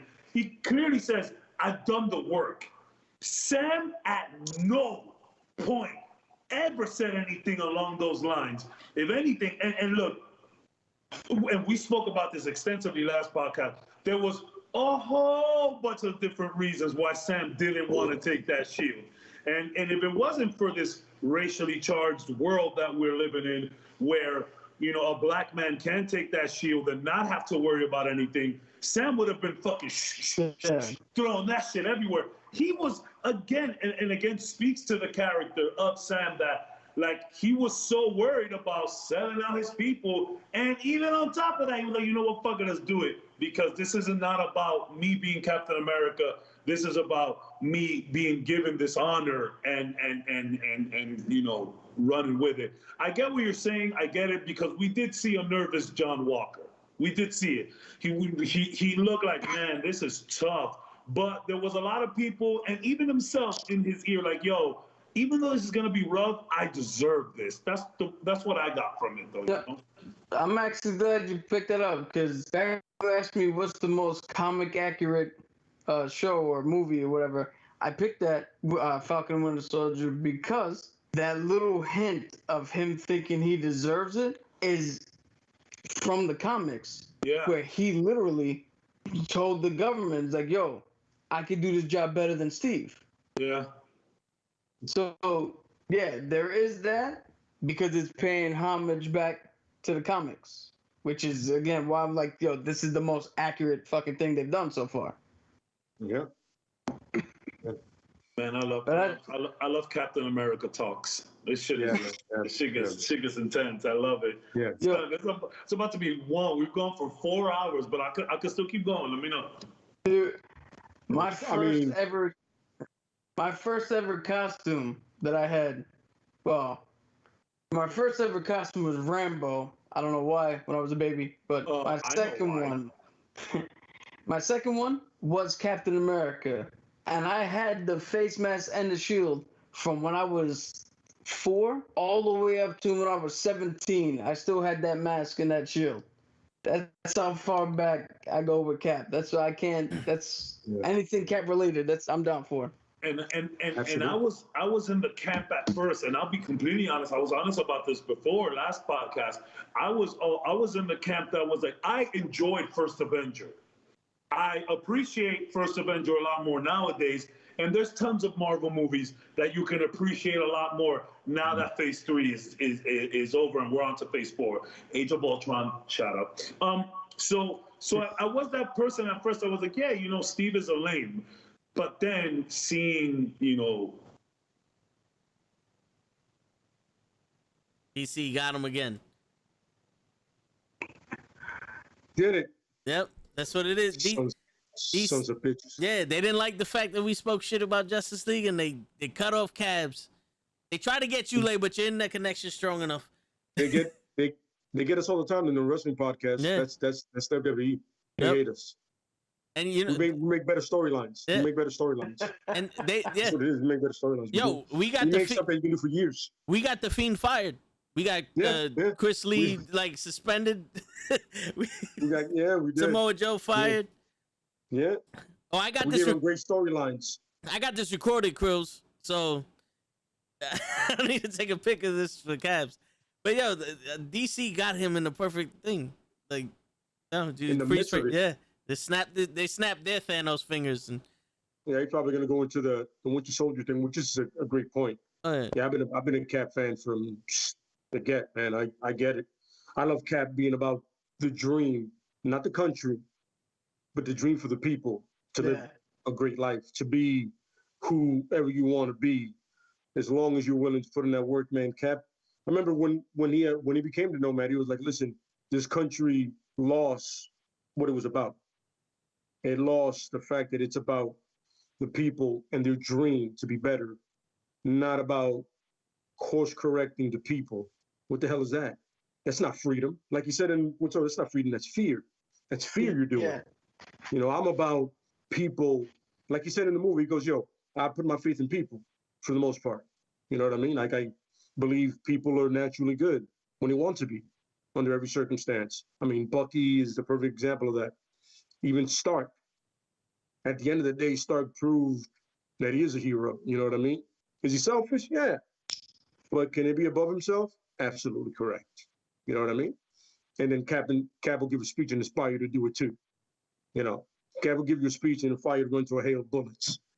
Yeah. Says the words. He goes, "Yeah, I'm down. I'm in. I don't know what we're doing, but I'm in." My phone. Whatever died. you just said, I'm in. My phone died. My phone died. That's all good. It's funny, Kurt's called her. I was just about to hit you up on Instagram. Yeah. It's funny. Chris just hit me up too. I saw it like a text message. My bad. Yeah, my phone died. It's so good. We were saying how DC got you. DC got me, bro. The flash stop time, bro. We love DC, man. We like DC. That was Cyborg. Yeah, we just know that Cyborg. DC could do better. DC, we know you can do better. We love you, bro. We painted you in a positive light if you go in the right direction. That's what we were doing. Dark Knight rivals Endgame and Infinity War on its own, bro. All right, let's not get too crazy. Yo, it does. You can, I mean, Infinity War. Hey, Captain, let's not get out of hand now. Infinity War is better, but I mean, I said it last podcast, man. I'll hear an argument. Like, dude, Dark Knight can stay toe to toe. I think they could stay toe to toe with. You mean just Dark Knight, not Dark Knight Just Rises? Dark Knight. I didn't cry at Dark Knight. Tell you right now. You didn't like it? Huh? No, I'm saying I didn't cry in Dark Knight, but I cried during Endgame. Every time I watch Endgame, I fucking cry. That movie's so beautiful. On your left. Yeah. Absolutely. I'm not. Man. When I see the hammer and everything, I just get the goosebumps come up real quick. Oh yeah. When I see every time the hammer. I just be on some. There it is. Every time the hammer. Yeah, you can ask toe tags how I was sitting in that chair waiting for Cap to pick up that hammer. Like a little girl. Yo, but when he and not only that, like when he does get the hammer, like even Thor saying "I knew it," even that just like projects it even more. Like Thor, we all fucking knew, bro. We all knew. We saw it in Ultron, man. We all knew that he could do that shit. You know what was dope? That he knew how to use it so well, and that's that Cap thing. Like Cap is he trains with these people all the time because I know how they work. When he did that and knew how, I was like, it's perfect. That's perfect for Cap because he would know how anybody uses their weapons. He can use anybody's weapons if they want, because that's how tactically sound he is. That's part of his. That's part of the serum. He's like, I know how he uses the hammer. I got this. When he started wheeling around, I go, you see what I'm saying? That's Cap. Imagine you're Iron Man with this crazy sophisticated suit and tech that you're in, and your own AI is telling you you can't beat him. He has a shield. Thanks. I am in a metallic. I have a unibeam that can literally destroy this guy. But you're telling me that I can't beat him. Thanks, Friday. I fucking appreciate you, bro. Yeah, Like, Talk about an why ego you so- killer. Talk about an ego killer. Jarvis would have never been that negative. That's the thing. Women just want to Yeah. like let you know, like, listen, bro, I'm gonna keep it real. I know you pay all the bills in here, but you ain't shit. they want to eat You your soul. ain't shit. Yeah. You ain't shit. Like, you can't beat this guy. Jarvis would have been like, hey, look, how about we try this? Kick him How in the about we try nuts. that? Yeah. She didn't. She was like, bro, get up. She could. Friday just like him. Friday's like, Yeah. It's stop doing funny. that to Cat. That should have been the clue for Tony Stark. Yo, do some boxing lessons, son. Yeah. You getting your ass handed to you by a guy with a shield in his fist, dude. Which Put in the work. my favorite line, or one of them from Age of Ultron, is like the most precious resource in the world. You guys make a frisbee with it. Yeah. You say you make a frisbee with it. That's hilarious. Funny, but that frisbee's gone a long way. Oh That yeah. frisbee, that frisbee is gonna carry Phase 4. Shit. Shit, that's all he needs is that fucking frisbee. That us. One of the best offensive weapons ever. Ultron was a little messed up. Like, don't disrespect the shield, Ultron. Word. He was made out of that fucking shield. Ultron had daddy issues. Hard body. I mean, but when your daddy is fucking Tony Stark, you're gonna have daddy issues. Morgan's gonna be screwed up when she grows up. Morgan, Oh, yeah. poor girl. Well, I mean, he's dead now. She's 5. So is she gonna be rescued, or is Pepper gonna be rescued? I'm assuming it'll probably be her. Yeah, probably. Yeah. It should be her. I think Gwyneth Paltrow is gonna be busy making candles that smell like other body parts of hers. Yeah, she's done. She's done. She's done.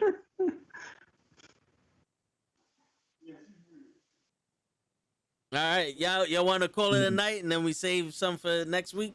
Yeah, save some for next week. Save some for next week. Yeah. Cause yo, we went through all the spectrums right here, man. We went from Harley Quinn to Batman to Justice League to the top 5 uniforms. Shit, we went into Ninja Turtles. Yeah. Yeah, we did. And Super Saiyan. Yeah. We went into Dragon Ball Z too, by the way. That's right. Fun fact. And But it Matrix. always leads to Captain That's America. right. It always leads back that's to what it Captain is. America. That's what it is. Always leads back. Right back to Cap. Cause Right back to you know, Cap. because when your day has been doomed by the Ninja Turtles, you need Captain America. Facts. now that's a crossover. Yeah. Yeah, it is. That is. That's a crossover. Fuck Batman and the Turtles, which happened. Get some Yeah. Captain America and the Turtles. Hell yeah. What's going on, Mimi?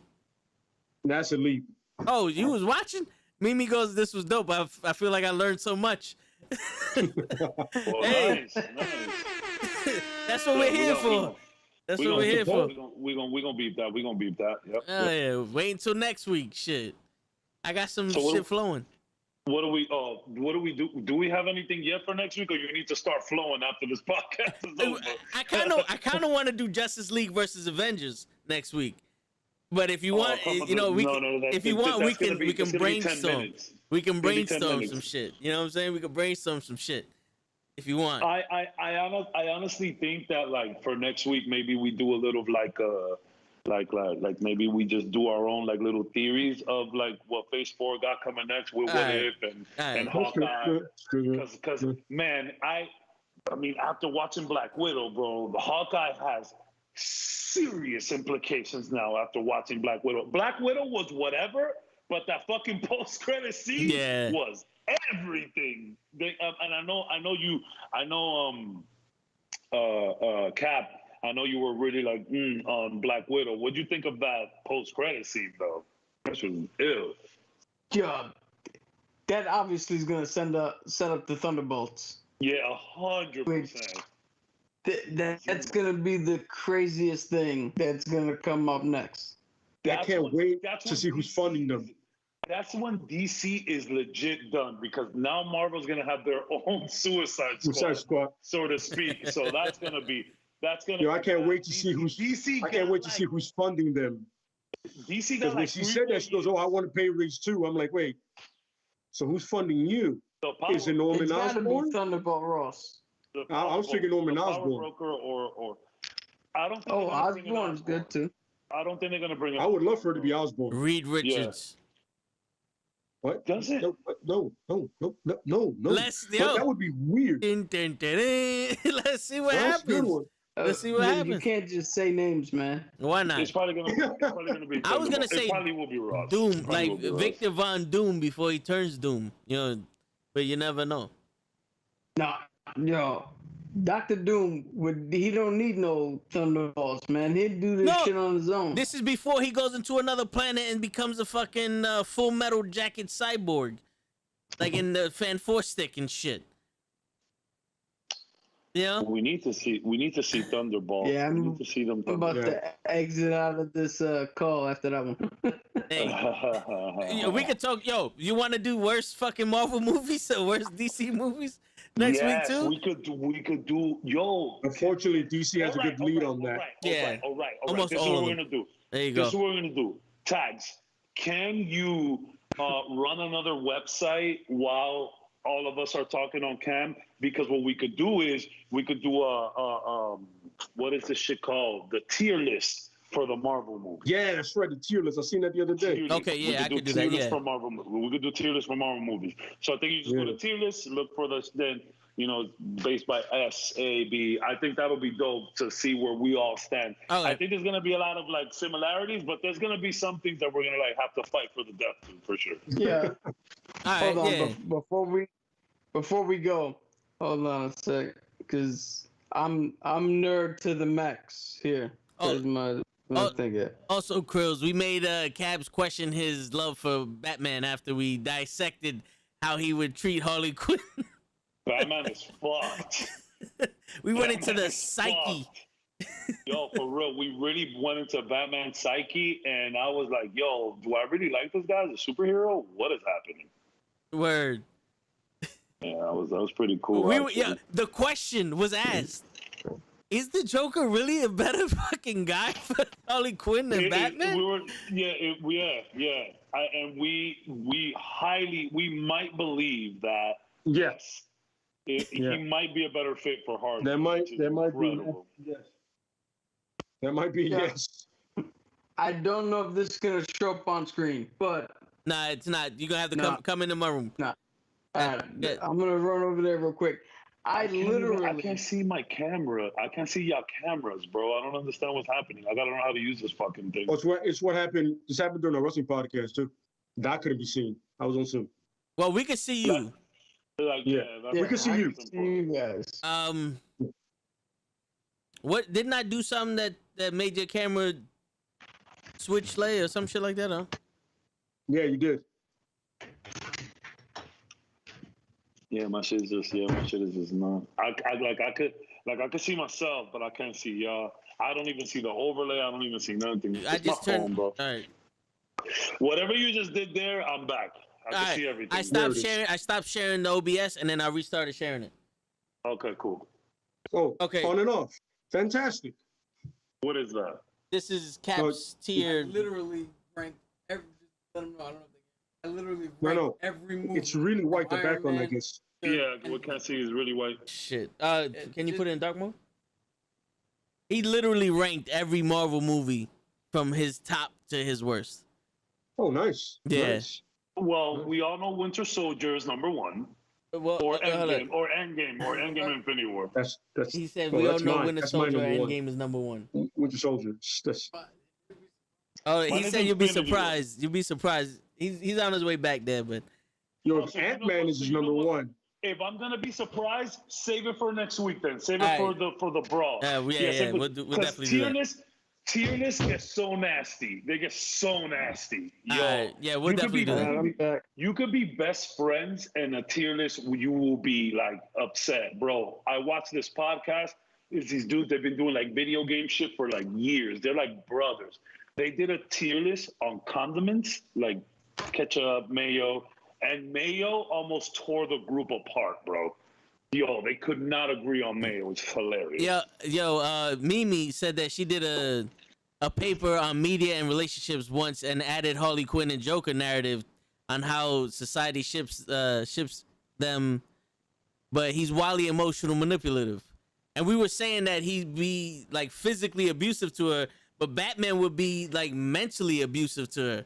because you know, like Chris was saying, Batman will keep Harley Quinn in check, but I think Batman would break her down, son. Like just to be on some you ain't shit. I don't like. Have you guys ever watched Step Brothers? Yeah. So at the end of Step Brothers, these guys are like all grown up and like they stop being weirdos and they're like having real life jobs and all of that shit. And then the father comes up and he's like, yo, I can't see y'all like this. Like you guys gotta go and do your thing. This isn't you. And we think that that's what'll happen with Batman in this. And don't get me wrong, we said that it was super weird, and we mentioned that Harley has extreme Stockholm syndrome, and she won't leave this abusive man, and like he really abuses her. But at the end of the day, Joker still kind of lets her be her and do her own thing, whereas Batman might lock her down so much that she might ultimately get into some form of depression, maybe, and maybe even like harm herself at this point, because she's just so used to the harm from someone else, and Batman is just like mentally harming her. She might even harm herself, but like we went into this crazy thing. Clearly Batman is the better choice. But these guys had me thinking about it. They had me thinking about it. But if you think, because she goes, abuse is abuse, but if you think about it, Harley Quinn kind of likes that abuse from the Joker. That doesn't make it good, though. It doesn't. But it's not like, she doesn't ask to be abused by him to be significant. But she kind of like realized like this is how he's you know what I'm saying? It's like he knows he doesn't mean it. This is just who he is. The type shit where like Batman would just fuck her up in a different way. I don't think she's ready for that mental abuse that Batman.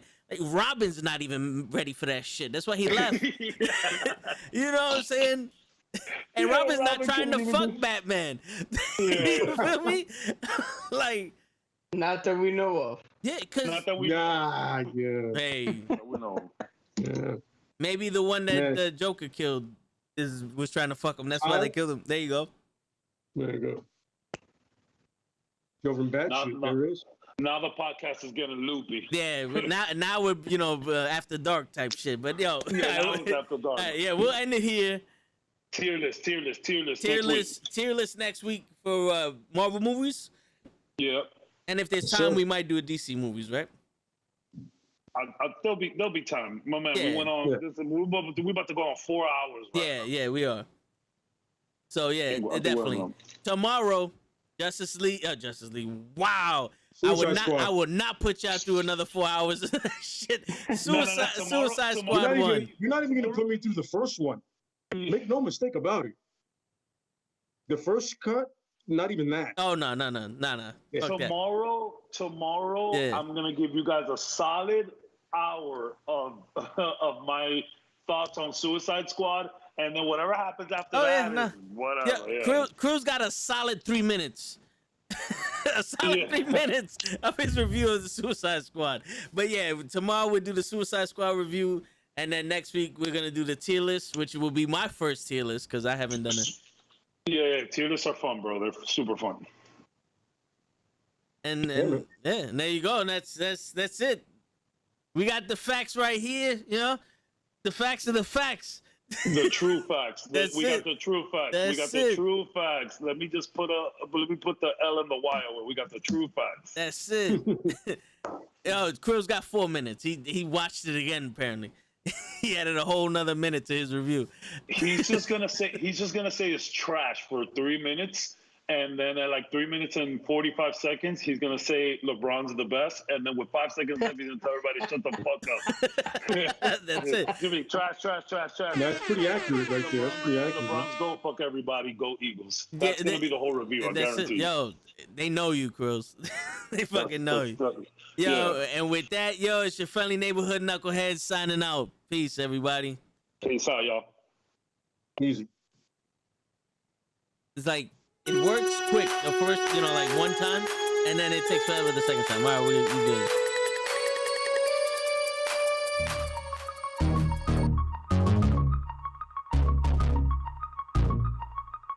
We good, Ben?